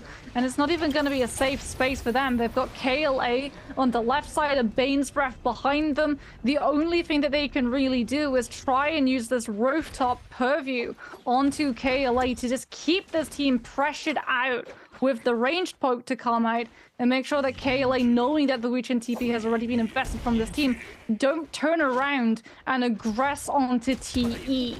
KLA taking that little bit of poke, going to be swapping to poke of their own. The cannon shots coming through, but TE a little bit better equipped. The scatter shot coming through from the team from the cliff side, and as a result, KLA do not want any of the smoke that TE are currently outputting in front of them. Yeah, definitely does not want to be in that bad space here. They've been putting up a lot of progression here, and obviously it's been looking good for them, but definitely doesn't want to end bad either, though. And obviously, even with that one, though, YKC is going to get some free heals out of this one as well here. Let's see if they're going to be able to do more towards this as well. There's still a whole lot happening, though, so they still have to be able to pay attention to a lot of this happening, though. See if they can keep this going. Still more to do. Now it's only going to get better here as EWG trying not to get caught up. Zyliu dangerously low is going to have to force the back off here as he ends up going into the heals. Wushin's able to keep him alive a little bit longer. Able to find him in a different route here as they have the top slot, but they're going to have to move down as the circle is going to start to push them in closer and closer here. Been a whole lot happening with a lot of these games here, and obviously it's only getting better here. See if they can work towards this, though. As Zyliu is going to be able to try to see if they can work towards this one. Sleepwalker able to push this one together as well. EWG outside on the outskirts here, trying to get caught by the cannon shots. Meanwhile, the tower is full-blown stacked here. The hotel is overbooked, ladies and gentlemen. You can't get no more reservations. Meanwhile, GD's at the very top there in the penthouse suite as TE is clubbed a little bit lower into the station. Meanwhile, EWG looks like they want to come through and cause some issues on the penthouse suite, as they're going to be able to push themselves on the outside and says, we run this space. This is going to be where we go. Gonna have to play this to the best of their abilities here, and still gonna be able to work towards this one, though. Does a great job of that one as well here. Beautiful heals coming in from the Wushin. The Wushin able to protect them from so many different things coming through, and I was also able to do the exact same thing up top of the roof here, as they're just getting hit with ricochets from so many cannons all the way up towards the top.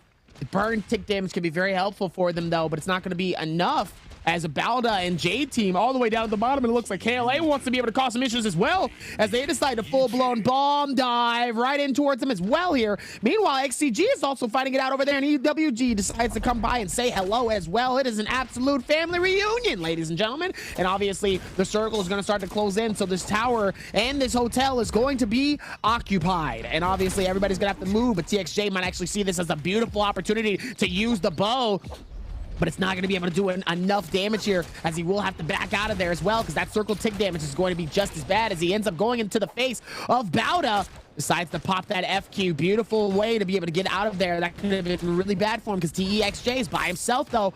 Meanwhile, the rest of the team is scrambling on the other side here. Beautiful ulti coming in from Tomoto. Zhuan getting caught in a bad situation. ZK trying to see if he can find some hits. 101 is able to go forward with his heals, though. Takeda comes through at a beautiful time. Beautiful parry comes through. Zhuan ends up getting sent back as their arms of another one. Someone gets absolutely snatched as YKC snatches him from halfway across the frame. Did you literally just see him run, and all of a sudden an arm comes in, grabs him, and snatches him away? I feel like I'm in a horror picture. This is absolutely insane coming through. Beautiful sight to be able to see if they can find him, and ladies and gentlemen, they're trying to get the grabs, as he ends up getting one thrown, and he ends up grabbing one from halfway across the map. Meanwhile, JJH trying to see if they can find it for as much as possible. The ulti comes through here as he's trying to find the nice safe touch, trying to see if he can hold it for as best as possible. Keeping his eyes right on Nbpl as he sends him on the outskirts of the circle. The question is, can he get him? The whoosh is going to be able to take him out, but Curious is where does he go from there? No! Actually, it didn't do it. Turn Queen actually got the elimination on Nbpl on the outskirts. I don't even know where they ended up in this, but the circle is still closing in on this. 30 seconds left on the clock for the circle to start to close in here and win Circle 6. This game has been absolutely incredible. EWG with 13 eliminations, 7 eliminations from XCG and Alliance. This is literally the point maker that's going to help them out. XCG could be also seeing themselves in qualification realm, and Alliance could be seeing themselves a little bit further up as well. ALW, it's not looking good for them as they already are eliminated out of this game. They end up getting grabbed out of this. XCG, YKC dangerously low, and it looks like WBG is going to catch that elimination, making it 7 for their team. A whole lot happening though with all of this, and the stretch comes through as they're able to get another grab and throw as Downin is going to D-Monk here. Dangerously low on shields and heals. The Takeda comes through, starts to cause a problem, and same does a Terracotta Warrior and a Flamebringer for the capital B and Barbecue, as it looks like he's going to try to see if they can run towards this. You have to be very careful as the Takeda is going to be able to come through, put some pressure. The Yonahime F3 is not going to be able to do enough as two of Alliance's team members going to come through and capture that elimination onto Godly. Still going to be able to work towards this as QGG able to hold it together as YKC and Sleepwalkers able to call in their monks, and their arms starting to come out yet again, trying to see if maybe they can get some good grabs, and the circle starts to close in, so now it's going to be a little bit harder. Everybody just has to pay attention here as YKC is able to get the first grab and gets the elimination onto Zuan. Jing is able to catch one on JJH's water, able to hold that together a little bit while longer as QGG ends up getting eliminated here. The pressure ends up being a little bit too much there, and as he ends up trying to find it, gets the double grab and gets the finish off of one. The question is, does he get another? He's able to run towards this one as well. Does a fantastic job with all of this amount of momentum, though. It's only going to get a little bit tighter here as he does end up getting the double grab and the double slam and the elimination. XCG decides now's the time to start to pop off with 12 eliminations deep. 13 if you count it from NIHQ getting one on Dawn Queen. And just like that, it could be a nice little finish for him as well, as WBG is down with 10 eliminations already to their name. WBG Sleepwalker comes through at a beautiful time with the last smoke we'll see of this game. And the Terracotta Warrior comes through from NIHQ, able to find it as well. The question is, who is going to be able to find it as well? Is able to get the grab. The question is it going to be enough? Yes, it is. He gets the one, he gets the two, catches them out on the inside. The double slam works, but it's not going to be enough. It doesn't do a whole lot of damage, though, as PP dangerously low here. This could be his game here to try to see if they can clutch it together. It's a 3v3 for the ages. This is the one that we've been waiting for. Still able to hold on strong as PP actually ends up getting eliminated. And there is that one stretch of the imagination, that one game that you need to be able to get the numbers up. WBG's Jing able to do it, but his teammate actually ends up securing the kill as he's able to protect them away from it, and WBG gets the eliminations and possibly the MVP for game number 4. Yep, WBG were tied in kills against XCG, but WBG able to take down XCG as well as outlive them, will be able to do more than enough to secure that MVP clutch parry as well onto the dual blades coming through from WBG to deny XCG from having access to that one. Sleepwalker being able to find the double grabs, like XCG play it to the best of their ability. The second that they see Sleepwalker go for the monk form, they throw in the U-Asian ultimate to try and make sure that at least one threat of the double grab to come through from Sleepwalker is going to be alleviated. Unfortunately, Sleepwalker is still able to find the double grab to keep displacing the members of XCG, so they're not actually able to chunk the monk down in the ultimate. As a result, XCG are literally just trying to keep the other two members of WBG occupied with the U-Asian so that they don't get to capitalize on the grabs that Sleepwalker is able to find. But Sleepwalker able to keep the monk ultimate up, able to keep getting that Karumi Tether as well to come through to keep him topped up, will be able to secure WBG a win, and surely Sleepwalker is going to be picking up an MVP. Really happy to see his monk finally come back into play in a final zone. It has been a very long time since we got to see Sleepwalker come through with a clutch final zone monk ultimate. We talked about it a little bit earlier in the broadcast. We said that today was definitely looking like a return to form for WBG, and they finished it off on an absolute stunner. They've done a good job with this one, though, and that 1v1 between XCG and WBG. WBG was pretty amazing, though. Sleepwalker, he had a little bit more of a powerful version to his monkey. Probably would have been able to get some massive amount of eliminations though towards this. WBG decides to pop off here. XCG could have actually stopped that and griefed them for those eliminations though. And that 2v3 was just as incredible though. You got to be careful in those situations though. And they were able to find it though. WBG was able to do that, but I got to give it up though. That defense towards the end could have been absolutely massive though. Able to protect his teammate though with that bell.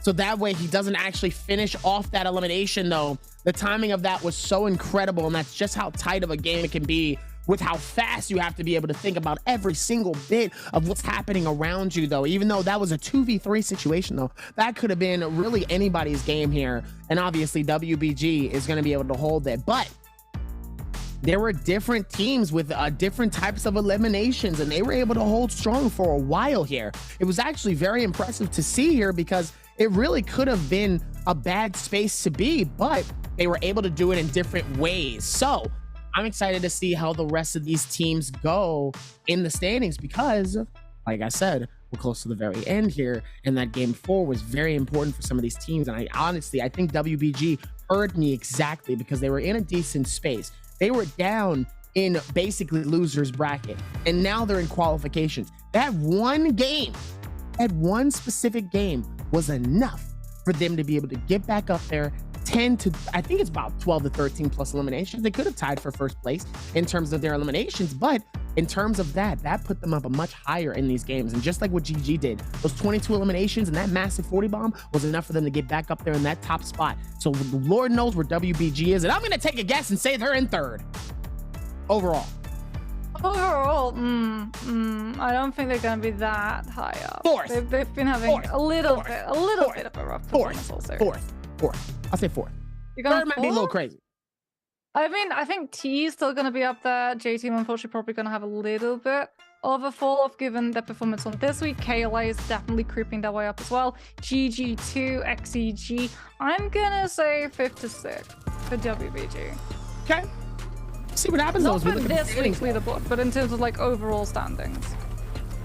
13 eliminations coming through. XCG with 14 actually in this space with a 25.8 coming in from WBG. XCG with those 14 eliminations, 25.4, doing an amazing job here and able to get that flourish finish.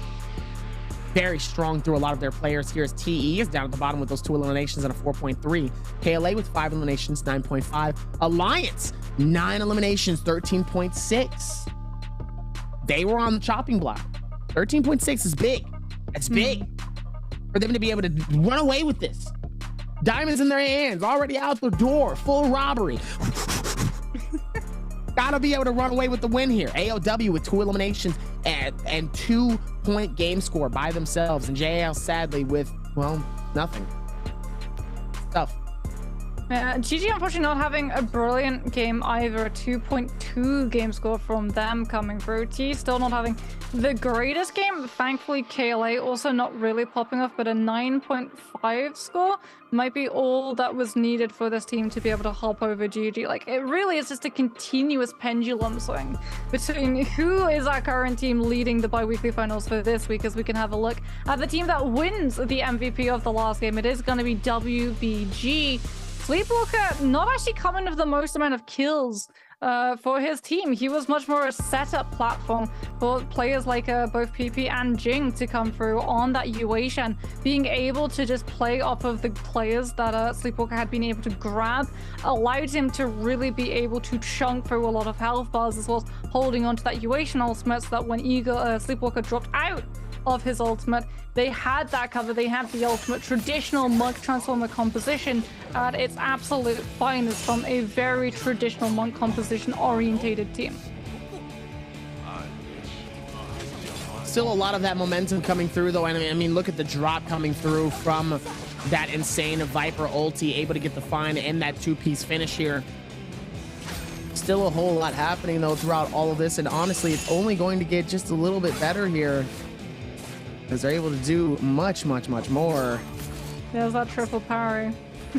Triple parry, still going to be able to put this down towards it, and still going to be able to work towards this one. And hey, like I said, you never really know what's happening though, and obviously they've done a fantastic job with this far, as now Xiaonan Gonna be able to get that, and ends up getting caught. And look at that, a beautiful grab, the double that we were talking about earlier. Ends up getting a secondary as well. Gets the grab on each side here and gets that double finish here. And this is the point that we were talking about as well. Jane caught in a bad situation, ends up getting that beautiful parry, and then is able to back him off of him just so he can get that finish and gets the shutdown though. And that's one of the reasons why WBG was able to take that dub and a win. And it's going to be the Terracotta Warrior and Jing who's going to be the MVP, his second MVP with 10 eliminations, 27,000 damage, soul slash, universal slash, soul shot, blistering edge, dagger sap, and katana sap. And get this, 13,000 damage coming in from just the musket alone. The musket? Yep. Musket has risen to prominence. It has like that little bit of snipe potential. You can really lock down a lot of targets with things like slow shot as well. So once you land that initial slow, a lot of players aren't actually able to find the time or speed to be able to dodge out of the follow-up damage. And that one little chunk from a slow shot can a lot of the time actually guarantee your death, especially when you're in the really hectic final zones and all of the teams around you are just waiting for that one little moment of weakness. They're going to see someone affected by slow shot, everyone turns onto it, everyone deals with it, as well as the fact that like musket, you can just continue to apply pressure to the monk comps because you can go straight for the head. You're going to be able to have all of the setup necessary. They're a very big, not at all moving target, because if they move, they can't find the grabs, they can't find the slams. So you have all the time in the world to be able to set those shots up, peek out from a little bit of cover, hit the head, and then do the same thing all over again. And doing it all over again is exactly what they did, because good Lord have mercy, the pressure coming in through some of these teams has been absolutely incredible to watch here. And obviously they've done a fantastic job of it. And clearly, even with that, they're able to do it again here, as WBG is going to be able to certify that game. Obviously, it's been such an incredible thing so far here to see how these teams have been able to hold this together, as WBG deserves that one here. I know they've been feeling good towards that, but also XCG, 14 eliminations, second place. Also a very strong game for them as well coming into this. And also there was another team that also had 13 eliminations as well, third place as well towards this. So it's gonna be interesting to see where the overall standings are. But now is basically, it's not the final game, because even though this is the final, we still have the spring finals coming up. But this technically is the final game to certify for the top 6. I think anybody that's 7 and below is in the chopping block. Still, it really can be anyone's game. If they pop off 10 plus kills, 25 plus points, somebody's losing. Somebody's headed to rep shot next week. Yeah. That's what we're looking at. That's the reality that a lot of these teams are looking at, and I'm sure it's hanging over their heads. Something else that we do have to mention, however, is the fact that we haven't seen that much barrier to come through today, like at all. We've seen a couple of mechs Oh my goodness, you're right. But like hardly anyone is actually locking in towards the specific rim composition. A lot of these teams actually fielding more towards the traditional route of having that Yueishan, the Monk, and the Karumi. I think because they've seen that having that barrier mech, like it has a lot of sort of action towards the Gate of Yang. But now that we've moved away from teams taking fights in Gate of Yang, you don't really want to run the mech. The mech find the power because you were able to do things like drop the pillar on people to be able to split the team. You also were able to, with the cannon, still land the shots with the AoE damage through the pillars onto teams in Gate of Yang who were looking to use them to block the monk hands or find reset moments.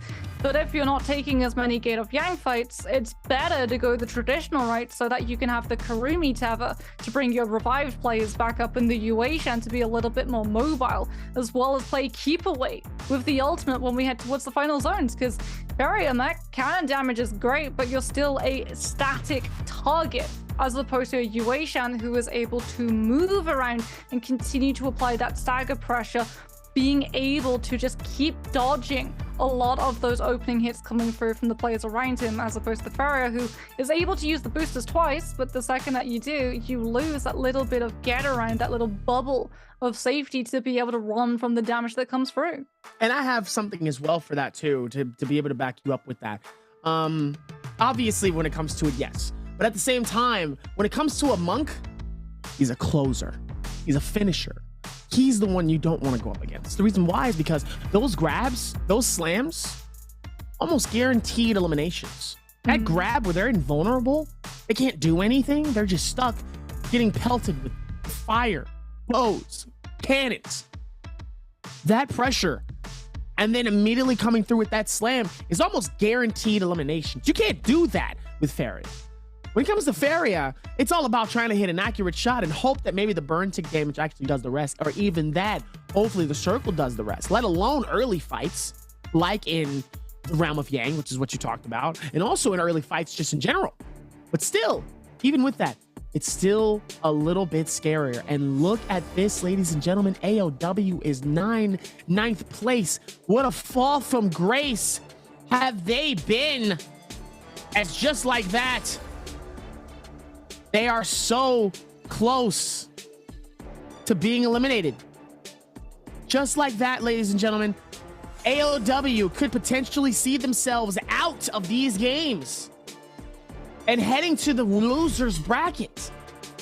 I mean, I should probably clarify. This is the leaderboard for the spring split bi-weekly Final Four. This is not the overall points that they've picked up to be able to try and qualify into the top places, to be able to not have to go through that losers bracket run. Well, now I feel embarrassed. A little bit. It's okay. We have a lot of leaderboards. We have a lot of leaderboards. We have a lot of teams. leaderboards. There's like 3 leaderboards. Like 3 of them.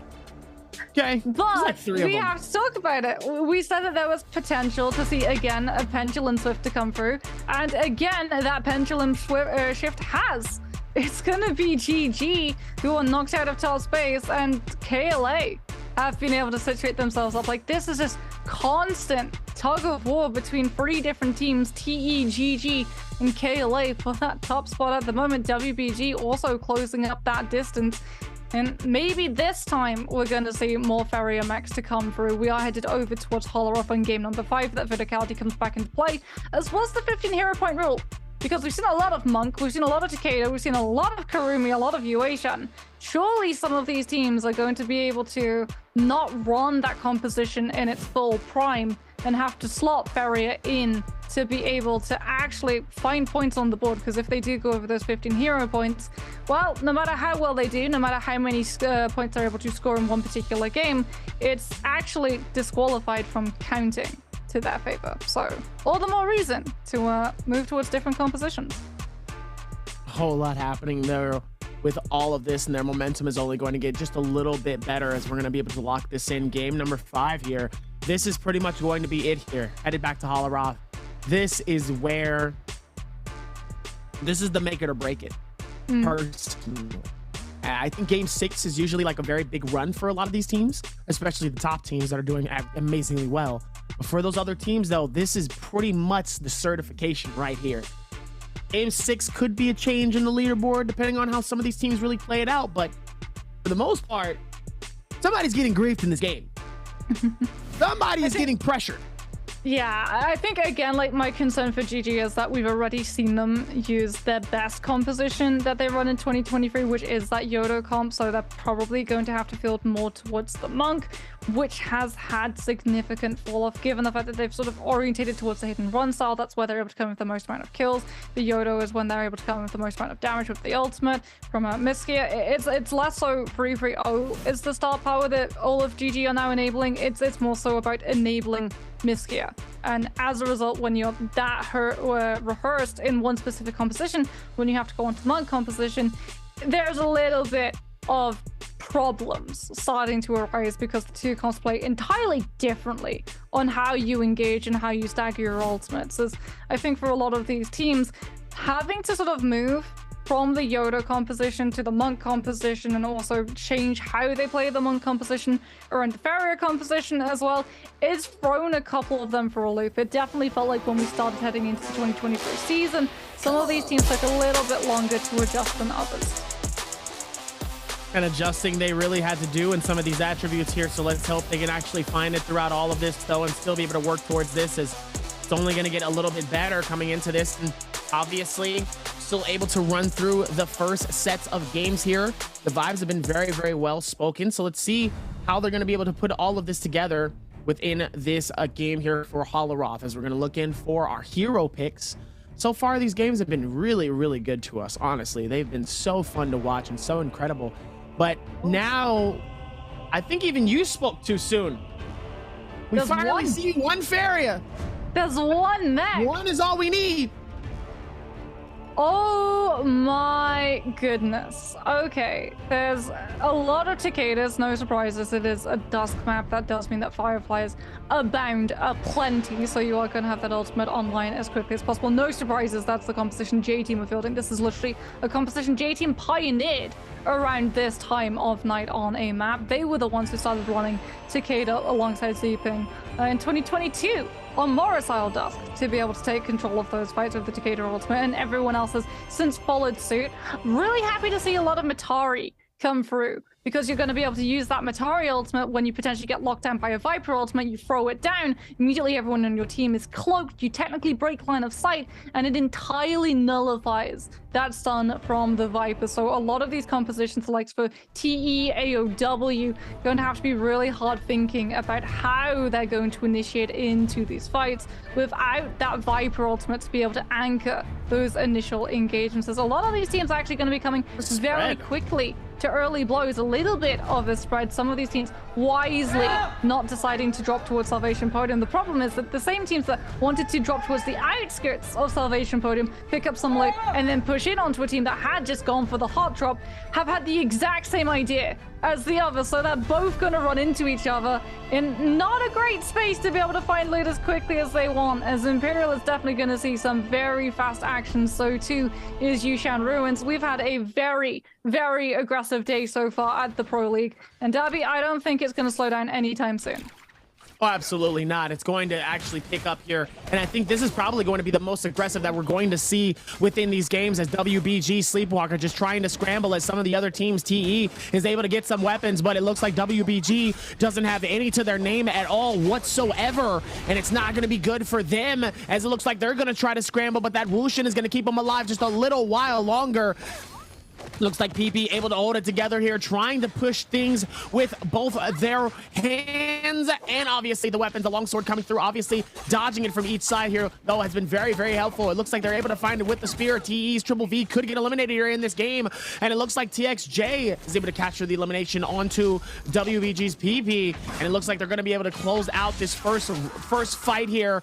Still trying to hold strong. Cicada's going to be able to come through and cause some issues here. This could be a big 1v2 coming through from Jing. Jing able to hold it together. Both of them dangerously low, but that repeating crossbow is going to come in and cause some issues, though. Definitely does not want to get caught by each side here, but looking on each section is not going to be good, and obviously TE is going to be able to close out that elimination. But it looks like Double S is going to cause some problems. It also becomes a third party as well, as it's not looking good for TE. TE might have to force the back off here, but that spear is going to be able to cause some issues, and so is that pole staff. And it looks like TE, full team of TE, does get eliminated by the third party coming in from OUG. Meanwhile, beautiful spread coming in from the waters over here inside of the ice realm over here on this left side here. KLA's GG's dangerously low as he ends up getting eliminated by JJH's Godly. JJ just down low, deep in the bag, and they're trying to struggle how to figure this out here as KLA ends up getting eliminated out of this, and JJH shuts down one of the top teams of this game. And it looks like we're headed back to another fight here between J-Team and it looks like EWG. Yeah, Bane's breath dropped from J-Team as well, so everyone from EWG forced off of the spaces on the low ground from City of Tang. 101 TN on that zip, more than content to be able to chase down Tutik, as J-Team will be able to pick up the elimination. In the meantime, EWG Xiao Lui is trying to just disengage safely and unnoticed away from J-Team so they can regroup with Tutik and Yiran. The Wuchen going down, that they weren't able to use that ultimate to be able to TP the cans out, and as a result have to give up the rebuff charms towards the Soul Altar, as towards the Soul Altar, Bauda have headed. GG potentially going to get caught out by this team at the moment. Bauda wanting to take initial control of the Firefly cage to deny any of these teams building up to the ultimates after having won a fight, looking for the opportunity to find that third party unpunished, as GG's Kakaichi unfortunately not able to find the engagement he's looking for. Water in that Uation ultimate, not grabbable from the Monk. So at the moment, it's just a stalemate until Kakaishi, through the waterfall, is able to grab 2. Oh my goodness! How did he pull that off? Godly gets slammed, but is able to go into the transformation. Kakaishi's going to be dropping out at the moment. He's not able to tap dodge into the tempo of being able to grope out from those punches, and Godly will be able to find the scoop onto Kakaishi. No double grab, however, so the slam isn't going to be a kill confirmation, as from the high ground, Godly is pelted by bow shots coming through from the members above. Kai, from that Ferrier mech, able to actually build up the rage generated to be able to hit into the cannon. And this is what we were talking about, the accuracy, the knockback, the stagger. There's nothing JJH can actually do. K lands one shot into immediately volleyballing Chu-1 Yui into taking another one. And this is just good Ferrier ultimate play coming on through from K. Unfortunately, KLA, fresh off of the Soul Altar, had turned back for that third party and are able to retreat, push back onto GT, and come in with a very successful cleanup kill on that Farrier, as Water is more than happy to use that invasion to disguise his disengagement, as KLA now have the downtime to be able to loot through Imperial and check out any of the goodies that the team had left behind. Looks like they were able to as well, though, as KLA is able to do a beautiful comeback here. Meanwhile, AOW having a beautiful surprise here with 6 eliminations, trying to see if they can come back from this deficit, a really bad deficit for them as well here, as Alliances doesn't have a single elimination here. Bauda struggling as well into these games here, and still trying to hold strong for as long as humanly possible, though, as it looks like TE and them is going to go back towards the scramble.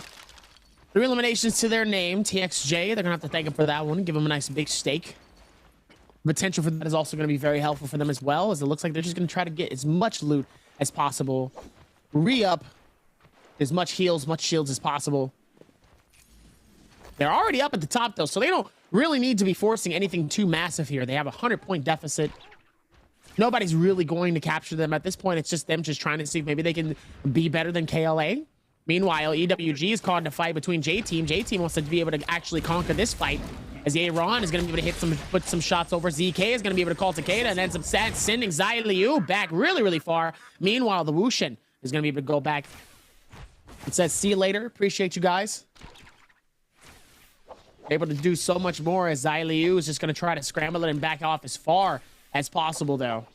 Yeah, they have to. I mean, there's a bounty on the Viper's head, so you can actually see that there's a little bit of a split coming through from the team voluntarily to make sure that if that chase comes through from J-Team, they're only going to lose one teammate as opposed to the whole squad, given that the Wichin TP is already invested for that initial disengages. JL currently trying to chase down these members of OUG. In the vault zone, going to be popped. Jin Yu, unfortunately, down 2 teammates at the moment, not able to use the Temi ultimate to lock these players down, is able to tap dodge through the initial swing of the pulsar, trying to use the F ability to push out from the combo swing coming out from the other members of JL, looking to lock that Temi down. Will not be able to escape, however, and does now go down to the members of JL, who, like JJH, needed a good game at the moment, needed to come in with some kills and post a decent score on the board to be able to push their placement up on the leaderboard. As AOW and Alliance go toe-to-toe, Alliances and coming in with that transformation. He gets stunned out, though, by the Viper ultimate coming through from AOW. Ping Tao scooped up, but still able to find the stun onto the Monk. Lin having to drop out of the form and use the bell very early on. Lucky able to actually find the kill onto Wukong at the same time. Then going incredibly low, grapple cancel, trying to lock him down. Will be able to find the kill. Ping Tao looking for that chase, able to continue to apply the pressure with the horizontal swing follow-up, as Lucky now is left alone at the moment to the mercy of AOW, just using those grapples, trying to push away from the chase that's about to come through onto him, as Ping Tao hot swaps onto the bow, doesn't find the opportunity to be able to land that kill, as Ping Tao comes in with a jump parry, and Lucky is now going to be down 1 weapon. Ping Tao trying to find this kill onto Lucky at the moment. He wants to keep the legendary weapon in play, but unfortunately he throws out the blue, trying to find that extended stagger rate onto AOW's team, and it immediately gets dropped to the ground in a counter as he's sent packing. AOW continue to impress with this Viper compositions. EWG have to be very very careful. JL using the Viper ultimate almost goes into that trap and actually gets buffeted back as EWG now coming in, trying to find the follow through. Not really able to find the space that they're looking for at the moment, though, as Xiaolui is now taking so much fire from Tudik, using this Yodo ultimate, trying to create that space, keep this Viper alive with the stagger locks connecting onto the members of J-Team, so they're not actually able to lock the Viper down and deal the last couple of hits necessary to be able to chunk Xiaolui down. Wuchen TP comes through in time, Viper's still alive, and J-Team look for that reset and then look to renew the fight once they come back in a second time, as TE have taken a fight against JL. Aggressive that we expected. This aggression not stopping anytime soon. I think a lot of these teams have figured out that they need to just keep their foot on the gas pedal, and we're not getting any downtime at the moment at all. Able to back off this as best as possible. Meanwhile, inside of the realm of Yang, it's absolute massacre happening for XCG as they're just trying to hold on strong, and IHQ caught in a bad situation. It looks like Bauda is going to be able to get the finish and the restoration. Beautiful finish for them, and that's exactly the type of momentum that Bauda needs here as J-Team's Eagle caught in a tough situation here. Ends up getting absolutely destroyed by Tut YC, and obviously a massive tornado coming in from the Tumult ult coming in to try to see if they can scramble it together. But all of a sudden, Bauda with 8 eliminations, 64 points so far to their name, and absolute madness though as Tut trying to see if they can hold it together, but it's not going to be enough as J-Team is going to be able to capture the elimination, and now they go to pick up ZK. ZK dangerously low actually, losing their team, but obviously they were able to hold it for as best as possible, and they did a good job of that one. So they still have some more that they need to do. I think they've done a fantastic job of that thus far, and I still think that there's more for them to do, but obviously let's see if they're going to be able to find out when and where and how to do it. Is JJH able to hold it together? I heard a massive parry happening as well here. It looks like Alliance is lucky, ends up getting caught in a bad one. Lin is able to do a beautiful reset though with the bell, ends up getting caught inside of the tornado, and the monk comes in. Now there's two monks and 2 Terracotta Warriors on each side here. JL sadly does get eliminated in this game, and so does OUG. EWG ends up getting eliminated as well. One of the top players, 96.2 into these games, ends up trying to see if they can get some grabs here, but it looks like Alliance is just going to try to see if they can back out of this. It's probably the best thing for them to do in this situation. You definitely do not want to see them in a really tough situation here, and obviously it's going to be very helpful for them. And look what happens, they end up doing the back off, and just like that they are gone as JJH wants to come through, and they want to cause some problems for TE as Leo needs to heal. Leo is dangerously low, but that Tumultual comes through. It's going to try to see if they can slow down their momentum, trying to see if maybe they can get a little bit more time for Leo to be able to get the heals off, but it's not going to be enough as they end up catching him, ends up hitting him, and obviously the Wushin is going to be able to dip them out of there in the best way possible. JJ actually sees them, knows that they're nearby, and they're going to have to dip out for as far as possible here, and they have to be very, very careful here because this can be very, very bad if they're not paying attention. Yeah, Vermilion Birds might for JJH so they can continue to apply pressure even though they've used that semi-ultimate. VVV now going to be coming in with the Viper ult. Unfortunately, not able to find the stun onto Godly, but still able to find it onto Water. Oh my goodness, the repeating crossbow comes through, the follow-up damage from that pulse ult from TXJ, and JJH is absolutely evaporated, or I guess turned into steam. As Chu and Yui now trying to come through for that peel. He wants to go down before the Vermilion Birds might runs out so that he can regroup with his team. So he just has to feed himself into TE as they will be able to find the regroup from the solo to keeping all of their leaders. KLA move towards Plumed. Want to apply a little bit more pressure onto this team of Alliance off towards the distance. 17S still not really wanting to take a full fight outright at the moment until they have more of an idea of how many players are around. And Plumed is honestly a brilliant position to be able to find out that information. There are so many bells to be able to ring to get a figuring out of where your surroundings are. But QGG can see Alliance's one, and he is chasing. He is not allowing this player out of his line of sight. Still has a couple more grapples to be able to continue. The problem is that, well, Alliance has done exactly what he needs to do to try to push QGG off of his back. Problem is, QGG sees GG and decides, well, I'm not going to go towards that, and I'm going to let you take that initial pressure from these members as KLA just initiate in a little bit of pressure towards GG, but are still actually going to be able to find the full back off as 330 takes so much damage. The shields from GG's side still at blue rarity, breaking incredibly early and forcing this team to fully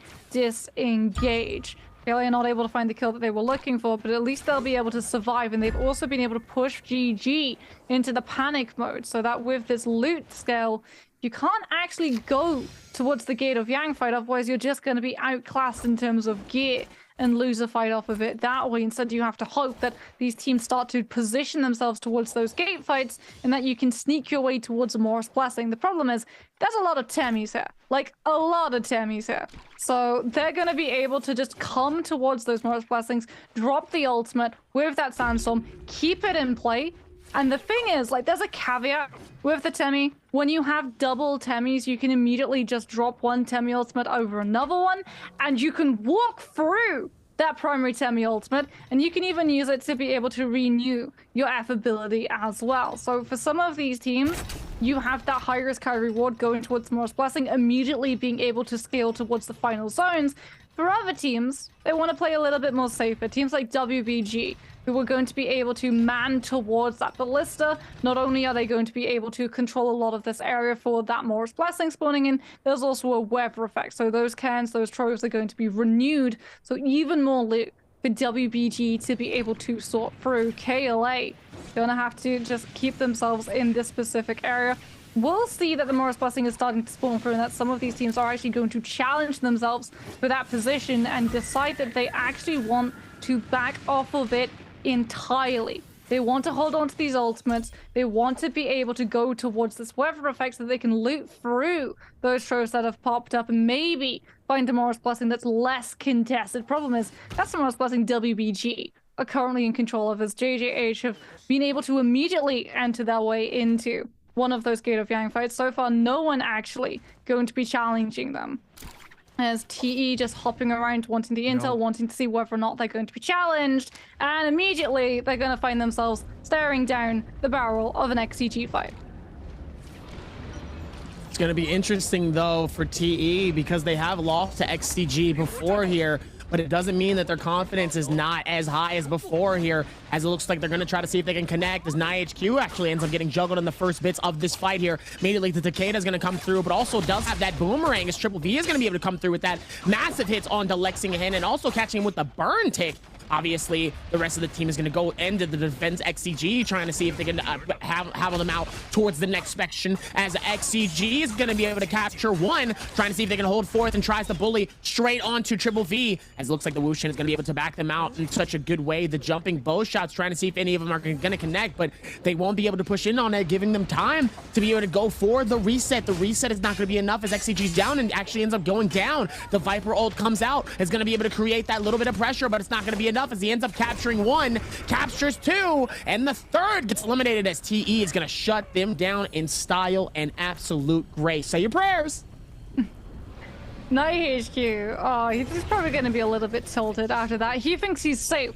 He thinks he's behind that Viper pillar, and it's actually VVV coming in with that dodge backwards that actually backtracks him right into connecting the stun onto that poor player behind the pillar, as TE are able to very quickly isolate those fights, and off of VVV's Viper ultimate, look for those kills and lock it straight down. TE now, because they've won that fight, not only are all of their ultimates renewed, they also have Mystic Might, so they're going to have a really good idea of the third party and how resourceful they have to be in taking these engagements, whether or not they need to fully commit, or whether or not it's better to hold on to that Viper ultimate in case they do get third partied, as it seems like they're actually playing a little bit more hesitantly, wanting to see whether or not some of these teams moving away towards those zones, who, like the teams that lost that Gate of Yang fight that they just took, are probably going to have to res outside of the zone so that they can go towards the Soul Altar unnoticed by a lot of these teams. That's sort of the way that we've seen a lot of these teams mitigate a lot of that crucial third-party impact when you do have to revive at the Soul Altar and you're just stuck in a position where you have 4 minutes, you have to take a fight, you have to throw ultimates in to the ring until you're able to pick up those Soul Blooms, so that even if you do find the Soul Blooms, you still die in the engagement because another team comes along. So to move away from that, teams res really far away, as we're going to have a look at JJH and AOW. One of these teams is going to have to go for that Soul Altar res, and it looks like it could be JJH, or rather not, because the Viper Sun doesn't actually connect onto God Lee, and he's able to find the double grab. Oh no, That is not great for AOW. That Viper ultimate needed to connect onto the Monk of Voice. They were in prime position for the double grab. They were so confirmed in for Ping Tao to be able to connect onto the Viper ultimate. Everyone was in position to be able to group down onto one member that got stunned out, and as a result, they were literally feeding themselves into the double grab if the Viper ultimate doesn't pay off, and as a result, AOW now going to have to take a fight against KLA, and they can't afford to disengage. They have to win this fight quickly. The Viper ultimate not going to be up for CXZ at the moment. That F2 did connect from AOW's Ping Tao. Now it's going to come back into play, but CXZ able to isolate down one of these members of AOW. Anyway, the Wuchen TP comes through from AOW, but KLA immediately tracks down where they've been able to run off to. The musket shot as well takes Ping Tao down before the Viper ultimate can try to push KLA back. The parry coming through from KLA as well. Shu Tong now going to be the one under target coming through from all of these members of KLA. Shu Tong falls, and oh, for AOW, it just goes from bad to worse. A poor gate fight leads into taking a fight against KLA where they're just not really equipped to be able to play into. The second they lose the player, the second they lose Ping Tao, they lose any means of shutting KLA's aggression down, and they're potentially going to be out of the lobby. They only have one player surviving, and they're going to have to pick up a Soul Bloom from somewhere. Is that Soul Bloom going to be helpful for them, though? Let's see if they're going to be able to, as the ulti comes through. So many ultis coming through at that time, too, as they're going to put that pressure right on the Kakaxi, but it's not going to be enough, as Kakaxi's going to be able to get the grab, but he ends up getting hit by all different types of things from all over, but the heals is going to keep him alive a little while longer, though. Is able to get the grab. Takeda coming through, trying to get some hits, though, and it looks like it's not going to be enough, though, as he's going to be able to put his beautiful bell defense, trying to see if they can hold on as he ends up scrambling all the way up to the top. Look at the movement coming in from Kakaxi. Kakaxi going from one tree to another. This is the one thing I love about this pro league. Being able to see how these teammates are going to be able to maneuver all in so many different ways, as Kakaxi actually ends up getting eliminated by NiHQ. NiHQ now caught in a bad situation, ends up getting grabbed, but his teammate's going to come through and actually keep the game alive for him, though. Keep helping him through this as K is trying to run it for his life inside of this circle, though. The question is it going to be enough? And it doesn't look like it, though. Still able to hold strong, though, towards this, and they've done a fantastic job, but man, it's been crazy to see how they can work towards this one. I mean, XCG Jianan is able to take down K, will be able to drop that Yang depletion off two members of XCG, but NiHQ unfortunately does go down. He did still have Yang depletion as well, so it's going to have to be a trip to the Soul Altar. Jianan does have the means, however. So too does Li Jinghan, of being able to find themselves one of those shops and buy a rebuff charm, as GG going to be finding themselves taking a fight against Bauda. Immediately Temi ultimate from Bauda dropped over the Morris Blessing, forcing GG back as they decide to wait for the Temi ultimate, dry out before turning back into these members of Bauda. That Morris Blessing still not picked up, still not open. 330 using the Cavalry Bloom from the dual base to connect onto Lion TT, pushing him into taking that zone tick. 330 needs this chest to be open. 330 needs that armor, otherwise he's going to be amongst scaling in with blue rarity, and that scales to his ultimate health. But the problem is Bauda have the Takeda. They're able to land so many of the F attacks onto 330 in the ultimate form, and immediately he's just going to get absolutely chunked down. That blue armor disappears in the blink of an eye, and so too does GG's chances of walking away with another MVP, as KLA now look to be able to continue to pressure GG for the scoreboard at the moment, as Miskia gets caught out by a retreating form of KLA and taken down immediately, and they'll be able to claim themselves Hepta as well from Miskia's body. This is a team that is looking absolutely terrifying, because I mean, you want to talk about follow through in a Viper ultimate, look no further than Hepta. Going off of a Viper ultimate into that full stun lockdown of a Hepta charge up from the left click is just absolutely terrifying for these teams to deal with, because not only do you manage to elevate that stun, you also chuck them into the aerial. So KLA can come through with the follow-up of QGG and the Takeda ultimate, and there's absolutely nothing you can do. You have no option of just taking the full brunt of the damage, because you're already locked down in stagger to not be able to tap dodge out of the Takeda follow-through. This could be a really good final zone for KLA.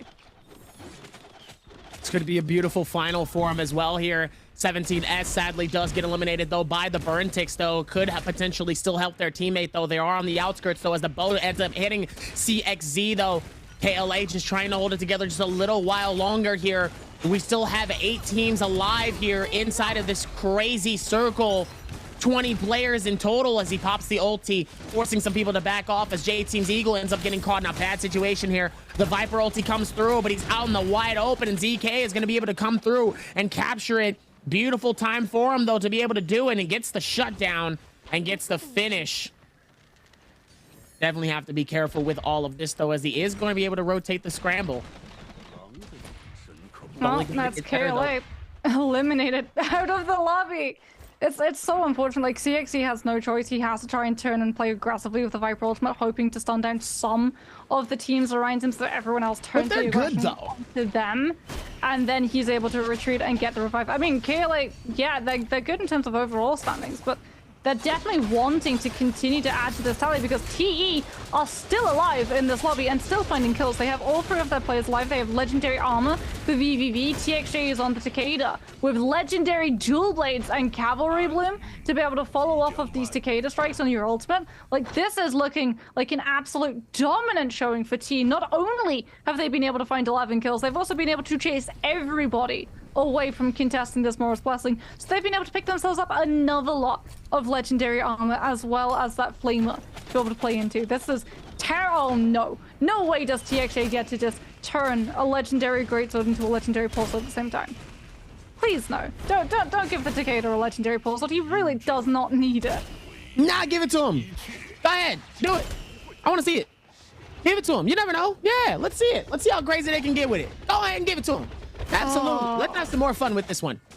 They're getting it for free too. Like, there's a little bit of poke pressure coming through. You can see the repeating crossbows and that little bit of poison splash damage rocking onto these members of TE, but still no one can fully commit because the second that anyone tries to get within melee brawl distance, they just break out those legendary dual blades and cavalry bloom. The Witch and TP now to get away from the pressure that J-Team was exuding onto this team. Unfortunately, does actually put them straight into the focal point of another team as TXJ gets caught in the Temi with the follow-up damage, trying to keep TE locked in positions. They are in the central belt of the zone at the moment. That tick damage continuing to press onto their backs, and they have no spot of safety as TXJ having to go aerial, taking so much of the zone tick, ignores the armor and goes straight for the health bar. He's been able to find himself towards this base of the tower to be able to find that heal up. There again is the threat of the cavalry bloom with the dual blades, making sure that no one collapses onto him until he's been able to find that reset. But they've lost the Wu-Chan in the process of that rotation. Now it just becomes playing the game of Takeda to have alive. You've still got your Viper as well. VVV with that stun can be all of the setup that you need. It doesn't matter if you've lost your means of rotation. If you don't have to rotate any longer, you just wait for that final zone to collapse in and everybody to be funneled towards the Viper stun and the follow through from TXJ on that Takeda. Obviously, you have to be able to work towards that because the Takeda still is a very dangerous player, though. And as you can see, Takeda has been a very big favorite, though, amongst a lot of these players here throughout these games. As WBG Jing showing off the horse, though, within this, galloping all the way and causing issues for everybody. It's my all-time favorite thing. I love seeing it whenever and I know you're also a big fan of it as well here, as Jing is just going to cause more problems for everybody. Loves that beautiful scramble, though, as Triple V is going to get caught on the top spot here. Ends up losing so much of his shield and HP here. It's going to have to be careful, though. He could be the target of this next fight as WBG Sleepwalker sees the opportunity, though, from Triple V here. Tries to see if he can get him into the corner. Beautiful parry to be able to do it, and WBG Sleepwalker is going to claim that elimination. 13 from JJH, 12 eliminations from Bauda. This could be big for both JJH and Bauda. Like I said, this is the game that could solidify it for the both of them. If they both end up doing well, where they still have some points, even if they're a little bit under, all they need is one good game from our game number 6, and JJH could actually see themselves in qualifying. And the same with Bauda. Beautiful hits coming through with Godly. It looks like he's going to try to see if he can get the grab again, and he does. He isn't able to get the third or the secondary, but he does get that first grab, and JJ's Water is going to claim that elimination, making it 14 eliminations for them, though, putting in so much work and effort.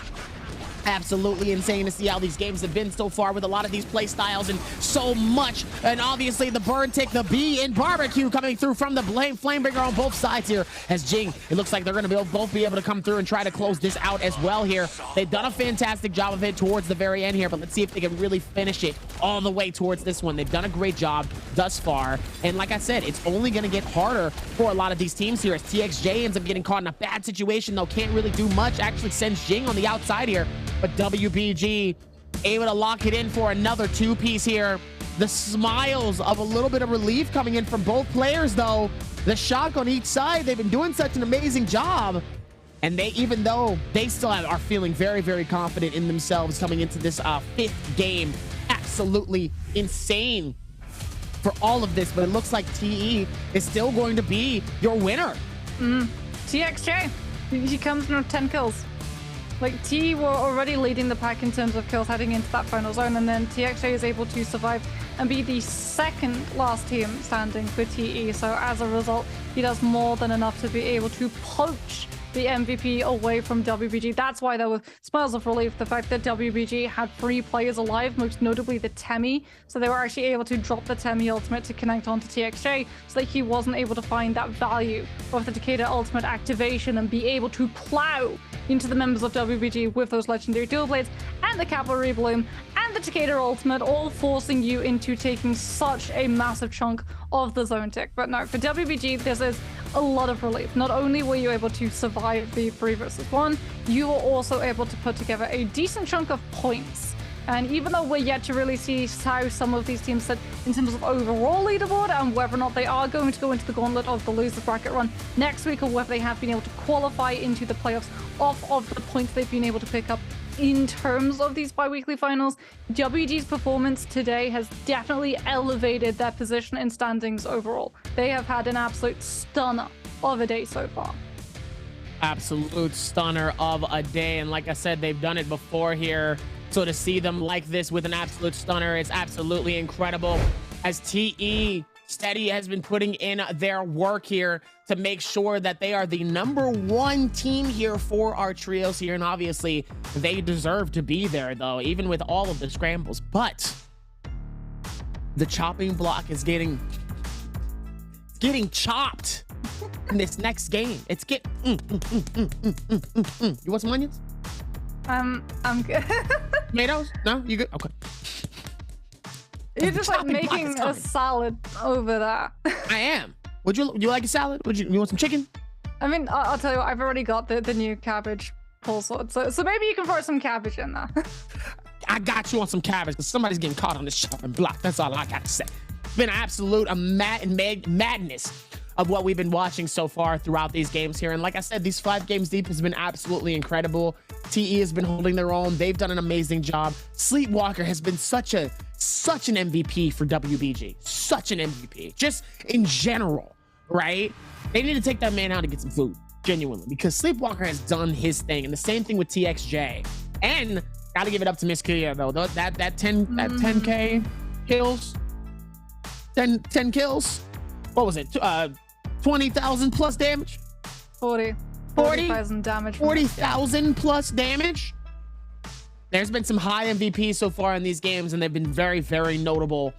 And obviously, closing in towards our final game here, this is going to get real good to see who is just going to make it and who is going to be going to the losers bracket next week. I'm excited.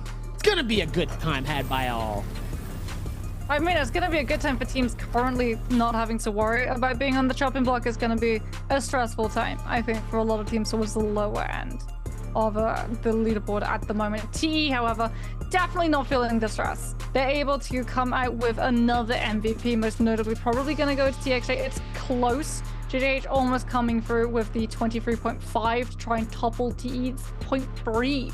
away. WBG also pretty close behind, but TE with that performance, as well as KLA having a little bit of an off running as well, should be able to put themselves back into the running of walking away with an MVP win. And that's something that I think TE have had to compete with a lot of the time. So often they've been able to come in as the #1 seed after their performance on regular weeks, and we've seen them in the bi-weekly finals, and they've just seemed to fall off.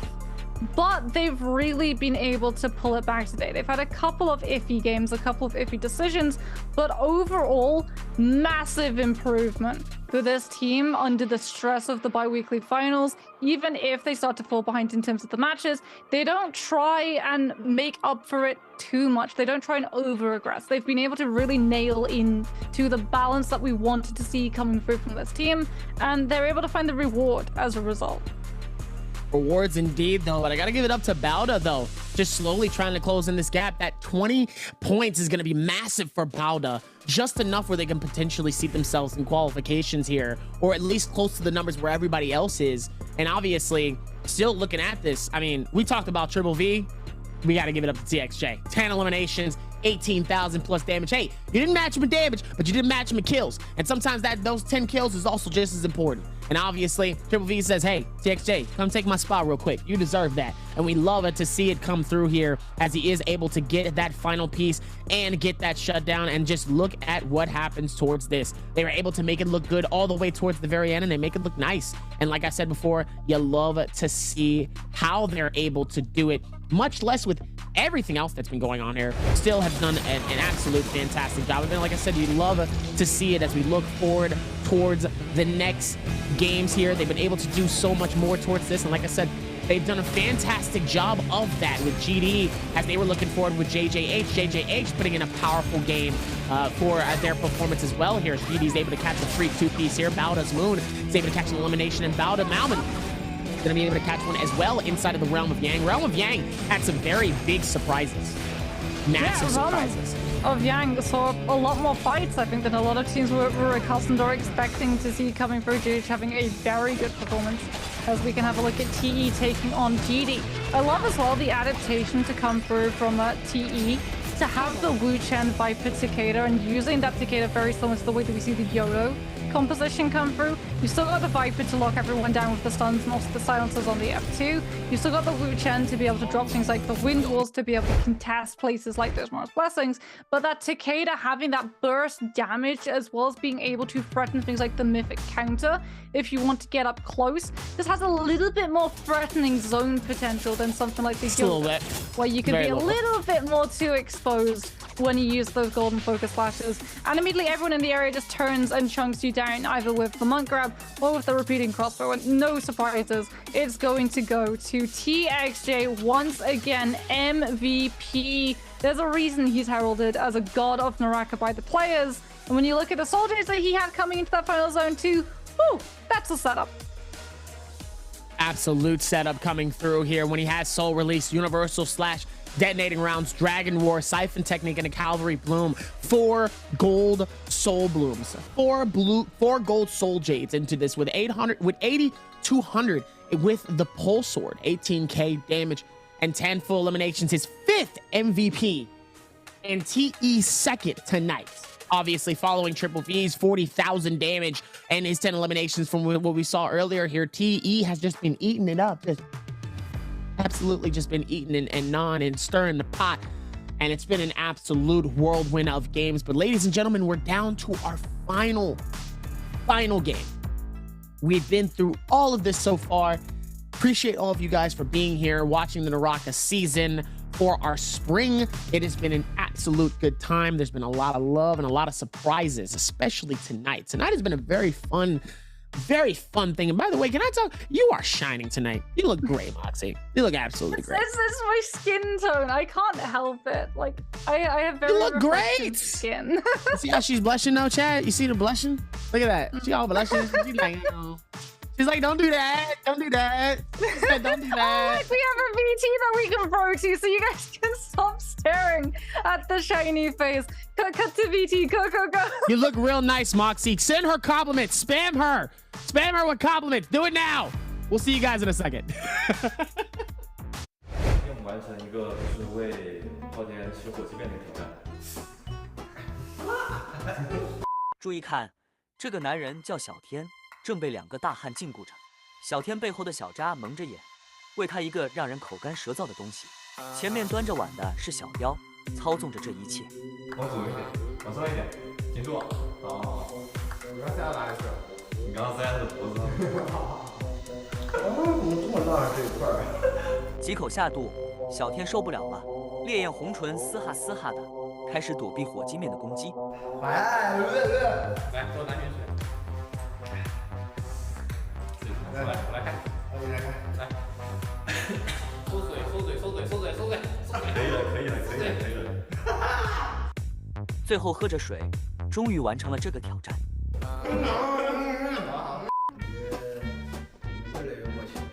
有我小教授的指挥，外加我 case 的大脑，虽然说这地方能屁啊，但是喂我吃的还是蛮好的。从1到10啊，这火鸡面只能是负3啊，好吧？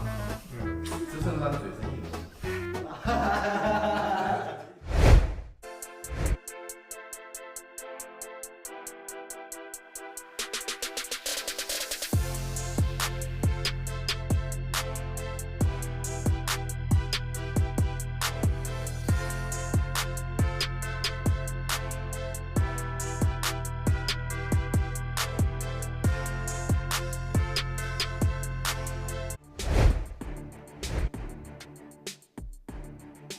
Ooh, coming into this, absolute madness. Standings looking good right now for some of these teams here, but AOW is still on that chopping block. Look at that.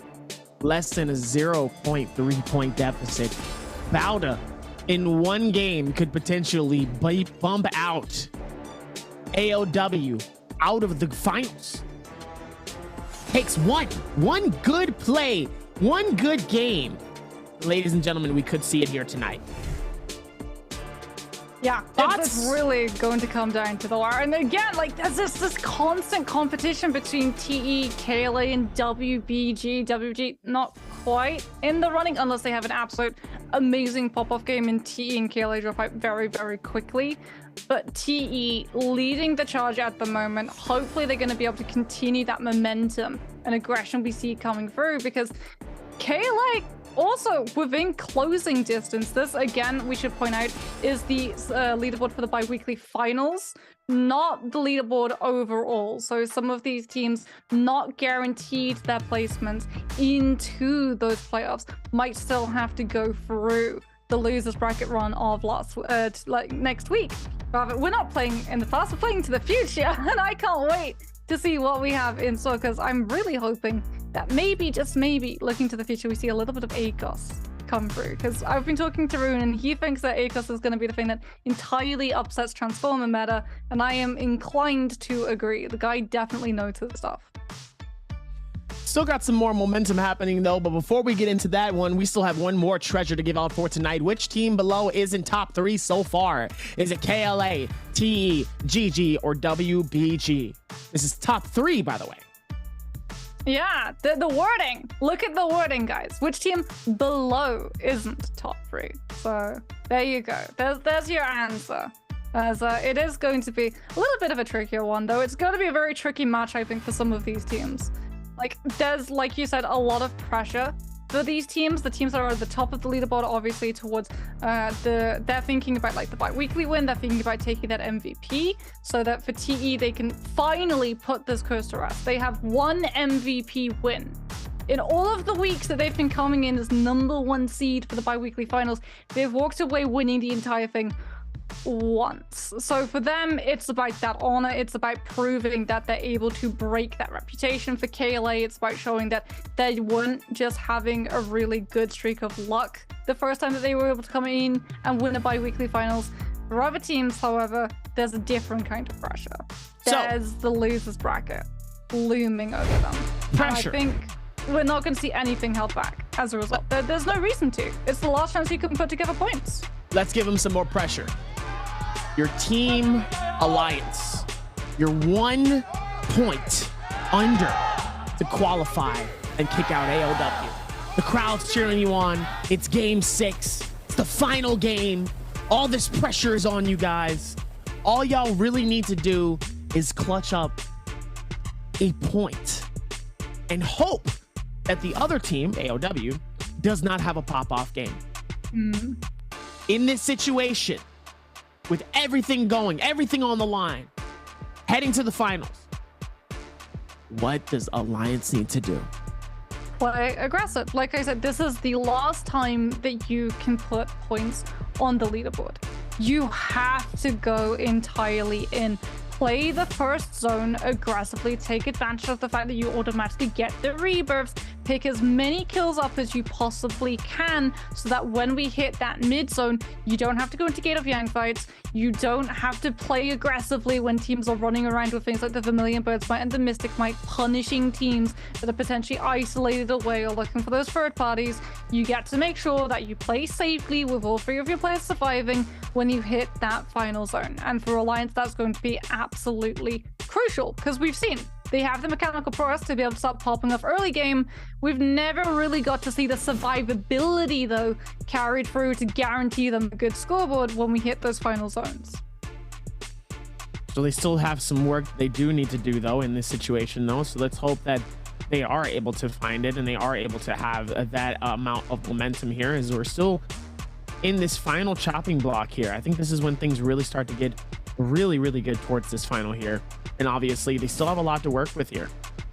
Still has some more momentum, and all they really need is one good game. Meanwhile, everybody else is just trying to get higher up in the standings. That's it.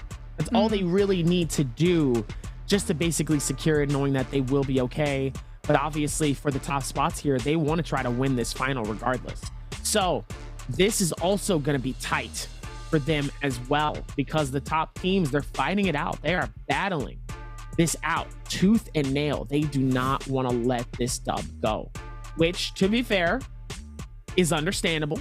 Yeah, you definitely don't want to lose this. So between teams like TE and some of the other teams, they still have to be able to work towards it. Yeah, and how do they do it? I don't know. For T as well, like there's the sort of thing, whenever they've been in like the bi-weekly finals, their biggest opponent, their biggest competition has always been J-Team. So they've always sort of understood which opponent they're playing up against. They've been playing in the VTs themselves. Both J-Team and TE have become very adept at identifying each other's playstyles and figuring out very quickly that they're matching up against each other. Because KLA and GG are the biggest competition, as well as WBG starting to chime on through.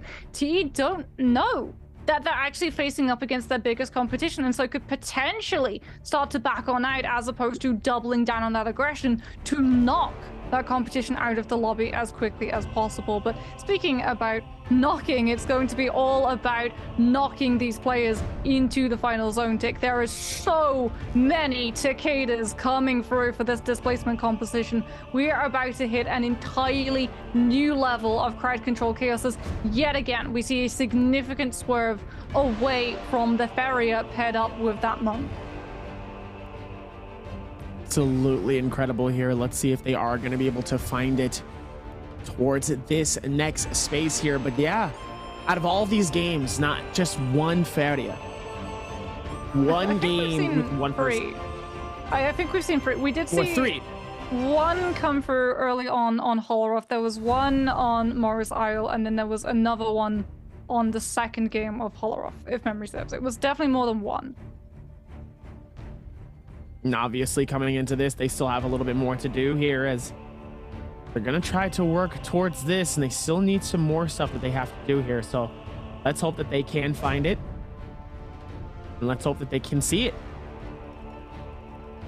Still has it's to all find going to come down to like early aggression for these compositions, right? You have to be able to play aggressively. You have to play off of, especially for these teams running the YOLO, like this composition has shifted in dynamics and tempo of pacing. You need to come in with a good amount of kills in early zone, because you just don't have the means of being able to challenge into those gates of Yang. You can potentially pick up 3 kills isolated away from any chance of a third party. It's going to be a whole lot of that, though, for that chance with those third parties, and obviously being able to play this out the way that they have before here. I mean, they still have to be able to put this together here, and they still have to be able to play this a little bit stronger and also just be smart here. Now, obviously, like you said, the aggression is very important, but how far does the aggression go? You have to still be able to play smart. You still have to think about the other things that could potentially hurt you in the long run, and that's exactly what we saw when it came to AOW in our game number 2, where they got a little aggressive and got too aggressive and ended up getting eliminated early. Some of these teams have still been struggling to try to find those moments, and sometimes they end up caught in very bad situations. So the question, realistically, is the aggression is part of it, but where do you start to slow that aggression down? Just so you can now focus on just getting those points. The thing is, you don't really slow the aggression down, you kind of speed it up. You have to play to the tempo that GG have actually been very successful at doing, the hit and run strategy. You come in, you lock a player down, whether it's with the Yodo F1 or the F rezoning them away, a Viper stun as well. You find that kill and then you just remove yourself from the fight. If you stay too long, if you get too greedy and you try and go after like a full squad wipe, a third party comes through. And because you've invested the tools of things like the Viper ultimate to be able to lock them down, the Yodo ultimate to be able to chunk through things like the shielding as quickly as possible, or even find stagger locks onto the teammates around them so that the Yodo literally gets to distract 2 of the teammates while your other 2 players go after that one person who's left to fend for themselves, making sure that there's just no space for people to come through. If you stay too long in those engagements, and when I say stay too long, I mean like 20 seconds. These fights have to be snappy, they have to be fast, you have to find a kill, and then immediately, like, bam, straight on the kill confirmation, you loot as quickly as possible, and you run for the hills. No thoughts, no hesitations, just W key.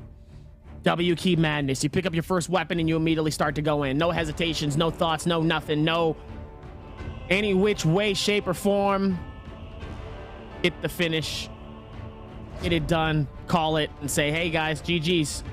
See you next time. Done a good job of that. I wonder as well how many teams, because it's not a dusk map, it's also not a night map. So a lot of these teams, if they want to be able to build these ultimates up early, are going to have to hot drop towards really well-known Firefly locations. And that's going to be places like Secret Tunnel, where things like this Takeda and Yodo can find a lot of value, as well as the Viper, because Secret Tunnel, it forces you to fight bunched up. And the way that you counteract things like the Takeda, the Yodo, and the Viper ultimate is that you all scatter. So if too many teams land Secret Tunnel, and one team is able to pick up Fireflies and another team isn't, it could literally be an absolute massacre, with one team being so overpowered that no one else can do anything to turn on them. Looks like they had to go through a reset as well here. Inside of this as well. Looks like they still had to be able to go through and make sure this is a fair thing for everybody. Looks like somebody might not have necessarily queued up potentially. So let's see how they're able to do it. Didn't look like there was any shift. There was no barrier to come through, and there it is. 2 teams immediately scrapping over Secret Tunnel. Oh, the Secret Tunnel is going to be a very interesting fight to be able to see. We've seen this before though, and we know the momentum of that is also just as incredible. So let's see how they're going to be able to rotate towards that one and go in. They've done a good job of that so far here, but that tunnel is really going to make it or break it. Who's going to go in first? Who's going to push into this and make all of this happen? How are they going to be able to make it happen? That's where it's going to be held, and I think that's what's going to be really, really exciting. We've seen this type of thing before here, so let's see how they're going to be able to do it, because like I said, that tunnel is really a make it or break it for some of these teams that they're fighting straight forward. And it looks like we're going to be able to see it coming through with J-Team's Eagle and KLA immediately fighting this out. They're going to keep the same aggression. They're going to push in, keeping that pressure onto them, doing a fantastic job, trying to see if maybe they can finalize this fight here and trying to see if they can get the shutdown the way that they want to here. They've done a good job of it thus far here. J-Team's not giving up without a fight here. KLA's just trying to tackle it down one by one, and obviously trying to capture it with those one could also be just as great. And they did a great job of it, and obviously are able to shut it down for the next point. Now, KLA starts off very strong here, and so does OUG, which is now very down at the very bottom, 59.2 here. But I mean, CXC should have gone down. Well, let's be honest, it's the bubble that comes through from 17S that actually saves the Temin, allows him to turn back onto J-Team with that spear, just pushing one specific member of J-Team out of the way so that KLA can look for those 2v2s against J-Team, who not having a brilliant showing at the moment. Not a great way to start off this final game. However, GG not actually popping up in the kill feed just yet, so maybe the Secret Tunnel scrap still hasn't gone down. I think both of those teams realizing that there was another team in the area, wanting to go for a little bit more loot before they pushed onto that specific space. For that exact reason, it's WBG gonna be going through the store, trying to pick up a couple of just weapon lists as well as item bag expansions and some soldiers. XEG currently hunting through some of the loot in the area, wanting to try and find something better for 9HQ, as Barrett as my man actually has a bounty on their head at the moment, so they're constantly going to have to be in the move. GD and OUG now scrapping it out. Temi ultimate dropped in position for OUG, but they've already lost Xin Yu. They're trying to turn it around. SS coming in with that pulse and trying to push these members of GD back into that Temi ultimate, but the zip sustainability coming through from GD is so strong. The Wisp, however, catches the members out. But still, the heal from Kakaishi is able to keep the members of GD, barring K, alive even when they get caught by the Wisp. Duncan using that Takeda ultimate to turn back onto the regrouping members of OUG who wanted to punish the Wisp, catching out GD as a group and find so much cleave on the Takeda ultimate. And this is what we were talking about. Aggression into more aggression into more aggression as XCG are going toe-to-toe in a Bane's Breath fight dropped by WBG. Maybe that's not the aggression we wanted to see, Darby. That's the moment where you should have gone, oh, okay, that's coming in, we're gonna keep moving. The problem is there are so many other teams in this surrounding area that you can't actually disengage as safely as XCG are looking for. In fact, you can see Zhao Nan on this zip is taking so much focus fire coming through, not just from the team that dropped the Bane's Breath, but from everybody else who sees a teammate left behind, who sees an easy kill, and everyone immediately turns and chases down. Lin is actually going to be the one to be able to claim that one, as Alliance are able to find their first kill of the game. Able to do that in such a great time. Meanwhile, they're climbing up this wall here. Malman just trying to see if they can back this off as best as possible, but the Wushin is going to be able to take them out. But Malman dangerously low here, and now they're going to scramble to try to see if they can find him as well. Meanwhile, back at it in a totally separate location here. Still able to find a next phase, and that's going to be towards GD, though. Going to try to see if maybe they can go for the scramble, though. Trying to scramble. Trying to make it hard for them as well here. Meanwhile, ulti comes in from Tumult here, the longsword, trying to see if they can connect some nice shots there, and it looks like it does towards Kakaxi. Kakaxi's gonna be able to pop the heal. The ulti comes through here, and it looks like also so does the Bane's Breath here. 1 minute left for the Bane's Breath to start going, and the surging starts to happen immediately here as they're going to be able to get the scramble. It's going to be a free pickup for them, though, but GD is not literally leaving this fight without at least getting some type of hits here, and it looks like K trying to hold together for as long as possible as he ends up sending him outside right into it, as K might potentially try to back this off here. Doesn't really want to go through it, but beautiful hit on YD on this fight here. Just trying to hold on for as long as possible here. But it's not going to be enough here as K does get eliminated by the rest of them, but it does give Don Queen a chance to escape. Oh, gorgeous utilization from TE. That Temi ultimate locking everyone down so they're not able to disengage before the Bane's Breath comes through. The Takeda ultimate as well from TXA, like you pointed out, to just push them back into that AoE. Takeda and Bane's Breath is just such a good duo at the moment, especially early on in these matches where you don't have the health, the armor to be able to survive not just that chunk of Takeda ultimate damage, but also the subsequent follow-up of the Bane's Breath hits. Really good play coming through from TE early on as they want to keep playing aggressive, but smart. That's what we wanted to see, right? Aggressively going for those kills, but smartly locking that space down. So if there's any other team close nearby, well, one, they're not going to push into a Temi ultimate, and two, they're definitely not going to push into a Bane's Breath. They might come towards the Bane's Breath, drawn by the attention, seeing it dropped on the minimap and wanting to see what exactly is going on down there, but they're not going to push directly into it. So T have the time to be able to find those kills.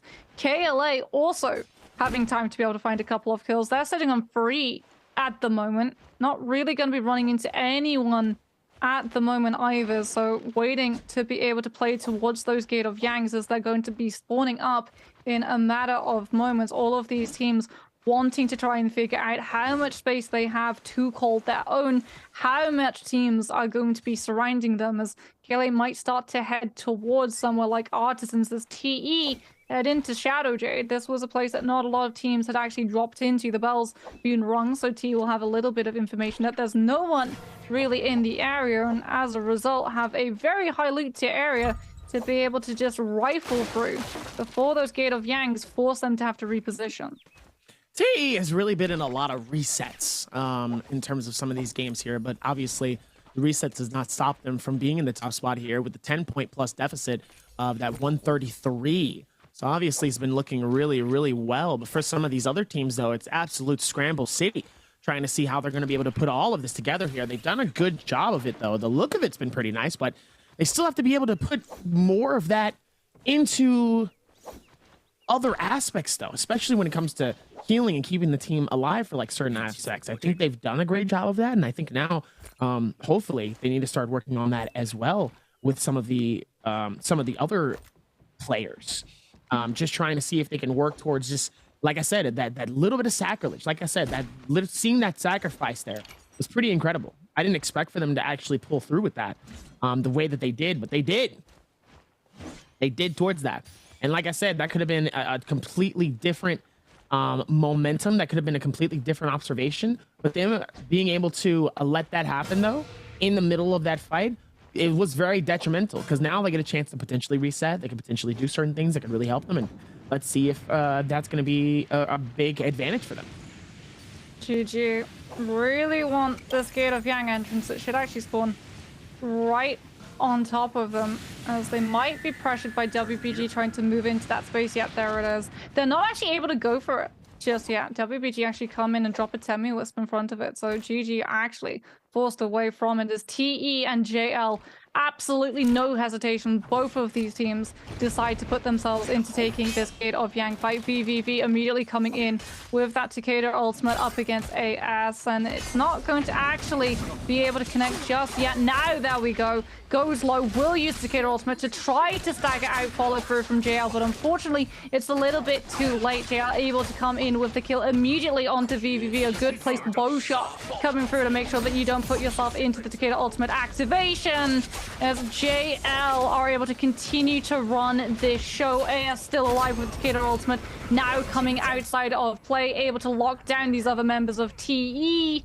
And it looks like a really good start for the team. Like we were saying, like TE doing a very good job pulling their punches once they've been able to find that aggression, finding those kills very, very quickly, moving on from the fight and that space too to make sure that they don't get third-partied.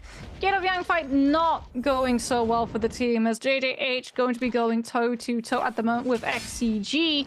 Already able to drop one member of XCG and now just threatening that space so that JJH are able to keep this team from being able to throw out those blue focuses with the numbers. Two players going for the actual hits, one player playing a little bit further towards the front, just baiting the blue focus, forcing with that parry to come through, the cancellation of it.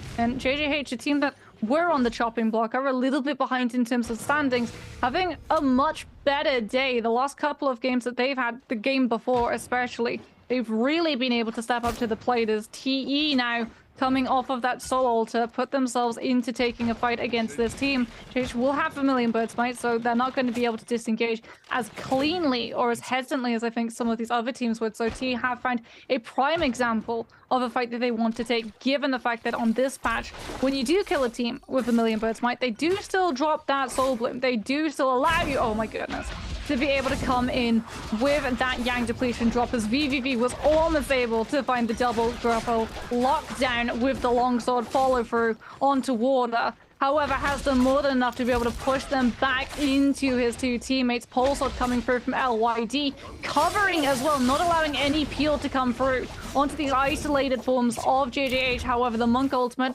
now comes out, LYD dropping the Temi ultimate so T can safely disengage. They've lost TXJ in the process. They're going to lose LYD as well. And oh no, TE, everything is falling apart for them. No sustainability, no lockdown of the Temi ultimate to keep VVV from being chased. The Takeda ultimate already invested. Soul Bloom not picked up for the Takeda either. You don't have enough coins to be able to instantly buy your teammates back as well. It is going to have to be a hero play coming through from him to keep TE in this lobby and not allow KLA the chance of overtaking to steal away another MVP win. Steal it? You mean earn it? With all this happening, though, still has the opportunity, though, as JL. Looks like AS is going to decide to back off. This is Don Quinn is also going to create some pressure on the CNU. GD looks like they might have found their next targets, though, as it looks like they're going to be able to come through. Absolutely put them into the scramble here. Takeda is going to come through, trying to see if they can get some nice hits. The Ghost comes through, and also here comes high flying EWG. Zyliu is going to be able to catch at least one, maybe even two potentially on this inside, and that's going to be AS who's going to get hit, and obviously that Vermilion's Bird Mine is going to come through and save them into this space and into this observation here, as it looks like it's not going to be good for a JL, as they do end up getting eliminated here. Zinyu getting finished off, as the rest of the team is going to be able to get the scramble and decides to dip out. Meanwhile, KLA caught and also trying to catch Don Queen in a bad situation. It's the same thing. GD sadly does get finished by KLA. KLA has just been playing the game of their life currently, even though they're in the top 3. They're doing so well.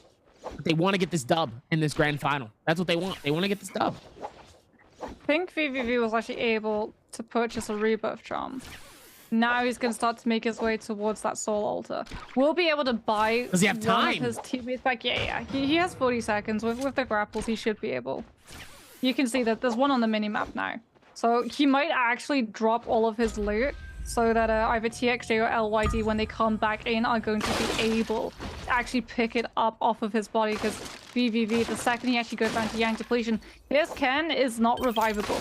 The only way that you're going to be able to get him back is off of the rebirth charm from a soul altar, as JJH are actually going to lose Chu and Louis.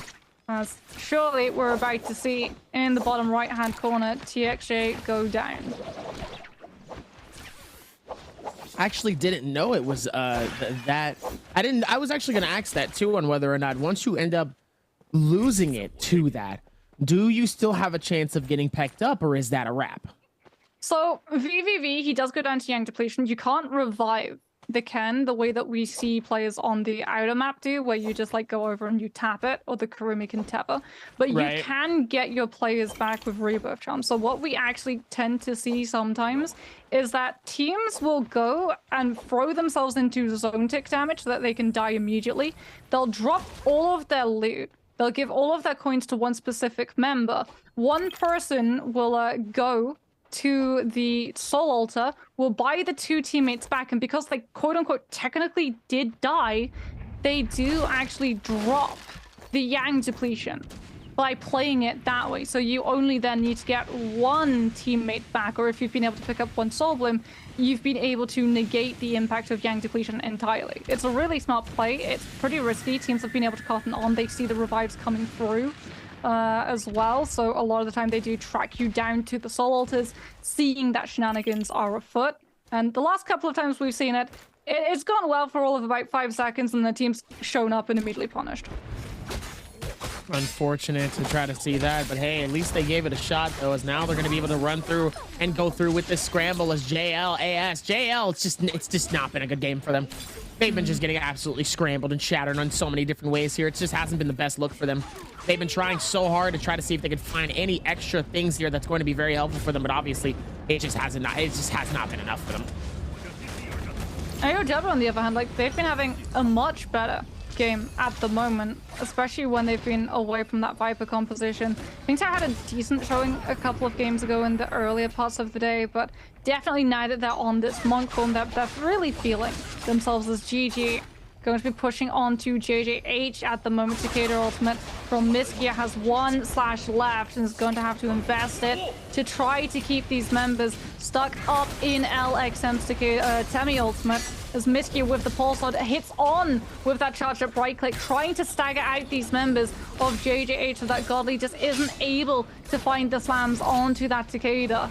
As he is actually going to go down. Repeating crossbow comes through from Free Miskia, keeping everybody entirely distracted with the pole sword, opens the space up for the range damage to chunk the monk down. And even though GG are down ultimates when the monk form comes through from their opponents, they're still able to pull it back with some really clever positioning and bait play to make sure that Free is able to pull that one off.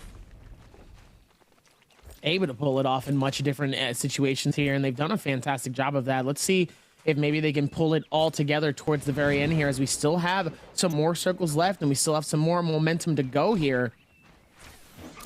Let's see if they're going to find their opportunity to do just that within these games. As QGG and the rest of KLA has been playing such a phenomenal game. Absolutely phenomenal. I think KLA has been the biggest surprise to the Trios games thus far. I know you guys have been cheering them on, but for myself, I really was keeping my eye out on EWG. I think EWG has been absolutely, like, really coming through with some surprises. And to see WBG, that was really far down, end up, look at this, 3rd place. You remember when I told you that they were going to be in 3rd place? You was like, nah, they're going to be in 4th or 5th. Oh no, I said overall standings. I wasn't talking about leaderboard for today. You saved yourself. You saved yourself. Because I was going to be like, remember when you told me that? Remember that? Nah, okay. I never bet against WBG. You'd be reading the contracts and you'd be looking through the nice thin lines in between the contract word, and I'd be like, it's all about the small print. Find that small print. Meanwhile, the small print from TXJ is not looking good here as GG found him alone by himself. And it looks like they're going to start to push in and keep that pressure right on towards him as he ends up trying to see if maybe he can get the bell and the ulti to come out. But he just gets absolutely snapped by the rest of the team. Oh my goodness. TXJ, run. Do what you can. Leave. Run as much as you can. That was just an absolute bull. That was rude. Y'all ain't had to do that. That was personal. This whole fight. At least he has a lot of walls to be able to scale rush off of. Like, he's using the dagger, he's going to be able to cycle back into another zip bubble. The problem is it's broken almost immediately, as this chase has gone on for so long that we actually have potential 3rd party coming through, because TE's reinforcements have shown up trying to peel, and it's actually going to be GG as well, trying to just push in and take TXJ finally down. KLA in the distance, JJH2 starting to approach this area. TXJ still alive, is about to cycle into another zip bubble, really able to utilize this tower to be able to just scale rush and keep themselves out of sight from GG. They have no idea where the zip is, which side he's going to be on. They're going to hear the heal. Miskia runs right through, but again, the zip bubble is going to be there for TXJ if he feels pressured, and he's still alive, and TE have actually been able to get all 3 of their members, not quite safely, back into the mix, but definitely into the match, into the lobby, as TXJ still on that blue armor, swaps towards the musket to try to chunk through the shielding of GG and just deter them from pushing onto the members of TE in the hopes that a 3rd party is going to come through, as TXJ again is that target focus. Will be able to drop another of the F abilities to keep themselves in play, but he's done his job. He has distracted GG long enough for that 3rd party that T was hoping for to come through. The problem is JL turns onto TE, and TXJ is actually forced to use that zip ultimate to keep themselves safe from the attention that comes down onto the zip. A lot of range process now, pushing after them. AS going to be lost to Yang depletion as well, and TE's TXJ is going to go down mid-rotation. Oh, TE, the means of survivability at the moment starting to dwindle. LYD having to use the F on the Temi to be able to push himself into these tree trunks and branches so that he can keep himself out of harm's way from the follow-through. Now backtracks towards trying to find the revive onto TXJ. That zone tick, a little bit more manageable. Not quite as damaging as when we collapsed from zone 6 into zone 7, but still chunking through the health at a reasonable rate. And he's only going to have 4 Vitalias, base Vitalias too, not blue Vitalias either, so he has to get outside of this zone as quickly as possible. The problem is that there are so many teams waiting to track down this player who's been stuck outside of the zone, taking that chunk of tick damage. As AOW now are pressuring onto T, who are caught in the middle. They can't go to the left, they walk straight into AOW. They can't go to the right, they walk into KLA. And the rotation again catches TE and punishes them. They lose another player, and they might lose the entire trio. Absolutely insane coming through as TE, just trying to see if maybe they can pick up their teammate, but these cannon shots coming through the window is not making it easy for them though. As TXJ is going to come out from the bottom, though, and is going to start some issues, though, all the way towards this. As Triple V is going to try to also come through as well. And a nice separation just to get away from all of the madness that's happening throughout all of this. Probably the best thing for them as KLA is in the middle of a fight with AOW. AOW trying to cause some issues. 10 eliminations down, though. 7 from Bauda coming in. And it looks like Bauda has successfully made themselves inside of the qualification as well. And J-Team is out. Alliance scrambling down very low just to see if maybe they can come through with qualification. Let's see if they can do it. Still a whole lot happening, though, throughout a lot of these fights. Just trying to scramble it together. They've done a fantastic job thus far, but let's see if maybe they can hold it together here. Speaking of holding it together, it is just VVV holding anything together for TE at the moment. The only player left. They've lost TXJ, they've lost LYD. VVV just not getting that opportunity of safety he's looking for to be able to fully heal up. So much range poke coming through from all of these other teams around him. VVV at least is on the Takeda. He's going to have a longsword too, purple in its tier, to be able to try to follow through on a ultimate if he's able to cycle through into it. Now he just have to play unnoticed. He's still on that blue armor. I don't think he even has the shields. It's either that or he doesn't want to use the shield pot because it's going to give the sound cue. Oh wait, no, he's entirely out of shield potions. He only has Vitalia. And as a result, we're going to see that he just does not survive being spotted out. AOW are able to track him down. The bow shot from Ping Tao is going to be able to confirm the kill. And TE go out of the lobby. Not a great position for them in terms of either kills or survivability. KLA now are really in prime position to be able to move forward. So too are GG. Both of these teams incredibly close together in terms of kills that they've been able to post up on the board. Definitely not ahead though, as AOW coming in already at 12, as well as Bauda sitting on 7. But for KLA and GG, the two teams really in contest for that first place finish of the MVP. You can see the percentage there. KLA have a 68.2% chance of walking away with a first place, another bi-weekly win for this team. The first time that they're ever showing up in NBPL for 2023. And if they can find another win over TE, well, that's a statement and a half, as AOW's Ping Tao is not going to go down by half at the moment. Zip ultimate keeps him healed up entirely, as it's going to be Bauda's line TT. Coming with the Yoda ultimate, the stagger onto Ping Tao connects the first slash, allowing the follow through. And Bauda are able to confirm the kill. It's not going to be poached away. Starting to move forwards and pressure AOW, who are still sitting at that 12. KLA a little bit further away from the action, out towards the open, hoping that if another team tries to turn onto them, they have to go through that middle cross section, and that they're going to open themselves up, allowing KLA to continue to apply that little bit of pressure, all the while unnoticed by all of these other teams in the area, as everyone who was vulnerable has very much now been picked off. All of these other teams just trying to continue to apply pressure around the teams flanking them. GG decide that the timer is now trying to move off of Miski's Takeda ultimate. Not able to find the initiation that they want to. A parry actually saves AOW, as GG now continue to apply pressure onto Wukong, forcing him outside into that zone tick with the longsword connections and the Takeda ultimate too.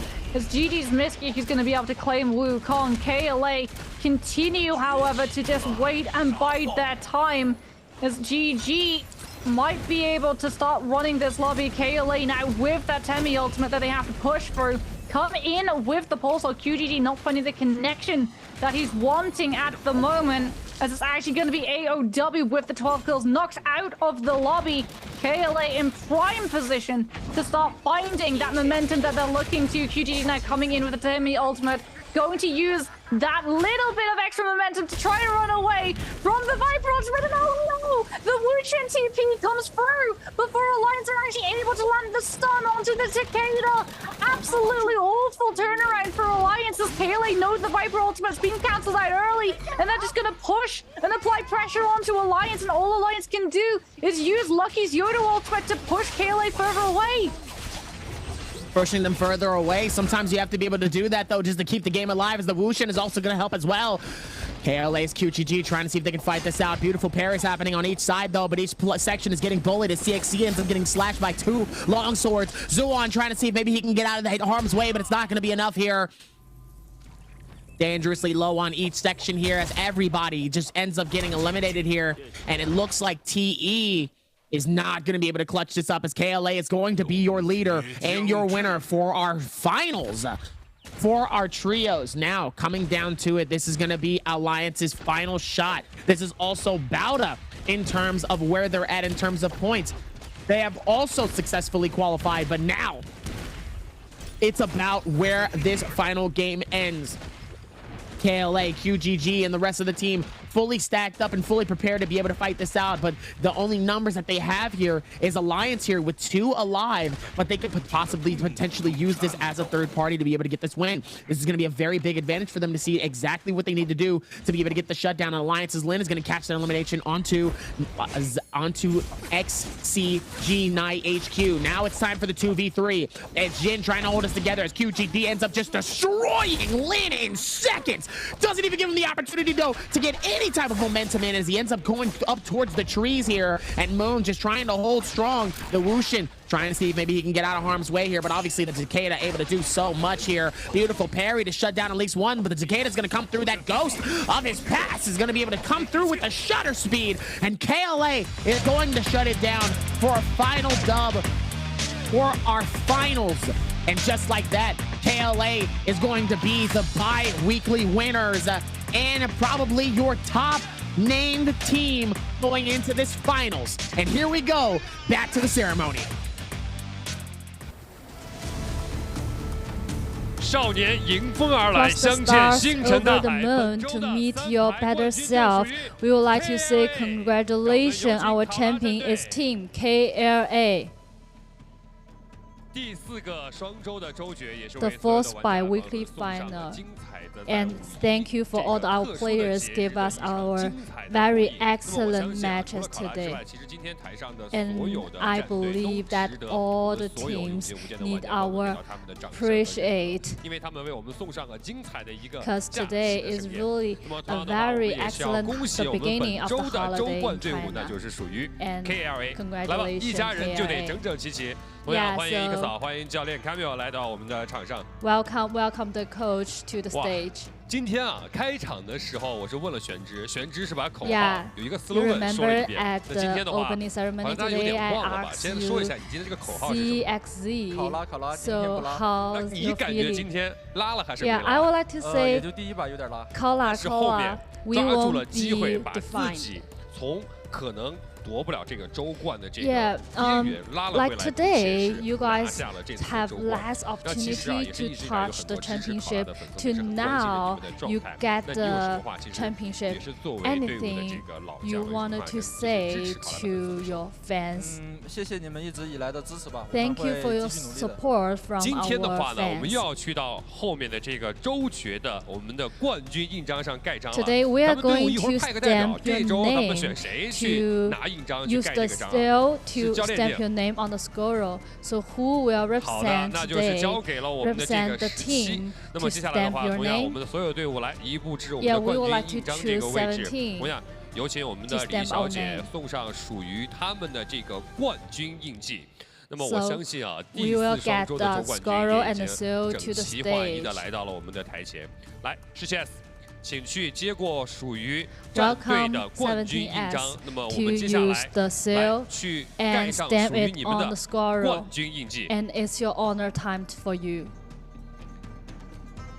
好的，那么在我们归还完了冠军印章之后，来，我们所有 Okay. 人把我们 Okay, 的 thank 战 you 队的这个 everyone. 标志啊，帅 We 气的标 can 志要露出来， show 然后 the 所有人一起看一下前 symbol 方， of 让我们 the 用镜头 team 记 and 录 let's 下 take 这 the 本 photo 周的 together. 冠军时刻。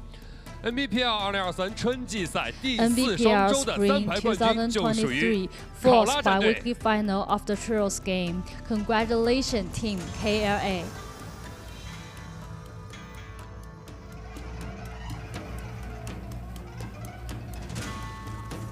我们在见证完了这个荣耀时刻之后的话，其实刚才教练啊也是特意点名了我们这个 Thank you for the 那 honor 问一下 time. 17S 吧。其 And 实 I 啊， know 上一次我 Coach 也是采 just 访过你， point 你也 out 是 the 谈到加入 17S. 这个俱乐部 So 之 I 后 would 自 like 己 to 收 know 获满满， 17S. 并且认识了这 Last 一群好 time 兄 when 弟， we like talked 拿下了 together, 这次 you 的 told me 常 that 规 you 赛 joined 收 to 官之 the 战的这个周决之后， KLA. 现在 And 心情 how's 怎么 your 样？有什么话 feeling? 想对 So 支 I 持 would like 你 to 们的 know. 粉丝 So 们讲？ for long times, like you 感觉 guys 最近的 have 状 the 态非常的 adjusted 好，我感觉 period. So 这个 how's 冠 your 军我们 feeling 今 right 天 now?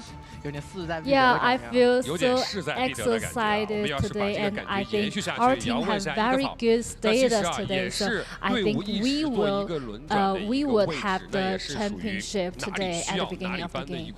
非常棒的一个自己的这张牌。 And I would like to know why KC. It seems like you are your team is very important player in your team.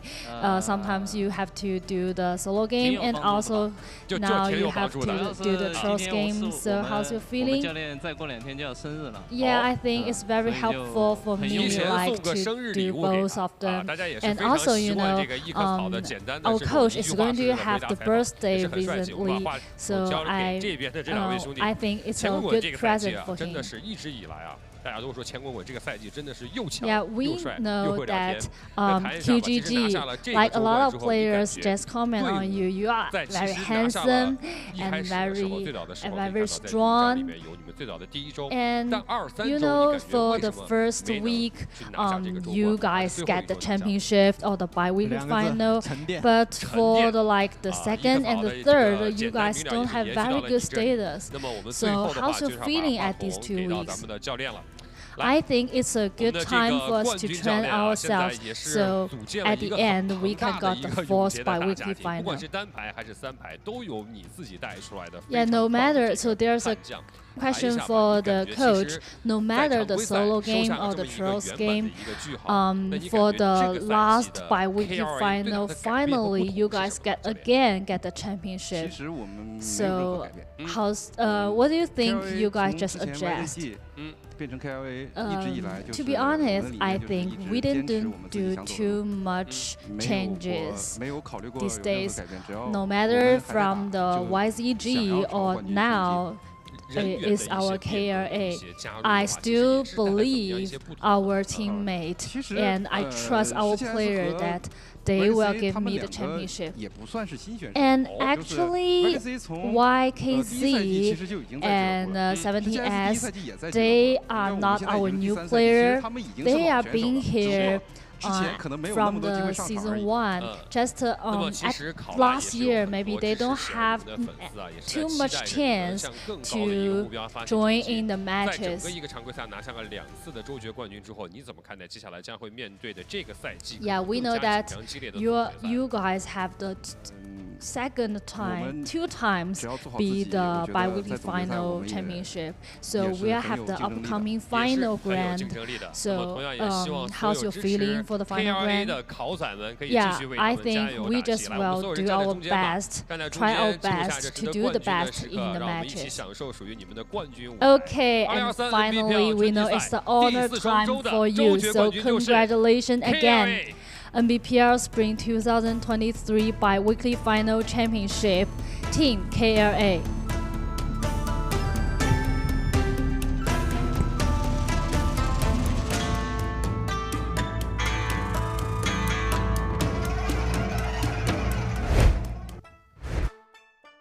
Man, what an ending. KLA comes through, ends up shutting down the house. We still have our full standings to see who actually did make it, but about a fought to the very end. I gotta give it to them. They tried. Now let's hope that maybe they did enough. I don't know. Maybe they didn't. But for a team like AOW who fell from grace, kind of surprising. Started off pretty strong and then just teeter-tottered all the way down. Even when they had that one game where they had the 10 eliminations, still just didn't do enough. Very surprising to see that. Now, as for TE and KLA, that was just a neck-and-neck fight between those two. They wanted to see who was going to take the top spot, and like you said before, aggression was going to be their best friend. For KLA, they heard you. They understood the assignment. They knew what to do. They came through and they said, you want aggression? We'll show you aggression. And they played with their aggression, but they played it smart. They saw the advantages. They knew the advantages that they needed. And just like that, was able to take it all the way to the very end and shut it down for an impeccable ending that I think everybody would have asked for an ending as well as this one. Yeah, it's so fitting that KLA come through in the first week bi-weekly final and put up an MVP, and then in the last bi-weekly finals for Trios, they're the team that walked away with an MVP, quite literally bookending The victorious. bi-weekly finals for sure. It's like you said, an absolute perfect ending to be able to close off this chapter of the NBPL Pro League, because moving forward, like you said, it wasn't just about who would walk away with the MVP wins. It was about the leaderboard overall. And I mean, like you, I'm hoping that BIWEEK were able to do enough. Their performance today was really good to see, like, they didn't lose sight of that goal. They continued chasing after. They played that aggression. They played for those kills. They played that absolute hard side we saw in the DT. How much it meant to them just to be able to make it into the bi-weeklies today, because they understood they got that little bit of extra chance at being able to make it straight off into playoffs. And for some of these teams, well, the chance to make it into playoffs was bigger than others. TE, I'm guessing, have already just entirely locked up their position. So too have the likes of KLA. J-Team, I think, have done more than enough to be able to pull it off, given WBG was a big surprise. Yeah, WBG was definitely a big surprise. This isn't overall standings from all of the bi-weekly finals taken into account. This is the standings of this internal day of the bi-weekly finals. So KLA coming in with that number, or rather, this is actually the standings of game number 6, not the bi-weekly finals of the day as a whole. KLA coming in with that first place finish. BIWEEK, a second place finish for them as well. 10 kills to come through. Really good survivability as well. AOW doing decently in that game as well, coming with 12 kills, but not able to find the survivability. So unfortunately, their kill multiplier not allowing themselves to be able to squeeze between KLA and BIWEEK and pick up a second place finish. Very strong coming in as well.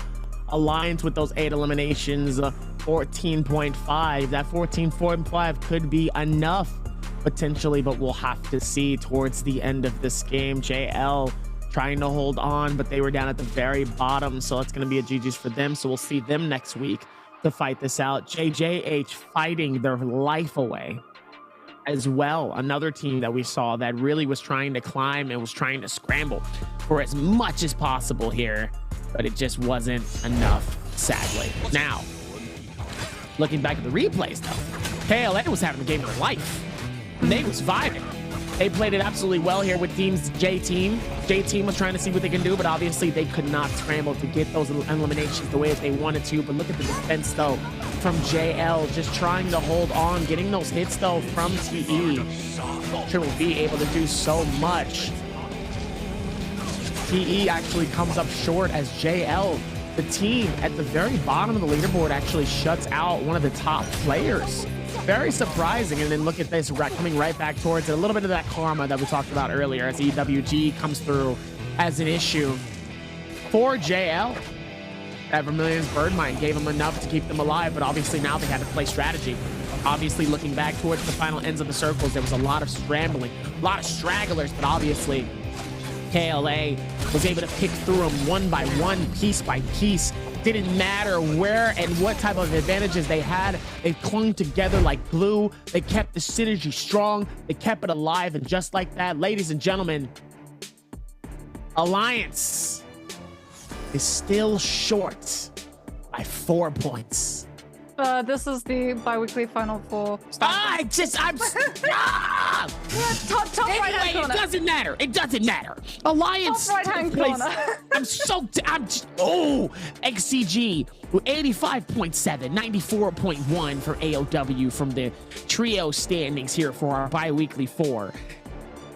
And sadly, JL ending it with a 52, a very strong, very sad ending for them. They've been doing so well, but it doesn't matter though when it comes to, I mean, KLA with 20s on the board.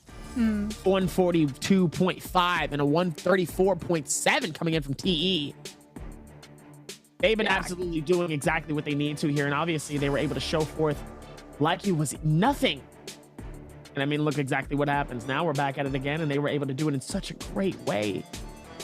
Yeah, but the most important number on the screen at the moment, now that we've crowned KLA victorious of this last bi-weekly final, is the ranking points. That's what's going to impact the leaderboard we're surely about to see. As there it is, KLA confirmed a second MVP win for them, a second win of a bi-weekly finals day at trios for this team that is looking absolutely unstoppable. It's also really hard to like pin down the most successful composition, right? We're talking about the likes of TE really being able to flourish with things like that Takeda. We've got GG coming in with the Yodo hit and run style, but KLA, it feels across the board, are just very, very skilled at all of these different heroes, and having that flexibility allows them to consistently post up not quite pop-off games. They do have pop-off games when QGG is able to come in with things like that Takeda, but still consistently in all the compositions that they play throughout the day, put together good amount of points on the board. Miskia, however, we cannot take away from how much Miskia was doing today for GG. Currently the second top player in terms of kills put together, doing a very good job of being able to continue to pressure out and really allow GG to climb up in the standings after recovering from a pretty rough start to the beginning of the season. In fact, I'm pretty sure Miskia and LXM, and also just like this synergy coming through from 330, being able to sort of identify that, okay, when we're playing the Monk composition, all of these resources are for me. But when we're playing this other composition, this hit and run composition, all of these resources are for Miskia. Being able to fall into that sort of support role on the Wuchen as opposed to being prime center stage on the Monk composition has allowed GG to be able to adapt and build into a leaderboard where previously they'd been pretty low down, but now should be able to make it into playoffs without having to go through the lower bracket run next week. A whole lot of that coming into it, as obviously it's going to be very good to see how all of that comes through here. But oh my goodness, GG's Miskia being the overall MVP, 249 kills, 886,000 damage overall. That's close to a million. That's close to $1 million damage. I'm gonna be honest with you. Can we ever see that? Can we see $1 million damage from someone? That would be insane to get a shutdown like that for $1 million damage, but we can only settle for 886,000 damage. I'm actually okay with that. This is a Miskia appreciation post coming through from this desk. He is. We're clapping. We're clapping. I don't know about you, but like when I got my drops from watching the streams and I got my champion bubble, the one that I immediately went to was the Miskia love heart. It's so adorable. We stand Miskia on this desk today. Let's go GG. We love the support, even with Team GG. Like I said, they've been doing such a fantastic job throughout a lot of these games here, and they really have been able to give the advantages where the advantages are due. And I think GG was one of those great teams where they were able to have that opportunity, seize the moment. Like you said, that aggression, very, very important. But for Team GG, they were able to take that and put it to where they were questionable. It was no question at all once that happened.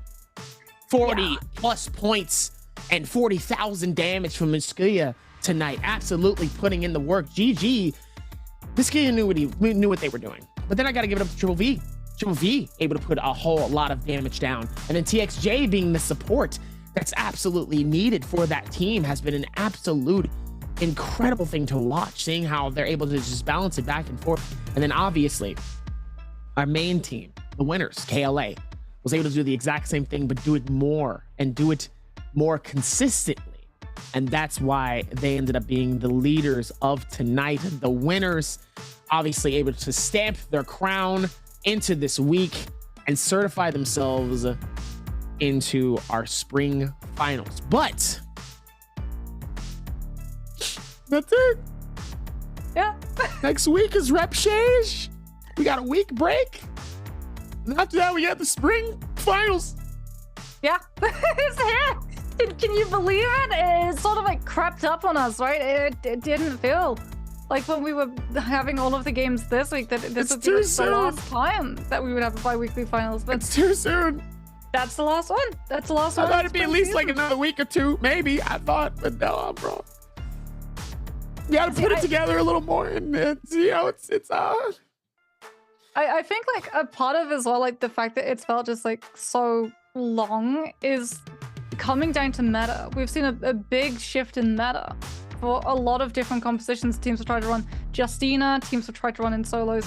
Valda, I really hope you got to see that, Davi. Valda got an MVP in solos.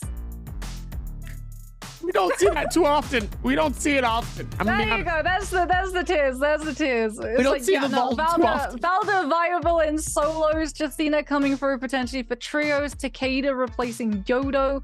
We saw the rise and now apparent subsequent fall of the Pacific Rim composition as all of these teams just immediately backtrack towards traditional Transformer compositions, which just seem to have better all-around value with all-around less risk as well to come through. So it makes sense that the teams would gravitate towards that composition, since we've seen what happens when you have that insane amount of risk, not just your team that you open yourself up for, and to go up against the team that you're currently fighting. All of the teams in the surrounding area are like, oh, you've used your mech? Okay, well, cool, time for us to come play and make sure that your monk does not get that safe avenue of being able to build up into another ultimate too. So like, it's been a while. It's been a weird, wacky journey of NARAKA, and that journey is going to continue for some of these teams, but for some of them, well, if they want that road to continue, they've got to go through next week, and ooh, I do not envy them that.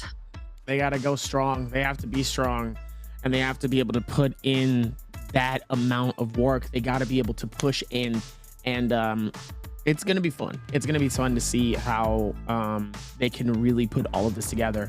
A lot of these teams have done a fantastic job. They've really been able to see where some of their things are. We've been all amazed to see how these teams have been able to notice their disadvantages and actually work towards where to be in these situations. Now, obviously, it's been an absolute whirlwind with some of our games. Like I said, we appreciate everybody who has really come through and has watched and has showed love. It's been very appreciative to everybody. But now is the season standings. Finally, we can talk about the season standings here. And I'm not. This is it. This is the leaderboard here, ladies and gentlemen. And currently, with all of that, it's not going to be enough here as AOW survives another day. But JL survives. Very bottom of the leaderboard for this week, but was able to hold on overall to where they don't have to go for it. But we're going to be seeing teams like JJH, OUG, Alliance, WBG, and GS fighting it out.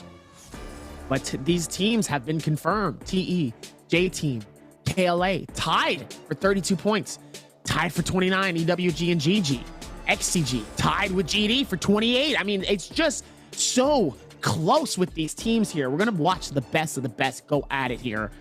Overall standings for our season's final. I hope you guys are ready. The spring final is going to be an absolute treat. I'm excited for all of which to come. It is going to be an absolute vibe, and it's going to be incredible to see what's been going on. I even heard WBG Spider yesterday clutched up for another solo. That man has been feeling free MVP wins for the Spider and the Soul. It's free. It's literally free. It's pretty real estate that he's just playing in everyone's minds, I think, in the solos meta at the moment. He definitely doesn't have to go through that lower bracket. And I think, like, for some of these teams, I'm so excited to see, like, what not having to play NARAKA for, like, a week and having the time to be able to experiment with compositions, especially for the likes of J-Team, is going to do to innovate new compositions to come through and throw some curveballs into the mix. These teams, unfortunately, if they do want to continue in the spring season, they're going to have to go through the gauntlet that we talked about. It feels like a little bit less daunting than last year, because if you remember from last year, like, we used to do 3 games of solos, 3 games of trios. So having those 6 games back to back to back to back was an exhausting and daunting task for these teams. But now that they've had that experience at being able to pull off these long days of NARAKA, I think there's slightly less stress on that difference coming through, right? Because it's no difference at all, but there's obviously that external pressure of if you goof up here, if you're unfortunately not able to continue to consistently put together a good amount of points, you're not gonna be able to make it back onto that stage. You're not going to be able to make it into the finals of our playoffs, and that is not a position that any of these teams want to fight themselves into. Don't goof up. Don't do it. No, don't do it. You don't need to be goofing up right now. We're getting too close to the end A lot of the madness that's been happening has been a little bit too crazy here. You do not need to be worth that. Looks like we're gonna head back to the host right now for NARAKA. This is the climate pool. Remember, this is when we work out what environments and time zones we're going to be headed into. I've got my fingers crossed that we're finally going to get to see a Starry Night Holoroth. It is yet to pop up. I know it's in the mix because whenever they don't pull it, they pull it out just at the end to play. No, it is here. It is here. We just haven't been able to actually show it off just yet. So which one are you wanting to see? Starry Night Holoroth. Ooh, that actually sounds pretty. I know, right?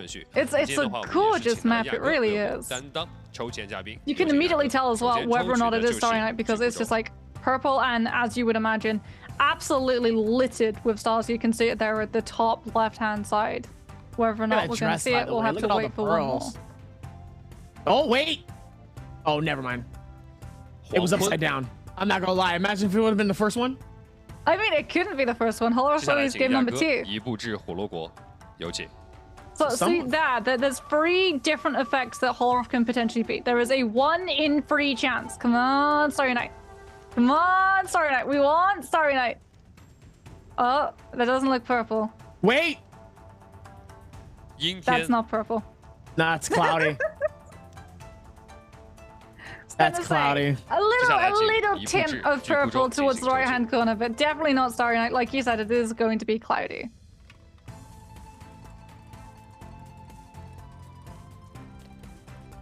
It's really fun too, because like this actually has significant impact in terms of the compositions that we see. Like we've seen from J-Team, they do pioneer these strategies to be able to play off of high-octane aggressive compositions relying on their ultimates when it's night maps or dusk maps. And it's not going to be a dusk map or a night map just yet from Mars, so we're most likely not going to be able to see that early Takeda coming through from some of these teams. This is going to be that back-to-back pick of Morrisal, so we're still going to be waiting to see whether or not Starry Night comes through from Holoroth. This next one is going to be the night map of Morrisal. That's likely where we're going to see a lot of these teams either try to run that Takeda or try to retreat back to the 2022 version of the Justina composition, where you bought the ultimate as quickly as possible. But here we go, Dabby. Moment of truth. Come on, give me the Starry Night. Is it gonna be Starry Night? We want Starry Night. Let's see Nope. No, that's not Starry Night. That's definitely not Starry Night. That's dusk. You want Starry Night so bad. I do. And we ended up getting dusk, which is the morning. I mean, technically, the stars do never turn off. It's just we can't see them at that particular time of day because of how bright the sky is. So technically, it's still a starry map of Holoroth. It's just not night. 同样，按照抽签规则，有请亚哥也是一步至火罗国展示我们为能够抽取的任何的一个天际之光。Yeah, just wait. They're gonna show it. They're gonna be like, see, it is here. We do put it in. It's just we never actually pull it out.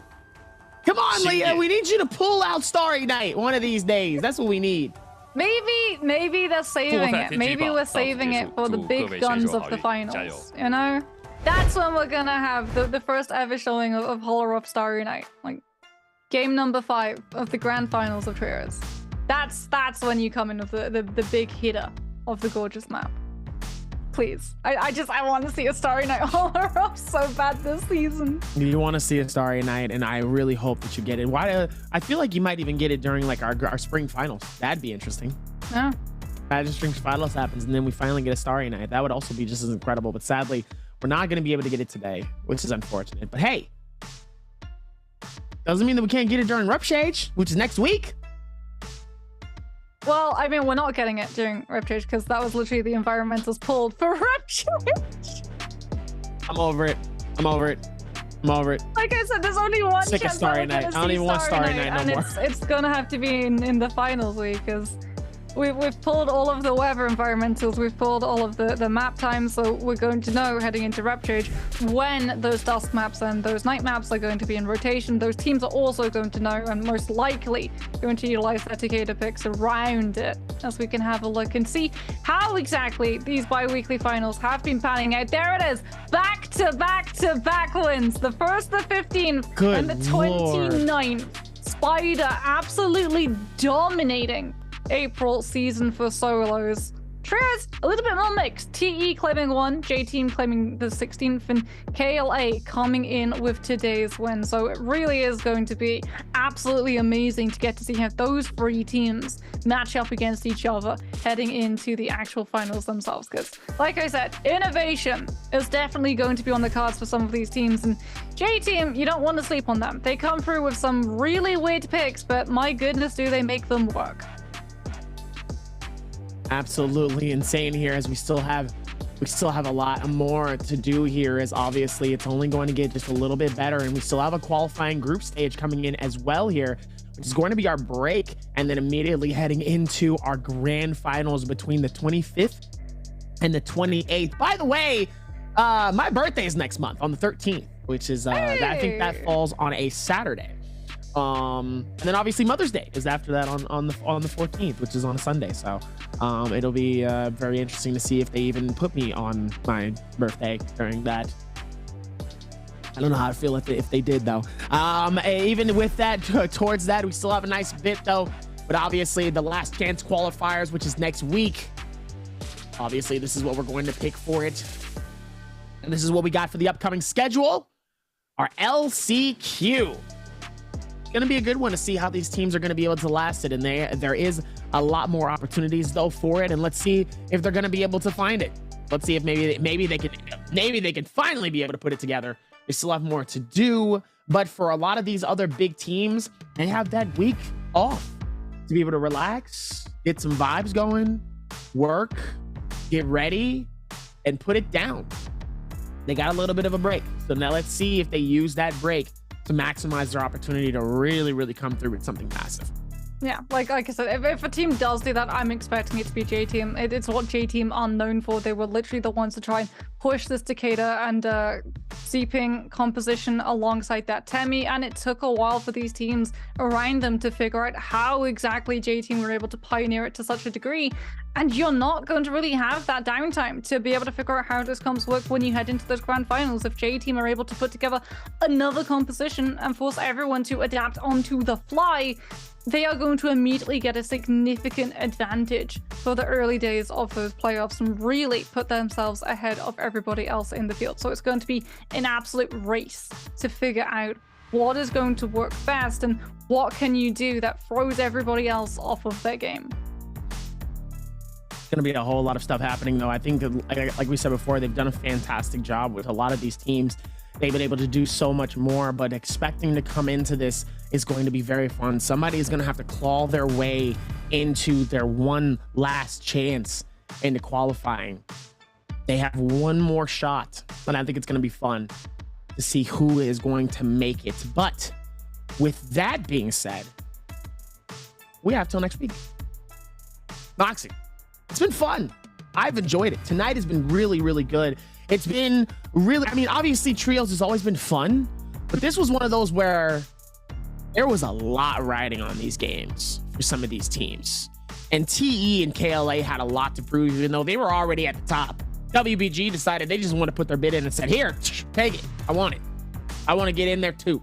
It's very also impressive as well. The same thing with GG. GG decided they also wanted to get in there too, kick the door down like we're in Anchorman. All of a sudden, there's the newscasters here. There's another crew of casters here. There's the History Channel over here. All of a sudden, here's the Canadian channel out of nowhere. Like, what are y'all doing here? What happened? Now everybody wants a piece of the top pie. But just like that, we got to dip out of here. To everybody that's been doing this and everybody that has been watching, thank you guys for the love and support. We appreciate all of you guys. But that is going to do it for me and Moxie. It's gonna be a good time coming into next week. Like I said, next week is the last chance qualifiers, and then after that we're gonna be heading into our spring finals. next month. But thank you guys for being here. Thank you guys for showing love, and we'll see you guys next week.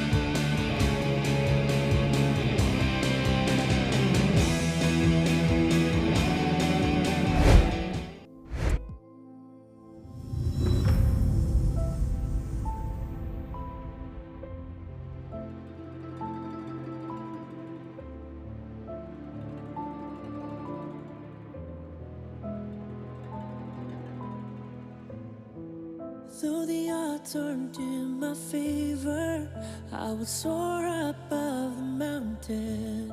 I won't give in nor surrender. I'm the phoenix in my head. All the scars beneath my armor, I will wear them like an honor. They remind me to be stronger.